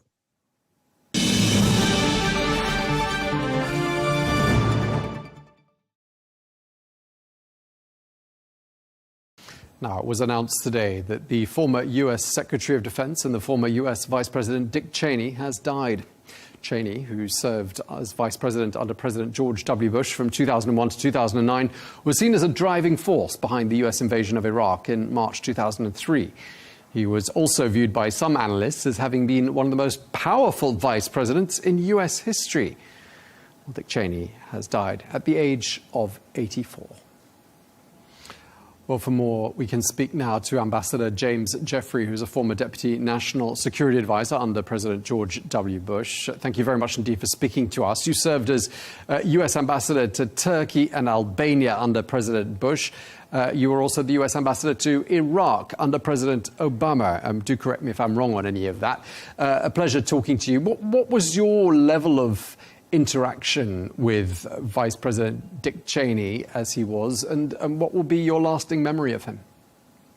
Thanks for having me on, first of all. I was also, most importantly for this interview, Deputy National Security Advisor in the White House and dealt with him every day for 2 years. Dick Cheney was an elemental force in American policy, both domestic and, in particular, from my standpoint, foreign policy. In the end, President Bush was a strong leader and made the decisions, but Dick Cheney had a tremendous impact on him, particularly in the first term. The combination of Cheney and Rumsfeld, and they go back all the way to the Ford and Nixon administrations, they dominated foreign policy and pushed us into, in some ways, very strong confrontations, more so than we otherwise would have with Islam in general and in Iraq. Nonetheless, he will be remembered as one of the most important Republican figures of the last 50 years. There were some who described him as having been the CEO of that Bush presidency. Would you agree with that assessment?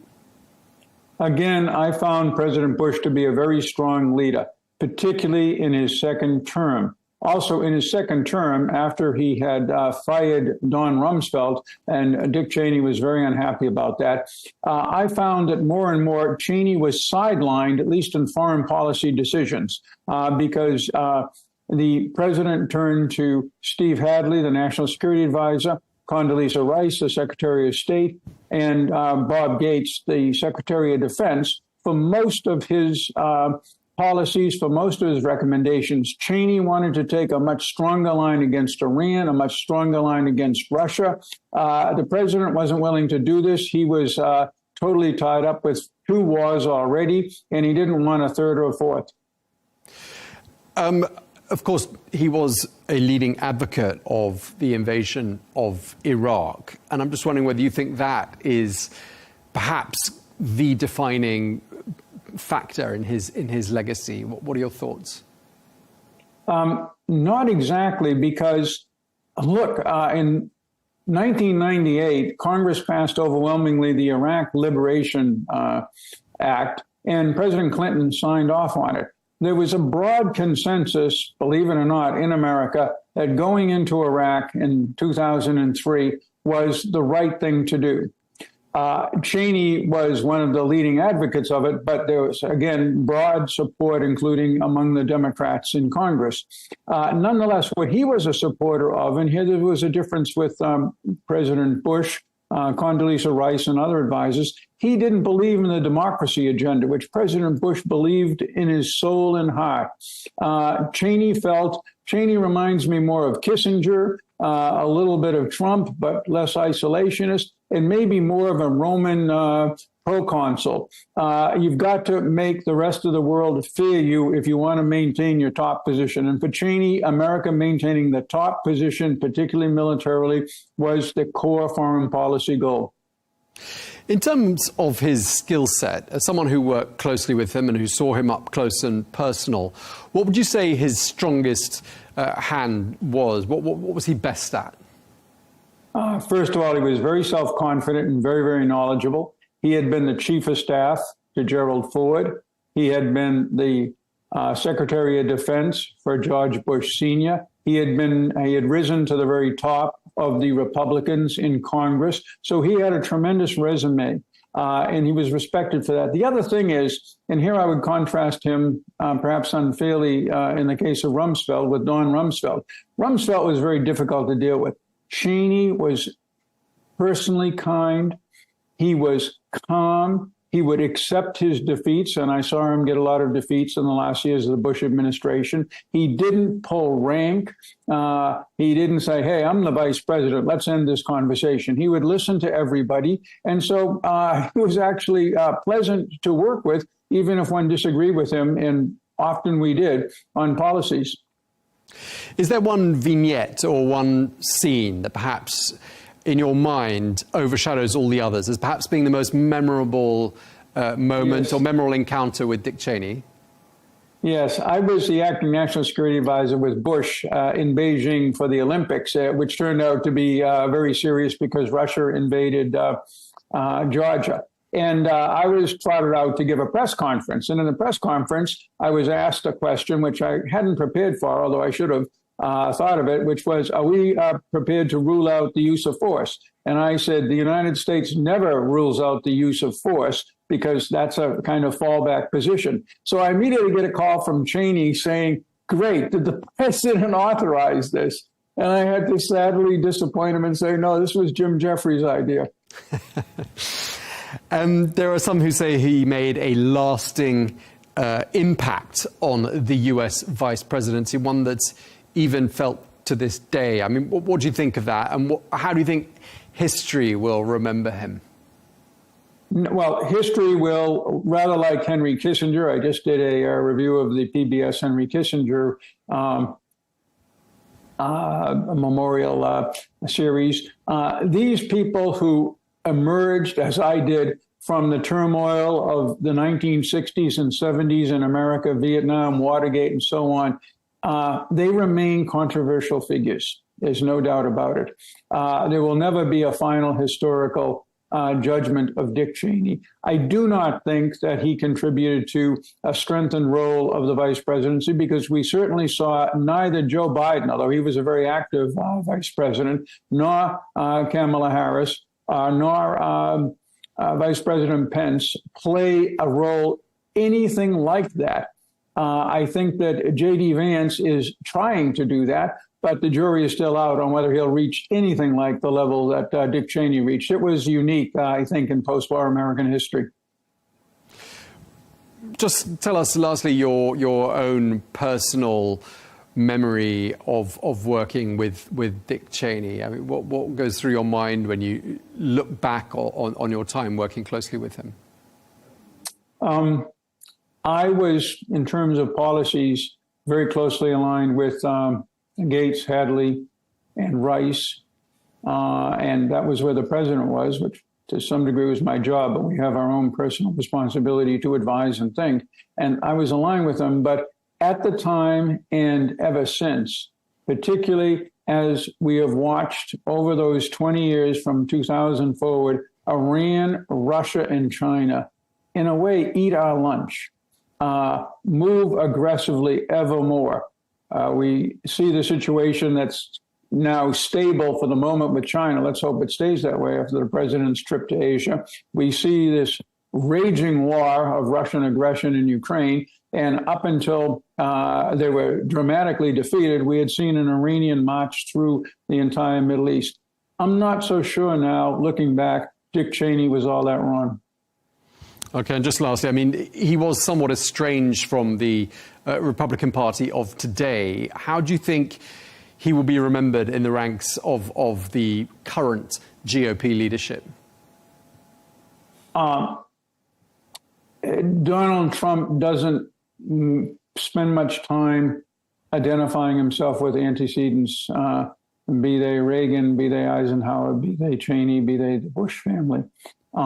Among other Republicans, particularly in the Congress, especially in the Senate, that kind of Dick Cheney Republican Party, very anti-isolationist, somewhat more moderate than some of the things we see with the Trump administration. That still has a foothold in the party. It's somewhat undercover right now, but it will emerge. Okay, well, we really appreciate you taking the time to speak to us. Ambassador James Jeffrey, thank you very much indeed, sir.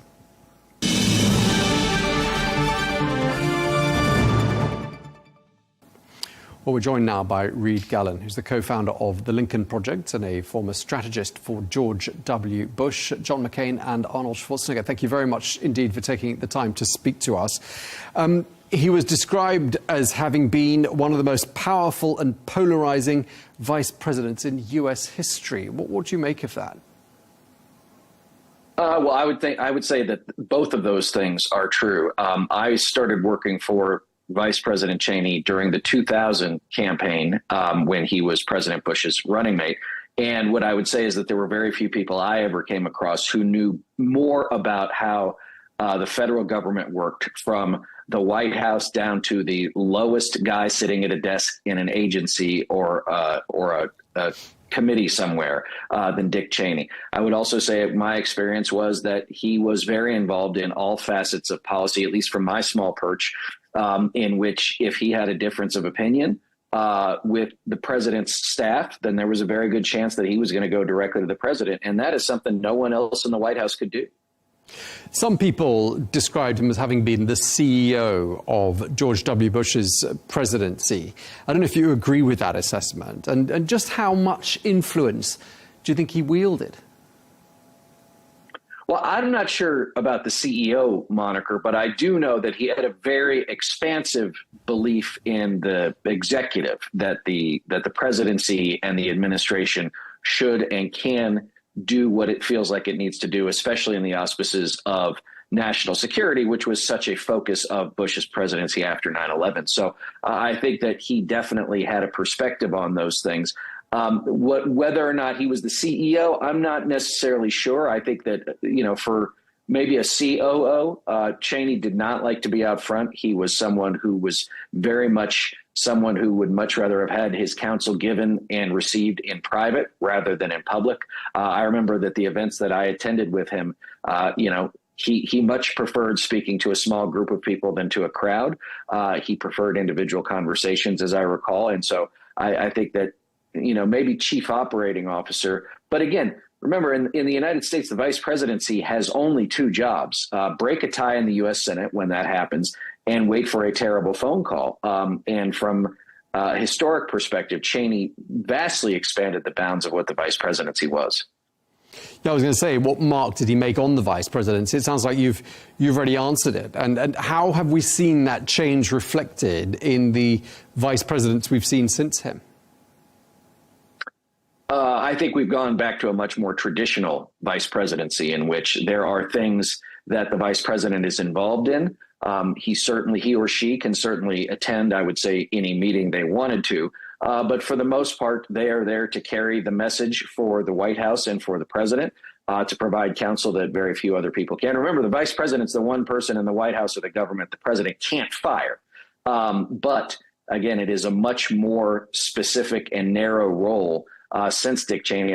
Hard to believe that many presidents would want or favor something like the Cheney vice presidency represented. I mean, from what you're telling me about him not particularly relishing in being in the public eye, I mean, am I right in thinking he never had his eye on the top job in the United States?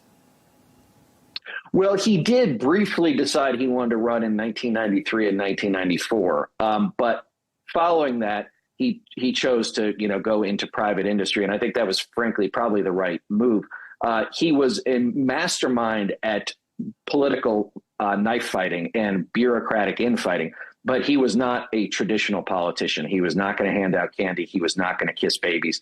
That was never going to be his strong suit. He could deliver one-liners very, very well. He had a very wry sense of humor, but he was never going to be someone on the stump who was going to rally a crowd of 20,000 people to their feet. And we're more than 20 years on now since the invasion of Iraq. And of course, Dick Cheney was a leading advocate of that invasion. Do you think that is probably the most significant issue that will define his legacy? What do you think?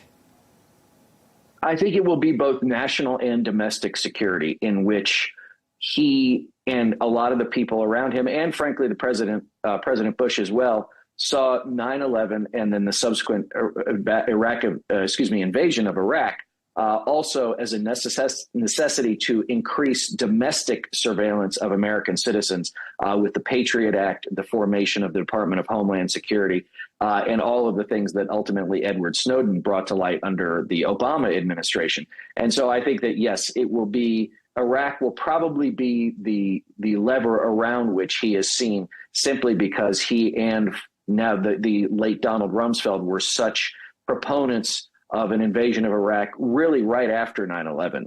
It was always on their list of things to do. And unfortunately, 9/11, for so many reasons, gave them the opportunity to press that case, not only to the president himself, but also to the American people.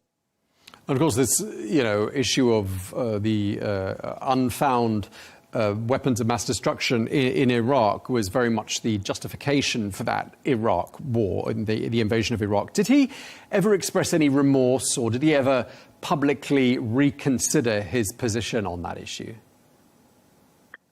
Not that I recall. I did read in one of the obituaries this morning that at some point even he gave up saying that Iraq was about weapons of mass destruction, that it had been so thoroughly debunked that it wasn't a worthy talking point anymore. And I hate to make invasion of a country a talking point, but I think that ultimately he knew that that was a reasoning that was not going to hold any credibility or any water with anybody who had any real understanding of what happened over there. And one of the obituaries I read said that he defended the use of torture and stood by that. I mean, is that something that hung over him as being perhaps a legacy-defining issue? I would say that of all of the things about Dick Cheney, and there are many, that is one that is certainly potent, but I'm not sure how well known it will be. I think probably more well known would be the opposition to another former boss of mine, John McCain, who obviously suffered severe torture in North Vietnam during his captivity. But again, I don't think a shining moment for America, either from a moral perspective or an intelligence perspective. As we know, torture rarely produces the results that people want because, as you know, people will say anything they want to get it to stop. Yeah, we've just had a reaction coming into us while we've been talking. The former US President George W. Bush calling Dick Cheney's death, quote, a loss to the nation, a sorrow to his friends. One of his friends probably wasn't Donald Trump. And, you know, it seems like he wasn't really on the best terms with President Trump. He said he was, in fact, going to vote for Kamala Harris last year. Why did Dick Cheney not see eye to eye with Donald Trump? Well, I think there were a few things. First and foremost, I think the fact that President Trump had gone out of his way to say bad things about Cheney's daughter, Liz, who was a member of Congress from his home state of Wyoming. She had served on the January 6th committee. She had been thrown out of Republican leadership and then subsequently lost her seat in Wyoming. And I think that they saw Trump as a dangerous break. And I think that I probably agree with some of this, with what America's place in the world had been and what the rule of law meant. But I think that there was very much a dual feeling about Trump from Cheney's side, which was one of it was very personal, and the other one was someone who was hell-bent on dismantling a system that Dick Cheney was a core part of, going back to when he was the youngest chief of staff at the White House in the 1970s at 34. So clearly, Dick Cheney was estranged from the GOP as it is today. I mean, we had reaction, as I said earlier, from the former President George W. Bush. But what sort of reaction do you think we'll get from the Republican Party leadership today? Well, let me just tell you, I was in London last year doing an event, and I was sitting next to a young man who was a very, very, how would I say it, enthusiastic member of the MAGA coalition. And he said, I heard you worked for Dick Cheney. And I said, yes. He said, if we had it my way, he'd be in The Hague. And so I think that that's how you see it, which is he is first and foremost seen as a paragon of a system that they loathe, but also of, you know, the antithesis of what I think that some MAGA members, a lot of MAGA members have, is a more isolationist worldview, that the United States should not go into foreign wars for no reason, something that Donald Trump is now threatening to do on multiple locations. So I think that there will be very little love lost and very little mourning out of MAGA or Donald Trump, for that matter, for Vice President Cheney. And Reid, just before we wrap up, I mean, you said you'd met Dick Cheney on a number of occasions. It sounds like you accompanied him on various engagements. How will you remember him? He was, look, as a staffer, he was always very nice. He, you know, if you did your job, he was happy. I would say that there were moments where he was never going to be, look, you know, when you're vice president of the United States or running to be vice president of the United States, you got a lot on your mind. But there was no one who knew more about what was going on than him. And there were times when he could be uproariously funny, but he did it in such a dry and deadpan manner that you had to sort of take a step back and go, wait, was he just funny? And so I think that was also, like, I have the rosy glasses of nostalgia helping me out. When I worked for him, it was pre 9/11. It was pre-Iraq. It was pre the financial meltdown.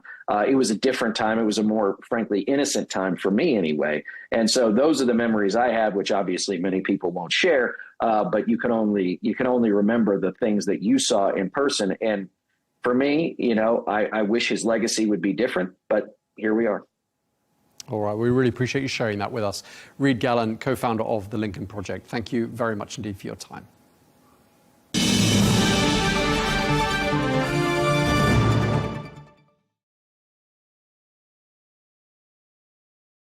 Meanwhile, the former top lawyer for the Israeli military has been arrested as a political showdown deepens over a leaked video that shows a Palestinian detainee apparently being abused by Israeli soldiers. Well, Major General Yifat Tomer Yerushalmi, who was forced to resign last week, said she took full responsibility for the leak because she wanted, she said, the public to understand just how serious this case was.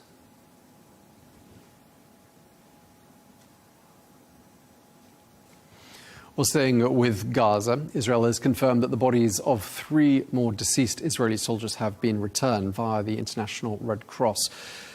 Well, meanwhile, in the occupied West Bank, Israeli forces have carried out raids in several areas this evening. That's according to local media reports. Well, we can speak now to Michael Kleiner, who is an Israeli politician, who is the leader of the Herut Party. Thank you very much indeed for taking the time to speak to us, Mr. Kleiner. I'd like to start by asking you about President Trump's 20-point plan to end the war in Gaza. We've entered phase 2 now. I mean, what's your assessment of where we are and what progress has been made? First of all, there is a big progress. There is a ceasefire. A little shaky, but it's strong enough. Both sides are interested, and President Trump is interested, and we are eagerly waiting to the continuation because this was our desire for the last 77 years since the establishment of State of Israel to start a serious negotiation towards a permanent peace in the Middle East. Okay. I mean, in terms of where we go to from here and with regards to the framework set out by President Trump's plan, what do you view as being the major obstacles at this particular stage? I don't think that in this stage there are obstacles. The obstacle is that, Israel has problems with the issue of creating a hostile state in the heart of our land in Judea and Samaria. We had an experience in 2005 when we actually left Gaza, created a Palestinian state in Gaza. There was no soldiers, no settlers left there. And you see what they did. Were all the time making a build-up, both in education and in gathering arms towards the 7th of October. And if this will happen in Judea and Samaria, it will be what you call the West Bank is much more dangerous. It's actually an existential threat of the state of Israel. And President Trump understands it, and he knows that the Israeli public, which until the 7th of October, half of it supported the idea of some demilitarized Palestinian state in Judea and Samaria, now, after 7th of October, 90% of the Israeli population are opposed to it. So if this is a condition of Saudi Arabia, it's a problem. President Trump, the day before yesterday, said on his 60-minute program that, it's not sure, it can be this, can be something else. He has to speak with Israel, with himself. So I understand that also as long as President Trump understands that this is a real existential problem for the Israeli population, we want to have progress. What's the alternative to the establishment of a Palestinian state? A solution where the local population will not be under occupation anymore. There are many possible solutions in the world. There was some Irish, there's the Irish model. There is the idea that we are against sovereignty and against a possibility of a state that will one day aspire to have an army. Except of this, every solution is possible. We have 2 million Arabs in Israel, which are citizens of the state of Israel, but they are 20%. And they have all the rights. I guess most of the pharmacists in Israel are Arabs, Muslim Arabs, most of them. 40% of the doctors, Supreme Court judges, judges of all courts in Israel, and they are part of the Israeli society. I believe there is, the model of the European Union, where you can be a citizen of one country and live wherever you like. So if it goes towards peace, the more we go deeper into the atmosphere of peace, the more options will arise that may provide a solution. And one of them is time. We need time. What happens today cannot happen, will maybe not be different in 10 years. Look at the school books in Gaza and in Jenin of the West Bank. Compare them to the school books in Arabic in Abu Dhabi or Dubai, and you see the difference. The moment in the West Bank and Gaza, the school books teaching the youth will be like in Abu Dhabi and Dubai, so then we will have many more options. Okay, I mean, we're in a situation now where a plan has been put forward for an international force to be sent to Gaza. Those plans reportedly taking shape right now. Does that give you some sense of assurance that Gaza can be rebuilt and that two peoples can lead lives side by side in Gaza and in Israel without any security threat being posed by them? The answer, we hope the answer is yes, because unlike the blue helmets in Lebanon, which only helped Hezbollah to build a force that was threatening the existence of the state of Israel, we hope that an army that will be headed, the force will be headed by the American president, will be one that will take the jobs that until now only the Israeli army did, destroying the tunnels, fighting terror, not allowing smuggled arms into Gaza. If it will be a peaceful attempt, so we hope it will. When we taste the pudding, we know what this taste is. Right. I mean, what's your understanding of what the role of this ISF, this International Security Force, would actually be? The role that to prevent smuggling arms into Gaza, building tunnels, destroying the existing tunnels, and making sure that Hamas is not a viable military force in Gaza. I mean, disarming Hamas is obviously one of the next stages of this deal. I mean, how does that happen? Because, Hamas is part of the negotiating team, and presumably they don't want to disarm and disband themselves, do they? I guess they don't want, but they signed an agreement, and they know what the agreement is. And one important part of this agreement is the disarmament of Hamas. And what do you think Prime Minister Netanyahu's desired outcome is here? I believe, look, Prime Minister Netanyahu has elections, the latest in November 26.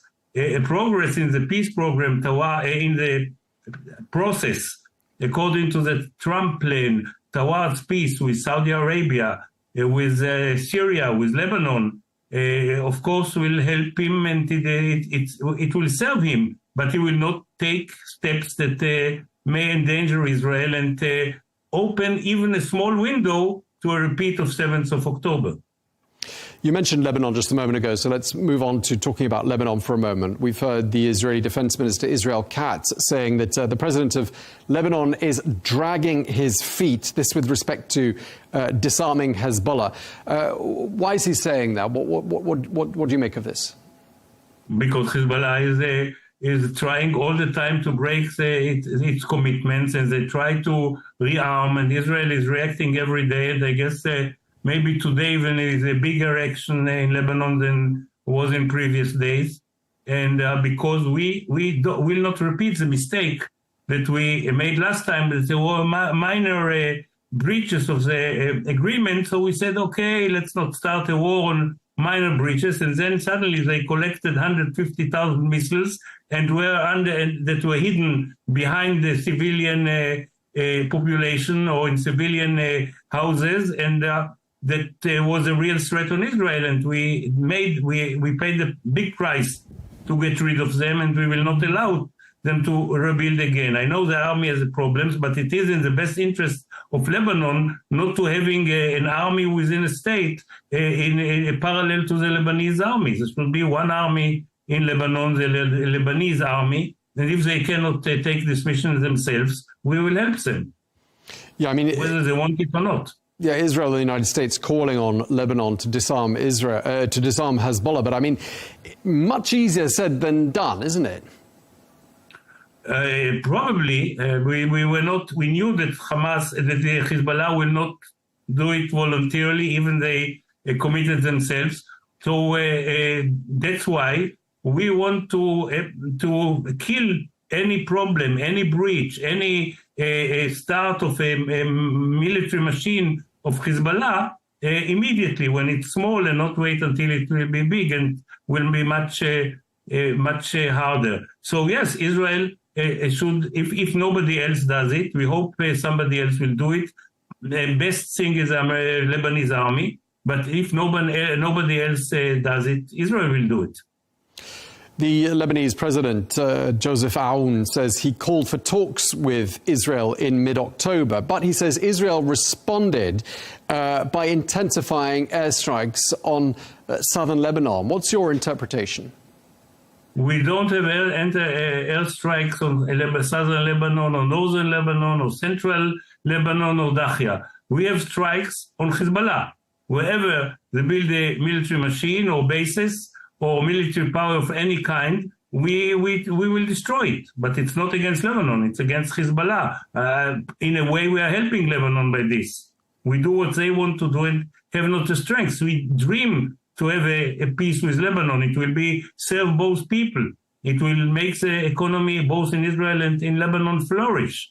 It will be a wonderful economic interest of both sides to do it. Okay, well, thank you very much for sharing that with us. Michael Kleiner, Israeli politician and former leader of Herut. Thank you very much indeed.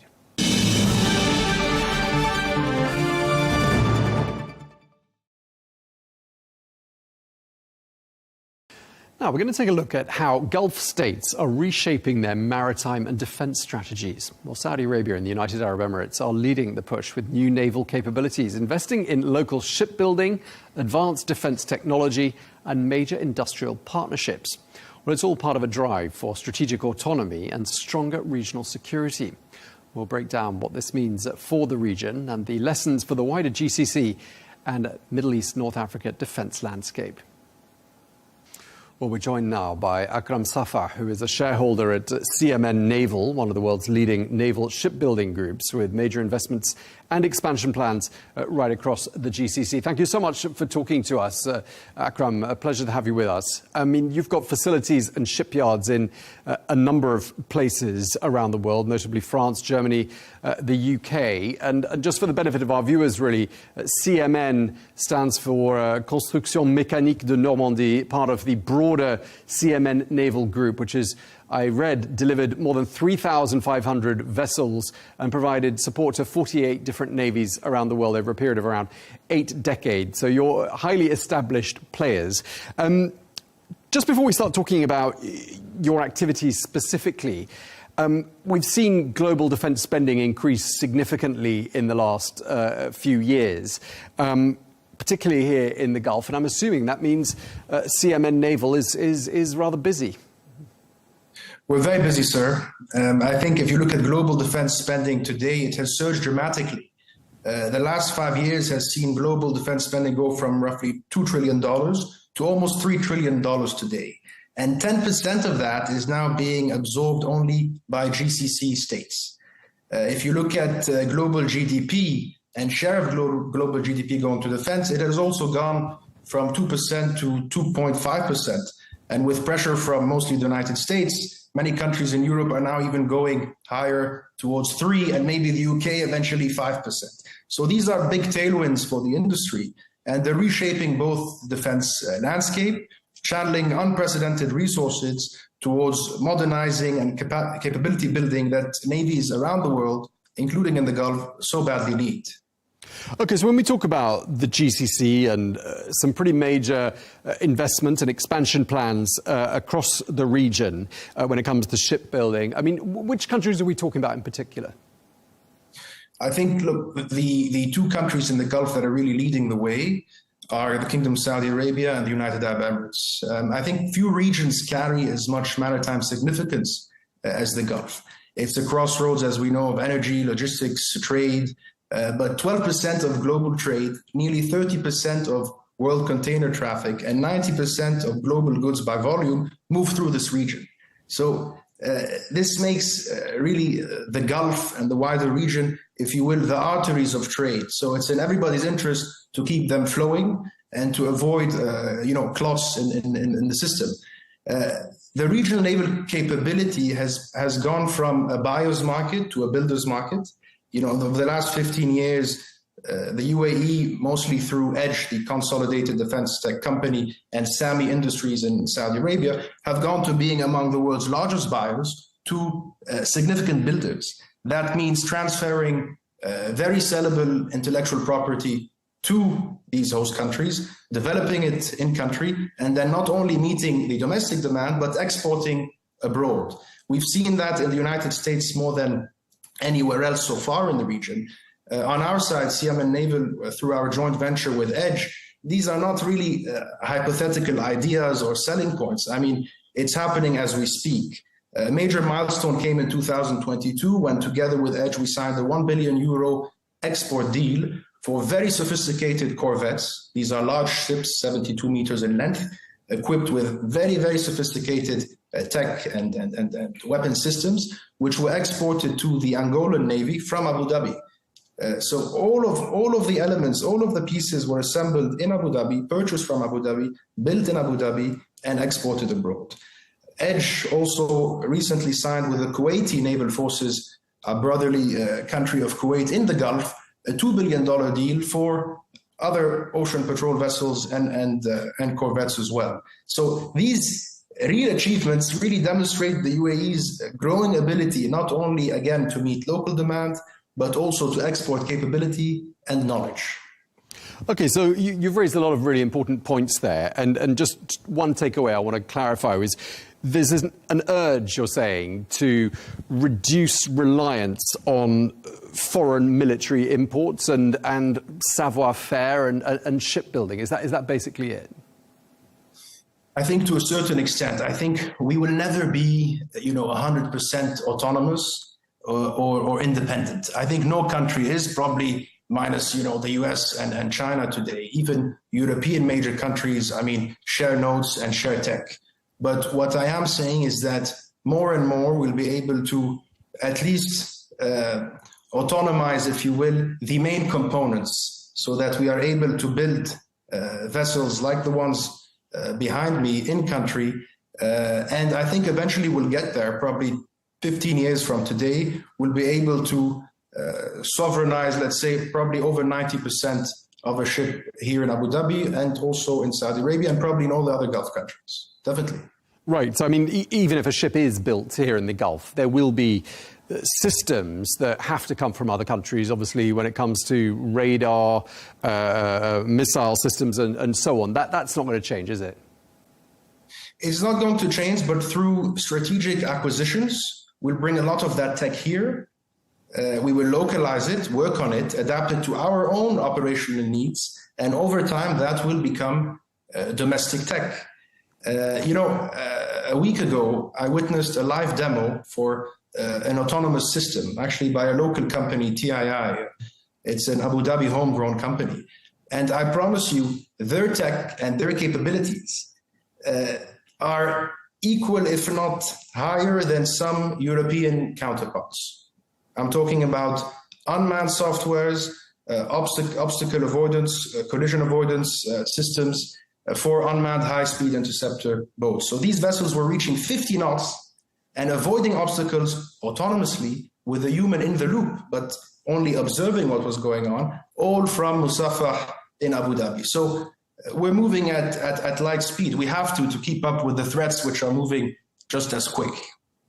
What are those threats that you're talking about? Because, there seems to be this push to invest in naval maritime defense in the region. What specific threats are you able to identify? I think it's warfare in general is changing tremendously, drastically, from a conventional theater to unconventional tools. I'm talking about asymmetric warfare. I'm talking about unmanned drones, and I'm talking about the enemies today being able to both order, construct, and build very cheap, cost-effective systems sometimes in their backyard or in their garages, which will fight and go against conventional, expensive, with scale and time innovation, these prices will go down. But that's what we're up against. So we're up against, in certain arenas, $3 or $4 million missile systems going against $20,000 online ordered, garage assembled drones.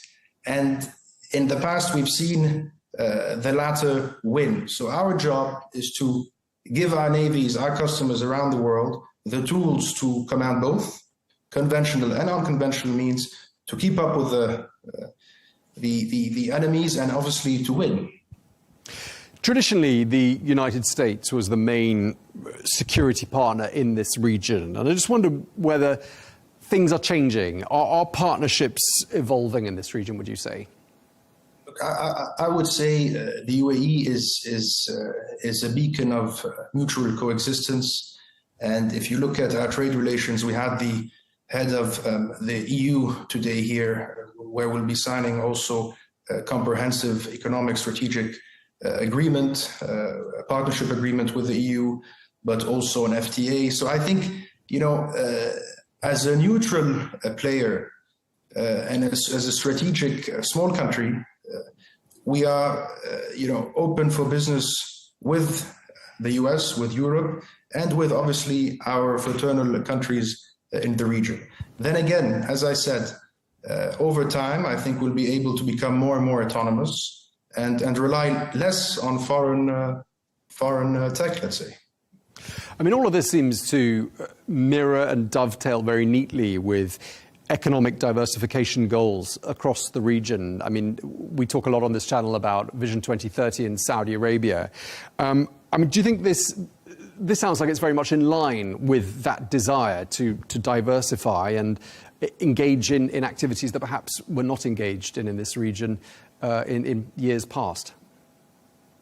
100%. I think every shipyard, every design office that we're trying to bring, for example, here to Abu Dhabi, every research partnership contributes to the UAE's long-term diversification goals, which reinforces our position as a global hub for maritime tech, for advanced manufacturing, for AI. The days where shipbuilding is viewed as a legacy metal bashing industry are over.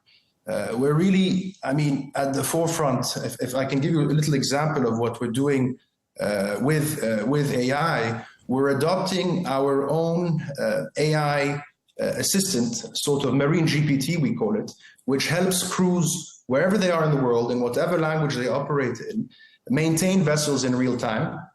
We also have an AI-driven predictive maintenance system that keeps fleets mission ready and cost efficient. Because you obviously have the upfront cost to purchase the vessel, and then you have the life cycle cost of the vessel over 30 years, and that's being stretched now, sometimes up to 40, 45 years. So with this AI-enhanced system, we're able to reduce this cost of the life cycle of the vessel by 40%. So that's something that shows you just how much tech and AI is at the forefront of this historically heavy industry, let's say, legacy business. Just to wrap up this conversation, we've been talking about how homegrown defense and maritime innovation very much a focus in this region, Saudi Arabia and the broader GCC. And just to be clear, we're talking here, aren't we, about defense and trade. So, fair to say, an absolutely key priority in this region. Oh, 100%. Definitely. I think the two go hand in hand together. And the more we'll be able, as I said, to keep those arteries of global trade open and smooth, the more trade we will transact. And, it's fascinating to close on this, as an Emirati citizen, for the UAE to go in just under 54 years from a small trading port to a global country of capital. Everyone always focuses on the capital, but there's also ideas, there's innovation, there's trade. And now there's also, within the defense sector, a thriving naval and wider defense industry, which is, again, leading domestically. And I really believe in the next 5 to 10 years, we will be competing and winning against legacy primes in Europe and beyond. Echoing the words of our Crown Prince, Sheikh Khalid bin Mohammed bin Zayed, as Emiratis, we punch above our weight. And we'll continue to do so in this industry, empowering Emirati people, working together with foreigners to shape the future of naval innovation. Okay, well, thank you very much indeed for taking the time to speak to us. Akram Safa, shareholder at CMN Naval. Thank you very much indeed. Thank you, sir.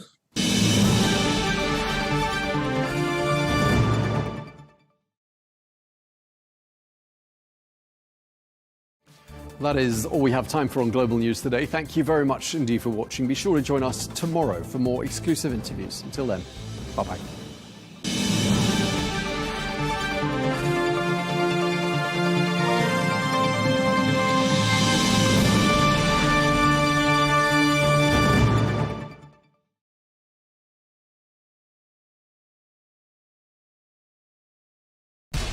We have to take care of our people, and we're going to take care of our people first. For in-depth analysis and all the latest developments across the globe, make sure you join us every weekday. President Trump is trying to negotiate a ceasefire.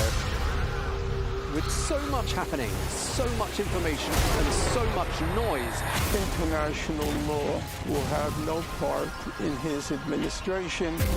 It can be hard to keep track. Tariffs will just fuel inflation. We're going to fight these tariffs.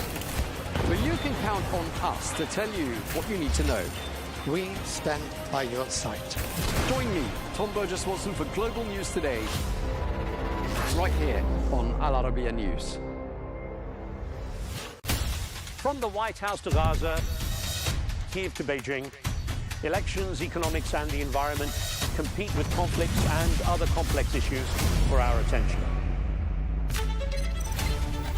In an age of fake news, deep fake and artificial intelligence, They've got to have a vote and a say. it's important to look beyond the loudest voice to understand the truth. From newsmakers to groundbreakers, My campaign is going very well. presidents, prime ministers, princes and peacemakers, and cultural tastemakers. As Arabs, as Middle Eastern, we're too emotional. Join me on the Riz Khan Show for empowering conversation.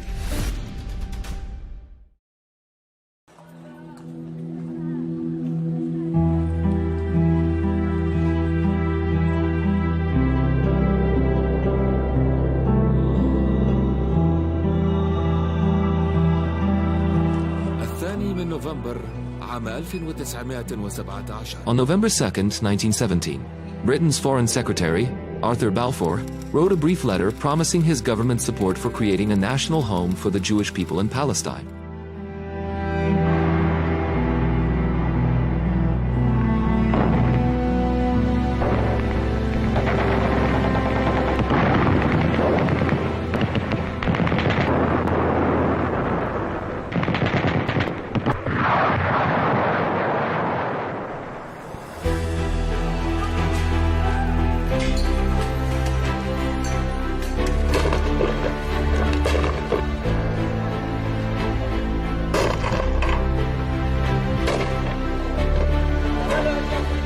That marked the beginning of a century of conflicts and wars that would forever alter the fate of Palestine and the entire region.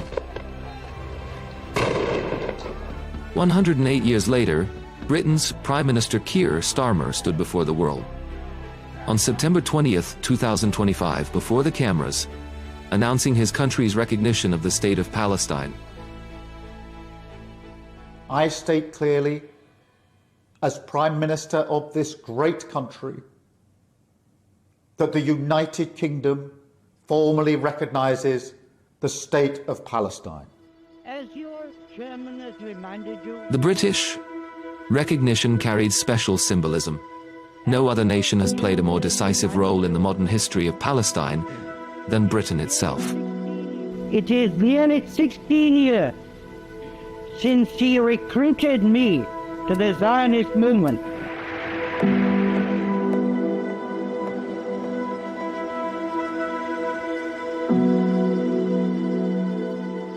Under the 1916 Sykes-Picot Agreement between Britain and France, Britain took control of Palestine, placing it under military rule, just as it did with other parts of the Middle East.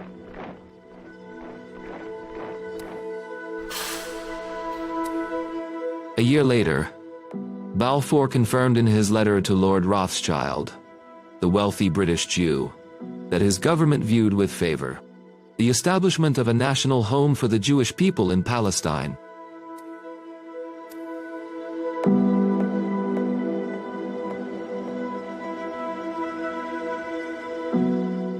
The Balfour declaration was not just a letter, it reflected a clear colonial policy. Britain had also promised independence to the Arabs, in return for their support against the Ottomans, a promise that was never kept.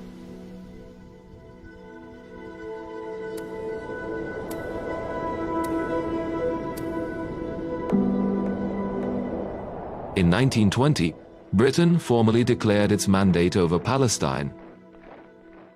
As the de facto authority, the British allowed waves of Jewish immigration into Palestinian lands. The resulting anger led to massive uprisings in cities like Jerusalem, Jaffa, and Haifa, culminating in a Palestinian revolt in 1936 that lasted 3 years before being brutally crushed by British forces.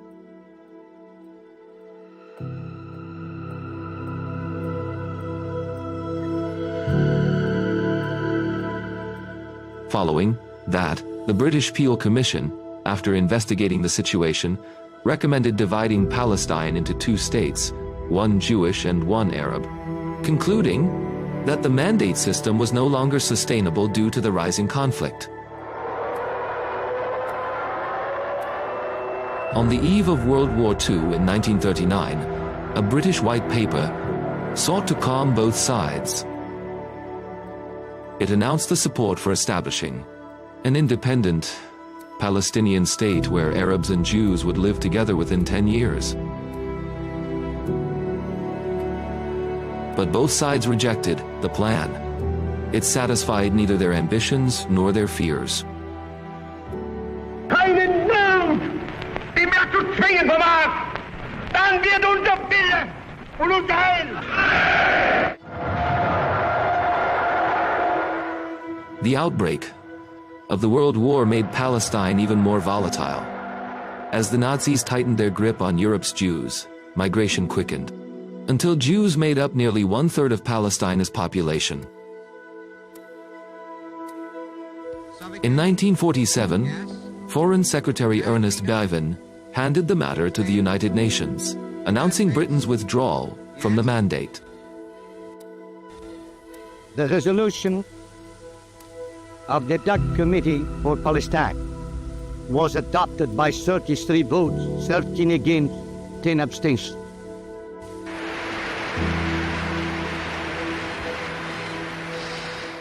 Under Resolution 181, the UN voted in favor of partition. The Jews accepted it, while the Arabs rejected it. In 1948, Britain withdrew as an occupying power, leaving behind a land already in flames. Soon after, on May 14, 1948, the State of Israel was declared. And the Nakba began.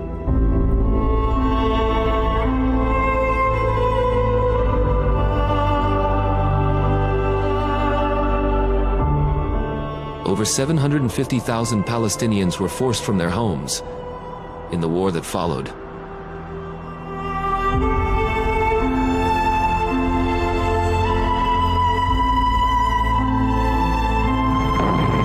During the Suez Crisis of 1956, Britain joined the tripartite aggression against Egypt, but its failure showed the world that Britain was no longer the dominant power controlling the region's destiny.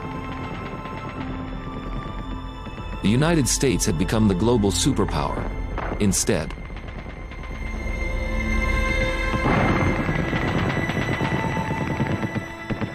In June 1980, European nations, including Britain, met in Venice, Italy, and issued what became known as the Venice Declaration. The declaration was a pivotal moment. For the first time, the West collectively affirmed that the Palestinians were not merely refugees, but a people with legitimate political rights.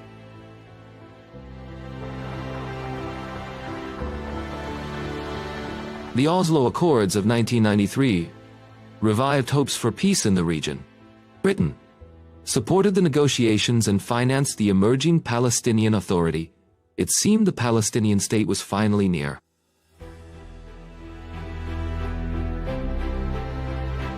Yet, as settlement expansion and repressive Israeli policies continued, optimism quickly faded.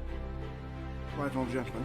On this issue... In 2014, the British Parliament voted by majority to recognize the state of Palestine, but the vote was purely symbolic. The government refused implementation, insisting on a negotiated solution first. Yet, public pressure keeps the issue alive in London. For many Britons, it has become increasingly clear that their country bears a historic responsibility.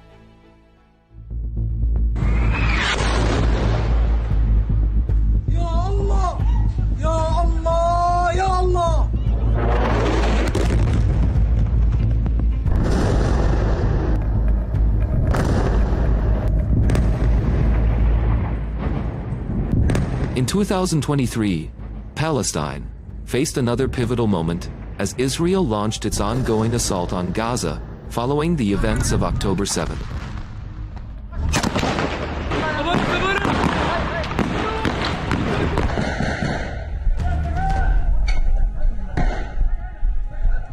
Tens of thousands of Palestinians tragically lost their lives in Israeli strikes, and many, many more were injured in this ongoing conflict. More than 80% of the Gaza Strip was destroyed.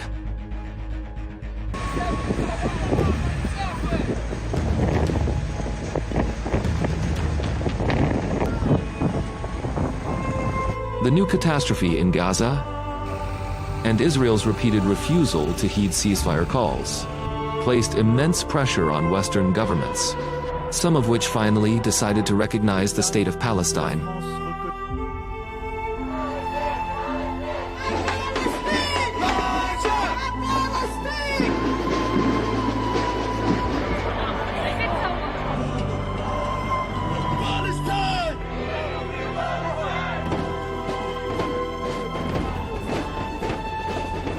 Britain was among the first, and its decision was seen as the most significant and symbolic. Keir Starmer's declaration came more than a century after the Balfour Declaration. Britain, once the source of Palestine's wound, had now recognized its statehood. But the question remains, will that truly be enough for a Palestinian state to rise?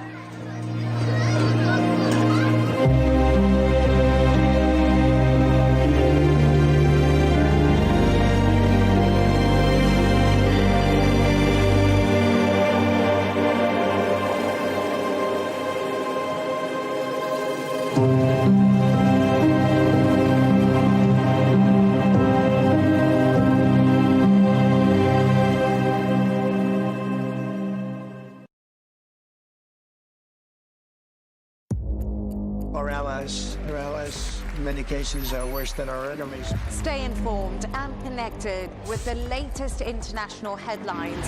There obviously is a risk. From breaking news to in-depth analysis, it would appear that this war is coming to an end. Who buys this stuff? Investors, pension funds. We deliver the most important developments straight to your screen. Iran always wanted to deal with militia. Join us for compelling, expert-driven conversations. A curfew order has been established. And an insightful look at the issues shaping our world today. There are a lot of proposals about European architecture for security. I'm Leigh Ann Gerrans, and this is W News. We dealt with this when I was Chief of Staff in the first term. Where you don't just hear the headlines, you get the full story.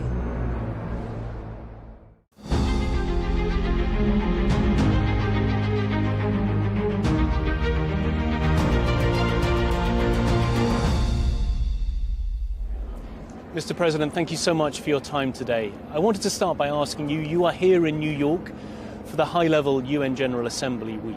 What role do you think the United Nations has to play in the world at this time when there are so many complex issues at play? Key role. I think it should be the institution of peace. The only problem is that it's been undermined by the 193 members that compose it. I think any time the UN is engaged in peace mediation or any international activity, we usually find a solution. But right now the world is unfortunately rather transactional. This week is important because we're looking at a lot of key conflicts, like Russia's war of aggression in Ukraine, situation in the Middle East, conflicts in Africa. So the UN should be engaged centrally in all of them. But many of those things, as you admitted, are difficult to overcome. There are questions from critics about the UN's credibility in being able to handle some of those global conflicts. Do you have any suggestions for how the UN perhaps can move things forward, especially in the realm of peace? Well, I mean, many suggestions. I remember when I was foreign minister, I think somewhere around 2011, we set up a group together with the then Turkish foreign minister Ahmet Davutoglu, which was called the Friends of Peace Mediation. So I think we should find some new thinking in peace mediation, because right now what's happening is that a lot of peace mediation is transactional. So you just have a person nominated by whoever to negotiate the peace. But if you would have someone nominated by the United Nations, then that peace would stick. Other things, I think a lot of countries want to have more agency in the United Nations. Last year, I proposed that the membership of the permanent Security Council should be doubled, because, you know, we have 5 countries there now. We have 0 from Latin America, 0 from Africa, and only 1 from Asia.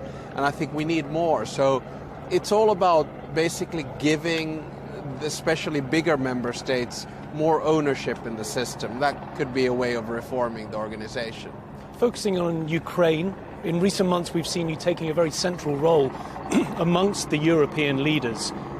Why do you feel it's important to be so central in trying to push back against Russia? Well, I don't want to inflate my role or Finland's role, because we're very much in the back office. We try to help to interpret a situation, and then you ask the question why. Well, probably because we have a 1,340-kilometer border with Russia, and probably because we've had our skirmishes with Russia over the years, and we've also gotten along with Russia over the years.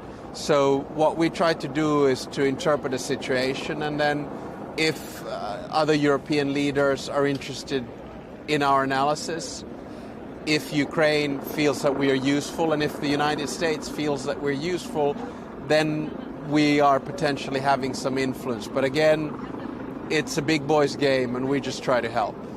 Finland became part of NATO a couple of years ago in 2023. How have you seen things change since joining? Well, obviously, I don't think we would have joined had not Russia attacked Ukraine. That then switched over public opinion in Finland pretty much overnight. And ever since, you know, we've always been well prepared. We have one of the largest militaries in Europe, together with Turkey, Ukraine, and Poland. And in that sense, I think a lot of our allies see us as security providers rather than security consumers. We didn't join NATO against anyone. We joined NATO to protect ourselves and to protect our allies who share values with us. So Finland's role has changed in the sense that I think the geopolitical realities of Europe have moved up to northeastern Europe, and you know, together with Poland and the Baltic states and others, we take care of our flank of things. The head of the Finnish Armed Forces Strategic Department has said in the past they believe that Russia could attack within 3 to 5 years after the end of the war in Ukraine. Do you hold to that assessment?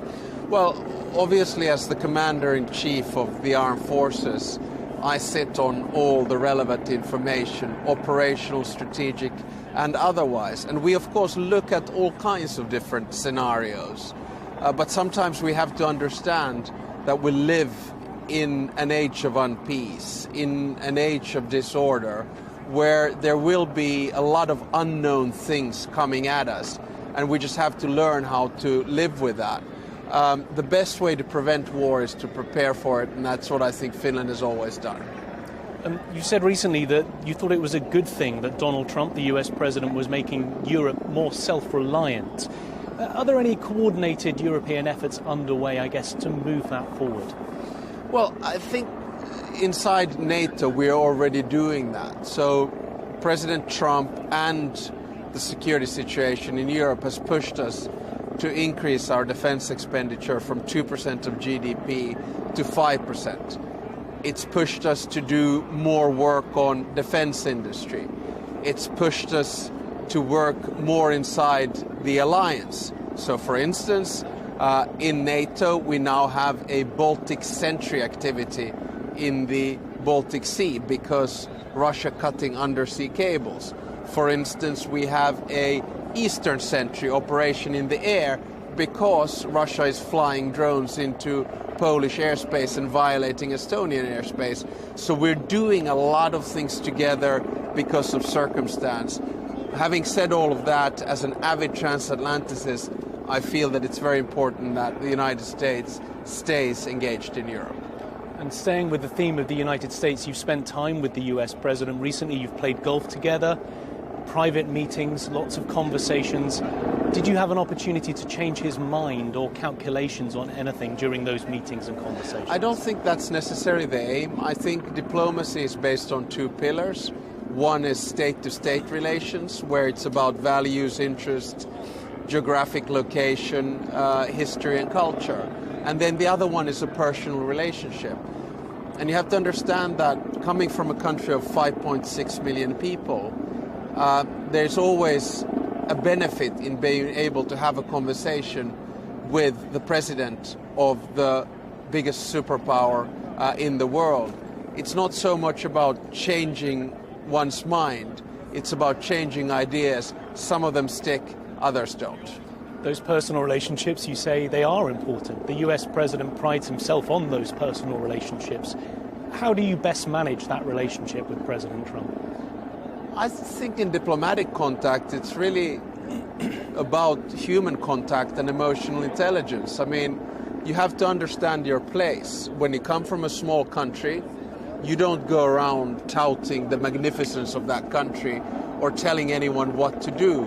You have engaging conversations and then you see where those conversations go. I've been fortunate enough to spend a lot of time in the United States. I did my undergraduate work here.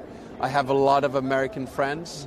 President Trump knows that I'm an avid transatlanticist, and I take the relationship from there. But again, I don't want to inflate it. I think President Trump is doing a good job in brokering peace around the world, and if we can have a conversation with him about that, I think that's good. And in Finland's relationship with NATO, your country is very involved, very heavily focused on maritime security. Why is that so important?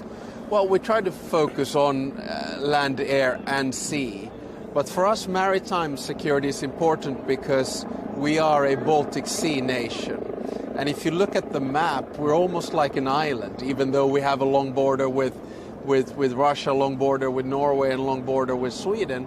But the truth is that all of our trade, 90% of it, goes through the Baltic Sea. If it's cut off, we're in trouble. That's why we focus a lot on things maritime. So we have a lot of know-how of the undersea infrastructure of the Baltic Sea. We have a sizable navy, which we are modernizing right now with 4 new frigates, etc., etc. So maritime is just part of our culture and part of our geography. I want to ask about China, because in the past you have spoken about it, I guess in the same terms of Russia, as being a potential threat. Why do you think that is, and in what area? I think for me China is very different from Russia. China is not only an up-and-coming superpower, but it is a superpower. And on top of that, it's quite often a rational, strategic and patient superpower. So it is very calculative in what it does and very systematic. Whereas Russia is a superpower in decline, which is desperately trying to grasp to what used to be, and therefore has done what I would call rather reckless and strategically mistaken moves in, for instance, attacking Ukraine. So I would see them as completely different. And I would argue that right now it seems to me that it's wiser and easier to work with China than with Russia. But of course, coming from a small country, I'm also hoping for a day where not only the war in Ukraine ends, but where we can start working on a relationship with Russia from the West, with the US, etc., etc. But the world right now is a complicated place. I fully admit that. We're seeing a change in the world balance, order and dynamics. And I think we will live with this age of uncertainty for at least 5 to 10 years. And staying with Ukraine, there has been such a rush for peace in recent months. Where do you see things going in the near term, over the next few months? Will we get peace? Yeah, we will, step by step. But, there's one week where I'm optimistic and another one where I'm a little bit more on the pessimistic side. I guess the self-evident thing to say is that today we're closer to peace than we were yesterday, and tomorrow we'll be yet again closer. But I do think you have to sequence things. So that means that first we need a ceasefire, so basically to stop the killing. And then after that, we begin peace negotiations. I was in Kyiv a week and a half ago on Friday and Thursday and Friday. Had an opportunity to have long conversations with President Zelensky. And I know that the Ukrainians are able to sustain this war. But of course, the sooner we get it to end, the better. You spoke about complex issues. One of the complex issues very much in the spotlight this week is the war in Gaza and the desire for Palestinian recognition from many countries. Finland has not so far recognized the state of Palestine. What played a part in the decision-making behind that? Well, I mean, the way in which we look at it is we've always supported a two-state solution. That is engraved not only in the government's program, but also in the foreign and security policy papers that we work on. The constitution in Finland is rather clear. It is the government that proposes the recognition of a state, and it is I, as an institution, as president, who recognize it. And I know that the government is working on the modalities of how to recognize a Palestinian state. And when the time is ripe, I am sure they will give me a proposal, which I will then approve. We now see an international movement of recognition, which I think is good. And Finland has been involved in negotiating, for instance, the declaration coming from Saudi Arabia and France, and also sponsoring it. So we're going one step at a time. Mr. President, thank you very much for your time today. Thank you.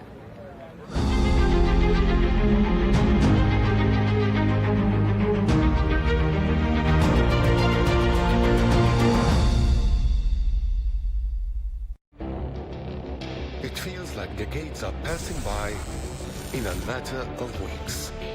Seismic shifts in the world order. Never, ever will be part of America. With so much happening and so much noise. Whether it's political upheaval, Canada has been ripping us off for years. economic shifts or social movements, No one wins from tariffs. I think America can be more friendly to the rest of the world. The in-depth analysis and all the latest developments across the globe. To have an inclusive policy together. The meetings with Hamas gave me some hope. We're in another nuclear arms race. the most important development straight to your screen. Welcome to the dressing room. I'm on my own. I need backup. And an insightful look at the issues shaping our world today. It was not going to happen, that war, and it happened. Join us on Arabiya News, where the world talks.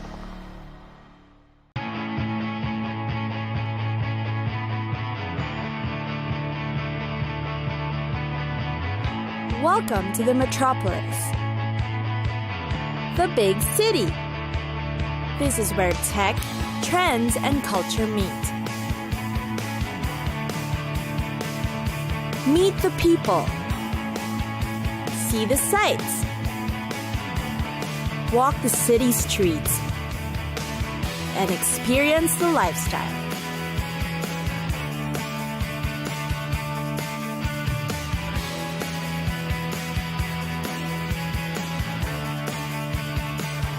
This is your first-class ticket to the cities of the world.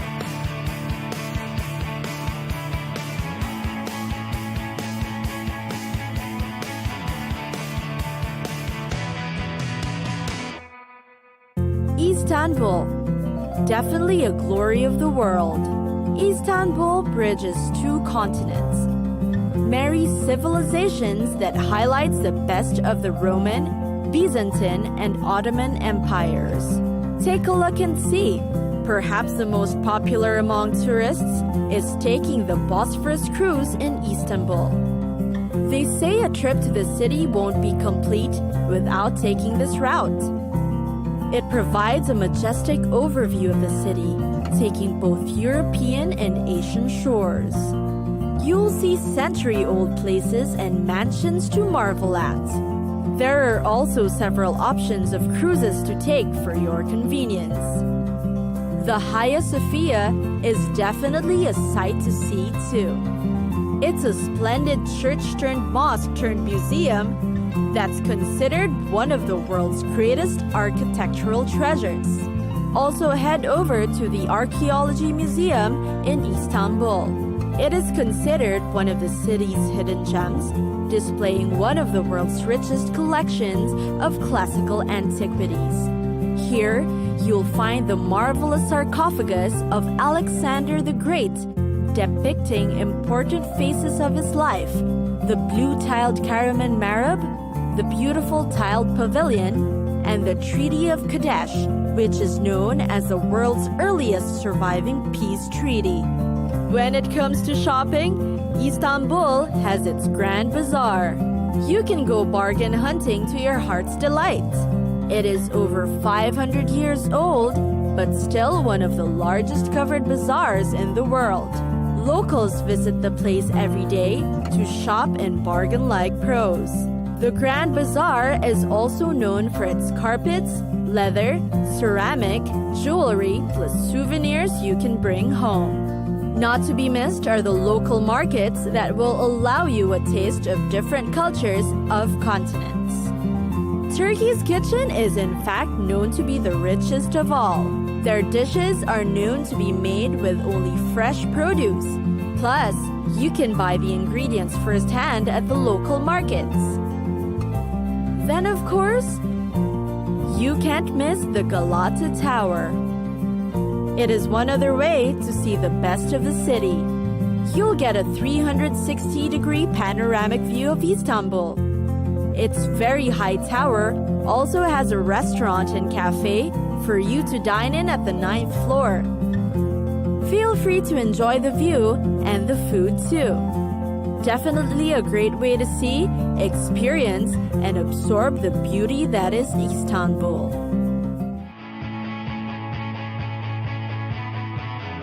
It's time for us to go. Pack your bags and get your tickets ready. And we'll see you on the next destination. Catch us again next time on Cities of the World.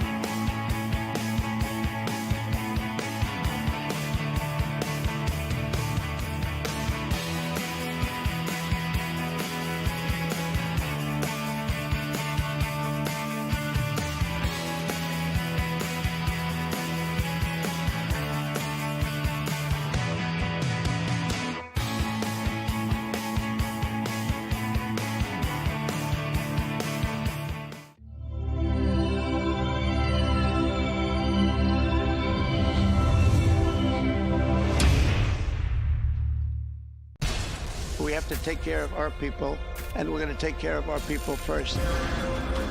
For in-depth analysis and all the latest developments across the globe, make sure you join us every weekday. President Trump is trying to negotiate a ceasefire. With so much happening, so much information, and so much noise, international law will have no part in his administration. It can be hard to keep track. Tariffs will just fuel inflation. We're going to fight these tariffs. But you can count on us to tell you what you need to know. We stand by your side. Join me, Tom Burges Watson, for Global News Today, right here on Al Arabiya News.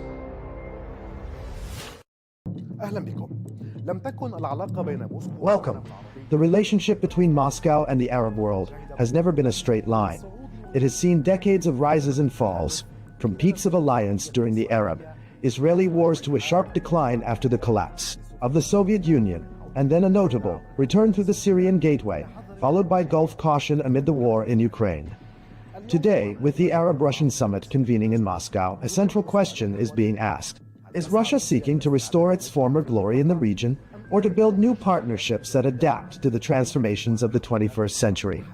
Since the mid-20th century, the Soviet Union emerged in the Middle East as a pivotal player, as its early support for the independence of Egypt, Syria, Algeria, and South Yemen granted it special influence with Arab capitals. That influence soon turned into an active military and political presence, reaching its height during the wars of 1967 and 1973, when Moscow supplied Cairo and Damascus with weapons, experts, and pilots, becoming a principal partner in the Arabs' battles with Israel. In that period, the depth of the alliance with Cairo was embodied in a historic visit by Soviet leader Nikita Khrushchev to Egypt in 1964, where he joined President Gamal Abdel Nasser to celebrate the diversion of the Nile as part of the Aswan High Dam project. Those were highly symbolic moments that cemented Egypt as Moscow's closest Arab ally, and showed how development and weaponry, together with political positioning, became interlocking tools of the Soviet project in the region. At that time, Khrushchev delivered his famous line, "The High Dam is not just an engineering project. It is a symbol of friendship between the Egyptian and Soviet people." From there, a new phase began in which the Soviet Union became the primary patron of Arab nationalist and socialist regimes. But that alliance gradually began to crack through the 1970s, when President Anwar Sadat rose to power following the death of Nasser. Sadat sought to free his political and military decision-making from Soviet dominance and to pave the way for a rapprochement with the West. In 1972, he took a stunning step by ordering the expulsion of around 20,000 Soviet military experts and advisors from Egypt, a moment that marked the great rupture between Cairo and Moscow. And although cooperation in arming the Egyptian military continued up to the October War, what followed, the signing of the Camp David Accords and Cairo's opening to Washington, effectively ended the Soviet presence in Egypt and pushed Moscow to seek alternatives in Syria, Algeria, and Libya to compensate for the loss of its largest Arab ally. With the Soviet Union's collapse in 1991, Russia's presence in the Middle East receded, and Moscow withdrew from bases and ports that had underpinned its influence for 5 decades. With the dawn of the 2000s, Vladimir Putin redrew the compass of Russian foreign policy, seeking to regain influence lost with the Soviet collapse. Military cooperation revived with Algeria, Egypt, and Syria, and economic channels opened with the Arab Gulf in energy and grain, restoring Moscow's bridges of interest with the region. But the major shift came with the Arab uprisings of 2011, when Moscow saw a chance to cement its presence. Its direct military intervention in Syria in 2015 restored to it key strategic levers, most notably the bases of Tartus and Memim. This intervention reinforced Russia's image as a protector of its allies. Yet at the same time, it raised caution among Arab capitals trying to balance relations between Washington and Moscow. Saudi Arabia, the UAE, and Qatar viewed Russia's military presence in Syria as deepening Iranian influence and keeping Assad in power. Despite political disagreements, Moscow's ties with the Gulf capitals remained pragmatic, maintaining close cooperation in the energy sector, along with Russian investments in gas and petrochemicals, and a limited degree of security and military coordination.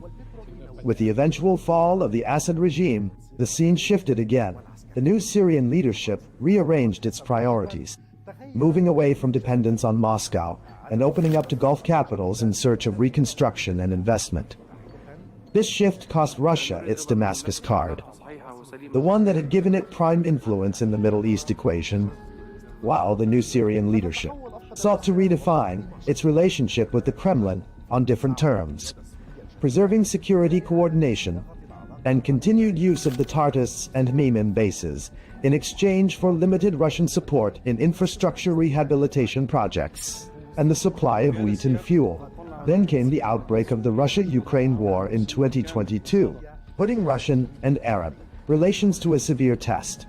Saudi Arabia, the UAE, and most Gulf states adopted a policy of neutrality, maintaining oil cooperation with Moscow, while on the other hand, Egypt and Algeria continued their economic and military partnerships with Russia despite Western pressure. But Western sanctions affected grain and fertilizer trade and energy prices, driving several Arab countries to seek a careful balance between their interests with Moscow and their need for Western partners. Despite the geopolitical complications, the last decade saw strengthened oil cooperation between Moscow and Riyadh through OPEC Plus agreements that helped stabilize the global energy market. Mutual investments also expanded in petrochemicals, agriculture, and religious tourism, with high-level visits between Russian and Gulf leaders keeping communication lines open even at the height of crises. In parallel, Moscow maintained its traditional stance on the Palestinian issue, affirming support for a two-state solution along the 1967 borders and the establishment of an independent Palestinian state beside Israel, while calling, during the recent Gaza events, for an immediate ceasefire and civilian protection to preserve balance in its relations with both Palestinians and Israel. Russia's presence has not been limited to the Gulf, Syria, and Egypt. Algeria has been one of Moscow's oldest military partners and the largest importer of Russian weapons in Africa and the Arab world. Since 2019, Russia has played a prominent role in Libya through the Wagner Group supporting Haftar's eastern forces, giving it military and economic leverage in key regions. In Sudan, there was the 2020 signing of a preliminary agreement to establish a naval logistics base at Port Sudan, not yet implemented because of political circumstances. Meanwhile, Russia has remained a major arms supplier to Sudan.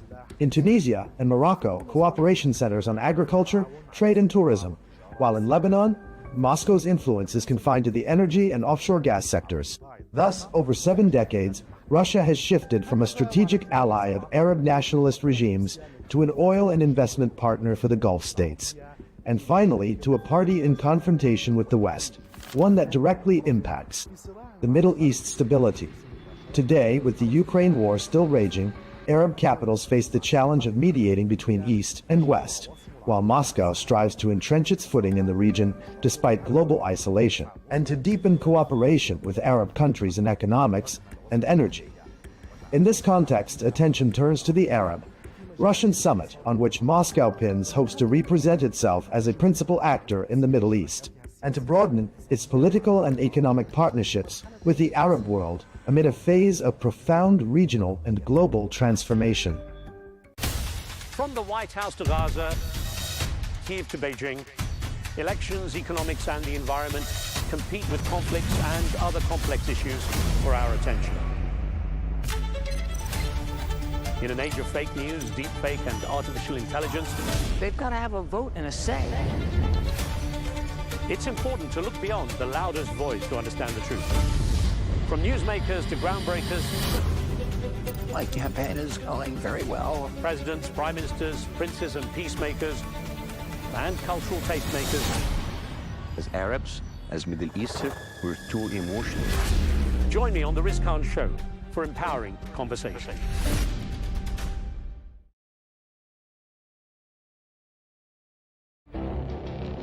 It feels like decades are passing by in a matter of weeks. Seismic shifts in the world order. Never, ever will be part of America. With so much happening and so much noise. Whether it's political upheaval, Canada has been ripping us off for years. economic shifts, or social movements, And no one wins from tariffs. I think America can be more friendly to the rest of the world. The in-depth analysis and all the latest developments across the globe. To have an inclusive policy together. The meetings with Hamas gave me some hope. We're in another nuclear arms race. the most important development straight to your screen. Welcome to the dressing room. I'm on my own. I need backup. and an insightful look at the issues shaping our world today. It was not going to happen, that war, and it happened. Join us on Arabiya News, where the world talks.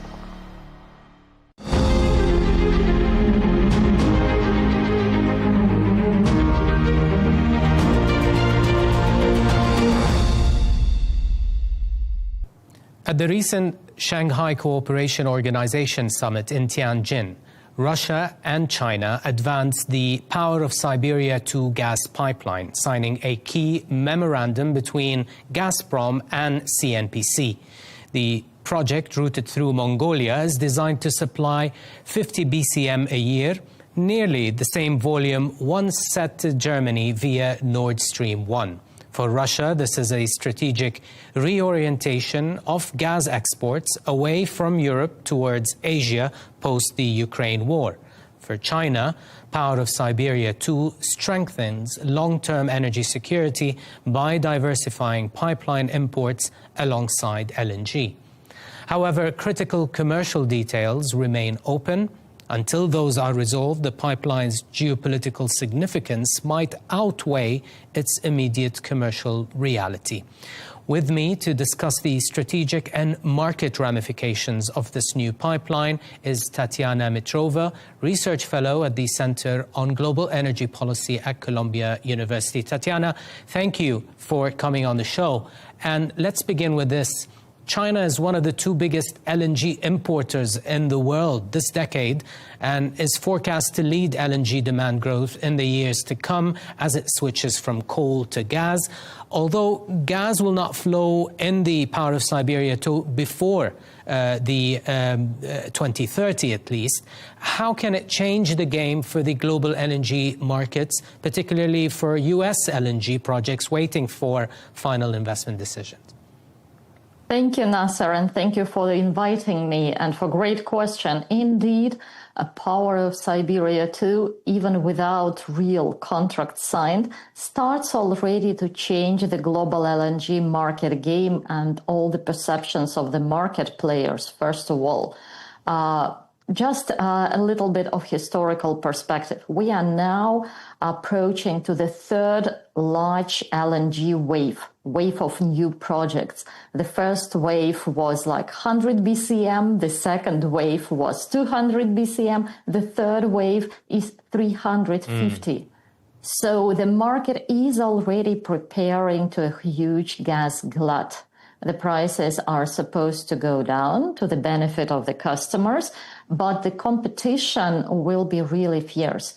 And in this very situation, when suddenly the market learns that probably post-2030 there will be additional 50 BCM of pipeline gas from Russia to China to the key growth area, this means that probably certain projects that are now approaching FID will not see the future. They will not become bankable because banks are also investigating the market realities, assessing supply-demand balance, and they will see that it will be extremely difficult to get their money back. So certain projects in the US, first of all, might be put on hold, but also the others struggling to attract financing and to proceed, like in Mozambique, for example. For them, it's really bad news, though, as you've mentioned at the very beginning, there is no real deal at the moment. It's just expectations, but you know how the expectations can affect markets. Of course, Tatiana, the memorandum, although said to be binding, lacks any details, which means further negotiations are forthcoming. What are the contract parameters that you would be looking for, and who or which party you think has the upper hand on each of those factors? Well, a short spoiler, China has. Absolutely. Obviously, everywhere. Russia desperately needs this project, first of all, for the geopolitical reasons, but also to somehow monetize gas, which became stranded after real termination of relationship with the European countries. So this memorandum, it has the volume, 50 BCM, as you've mentioned. It has the route fixed. via Mongolia, and Mongolia has confirmed and is really interested in proceeding with this project.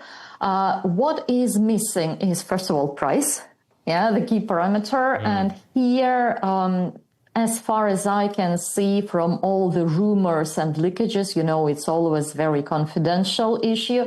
But the key bargaining is between the price, this is price similar to Power of Siberia 1. This is a request from Gazprom. It is oil-linked, but it is actually at the moment the cheapest imported gas that China has. So it is already several times cheaper than the price Gazprom had in Europe. But China is requesting even lower price for the second pipeline. They are actually talking about the price equal to the Russian domestic gas tariff for the industrial consumers, which is about $120 per 1,000 cubic meters. It's like $1.5 per MMBtu. It is extremely low.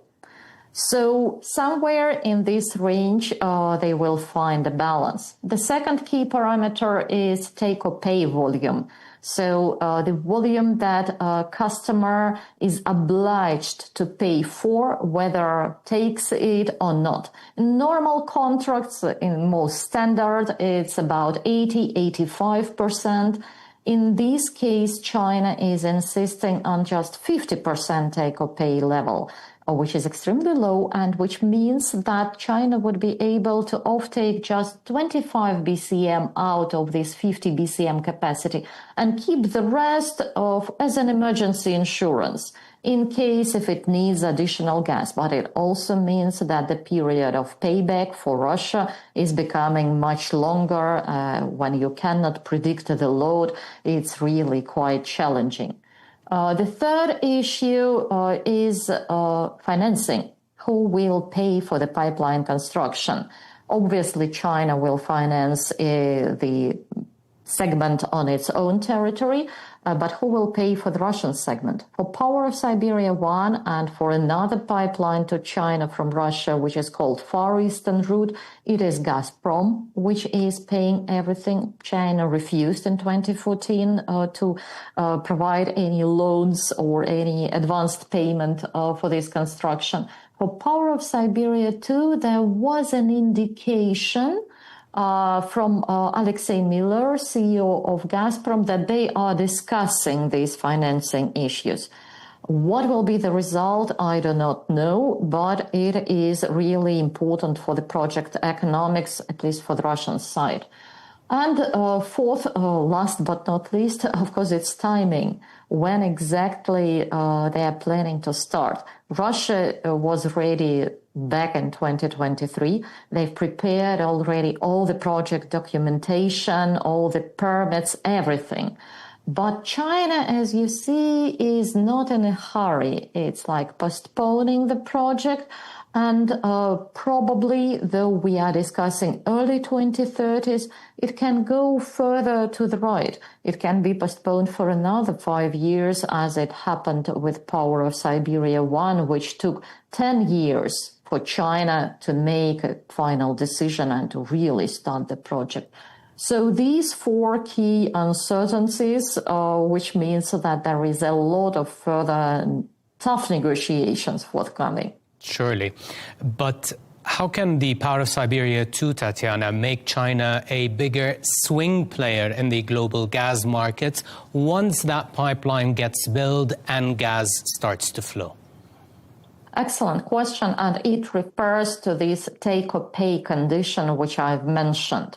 So if China will succeed to obtain 50% take-or-pay level, then it means that it will have 25 BCM of flexible capacity. That's a lot. And even without vast underground storages, China will be able to play in the market. It will have this arbitrage between pipeline gas from Russia and LNG all over the world. And if you add to that the fact that during the past few years, Chinese companies have built incredibly efficient trading capacities, both in oil and in gas, that means that they will be able actually to, well, manipulate the market. Yeah, they will have this flexibility. They will be able either to resell LNG cargoes that they do not need, as it was happening back in 2022, or when this undemanded LNG was going to Europe and actually saved Europe from a real gas collapse after Russian gas flows stopped. Or it is happening right now. Yeah, this LNG goes to Europe, the one that China doesn't need, because actually, though, at the very beginning, you've mentioned that China is the biggest and fastest growing LNG consumer in the world. The last year wasn't really good enough. So Chinese LNG imports actually went down. So there are also some concerns about future China's gas demand. And if Chinese buyers are negotiating now with any LNG producer, what they say is, we will have, let's say, $1.52 per MMBtu for Russian gas. So what can you propose us? What is your value proposition in this case? Yeah, so it's a lot of bargaining Gives them a lot of leverage, indeed. Exactly. Tatiana, let's move from the market implications to the strategic implications. Strategically, vis-a-vis the United States, what does POS2 mean from Russia's standpoint, especially after the overtures from Trump and the Alaska summit between Trump and Putin? Well, the broader context of all these dances between Putin and Trump is, I think, led by Trump's desire to split China and Russia strategically, because this alliance is really becoming threatening. Russia having not only enormous resources, not only energy, but also materials, minerals, everything, and nuclear weapons, and China with all its economic and military capacity. That already looks like quite a frightening bloc. So agreeing to give some concessions via Ukraine, sanctions, Trump seemed to be hoping to actually attract Putin to the other side. And their Alaska summit, when they've mentioned different Arctic economic cooperation projects and all this stuff, it looked like a signal that probably Putin is turning to the US. But 10 days later, with all these Shanghai Cooperation Organization summit rhetorics, with the military parade, which Putin also attended, and with Power of Siberia 2 memorandum, for me it looks like a clear signal that Putin has chosen China's side at the moment. Maybe he is waiting for additional concessions from the US. Maybe it is like the final word.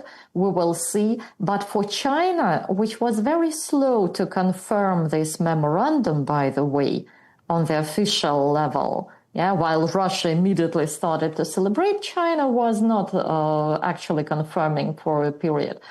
So China definitely leaves some window for further negotiations, both with Russia and with the US. So it's this big trilateral geopolitical game ongoing. Okay, so despite, Tatiana, China having the upper hand on the POS2 negotiations, isn't it safe to say that China also does need Russian gas, given that the US LNG is stuck in that trade war currently taking shape between Washington, D.C. and Beijing. Also, Qatar LNG is susceptible to the Hormuz closures in any future wars on Iran. And furthermore, Australian LNG is not so politically dependable either for China. So does Beijing need to secure the reliability of the Russian piped gas, especially before Putin could be swayed by Trump towards the West with promises of sanctions relief and so on. Do you think this is what finally moved the needle for China on the Power of Siberia 2 pipeline? Exactly, Nasser. That is our reading. So we were asking ourselves at Columbia, why now? What changed? For so many years, China was actually putting this project on hold, and now suddenly they decided to make quite a significant step, though not final, but still.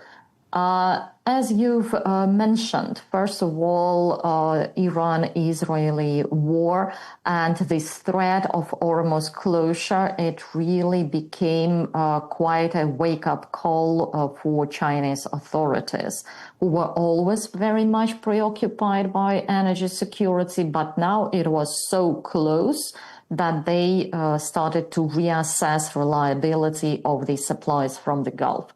Then the U.S. trade war. And again, during the last year, actually, China stopped importing U.S. LNG. They've already basically refused from it. So, as I mentioned, there is a lot of LNG around the world forthcoming in the next couple of years. So I think China will be able to replace the U.S. LNG by the other suppliers. But they need an insurance. They need some hedge. And therefore, Power of Siberia 2, though it's not absolutely the must for Chinese gas balance at the moment, it's something like nice to have, just in case, just to be sure that if there is maritime blockade, either in Hormuz or in the China Sea, if anything happens with the pipeline gas, which is going through common border and through Mongolia, you don't expect any big problems. And as the world is becoming more fragmented and confrontational, it seems to be a smart move from China's side. And also don't forget about price. It will be very cheap gas, which will support China's industrial policy and global competitiveness. So China is not losing anything, but it wins quite a lot. Tatiana, fascinating, of course, discussions with regards to the Power of Siberia 2 pipeline, what it means for the markets and strategically for both China and Russia vis-a-vis the West. Thank you so much for coming on the show and sharing your thoughts. Tatiana Mitrova, Research Fellow at the Center on Global Energy Policy at Columbia University. Thank you very much. Thank you.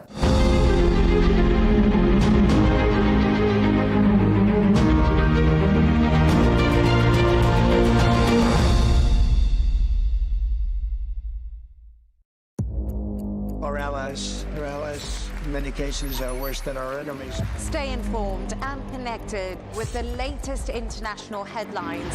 There obviously is a risk.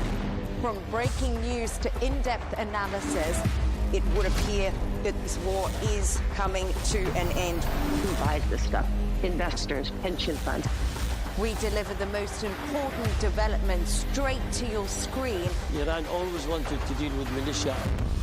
Join us for compelling, expert-driven conversations. A curfew order has been established. And an insightful look at the issues shaping our world today. There are a lot of proposals about European architecture for security.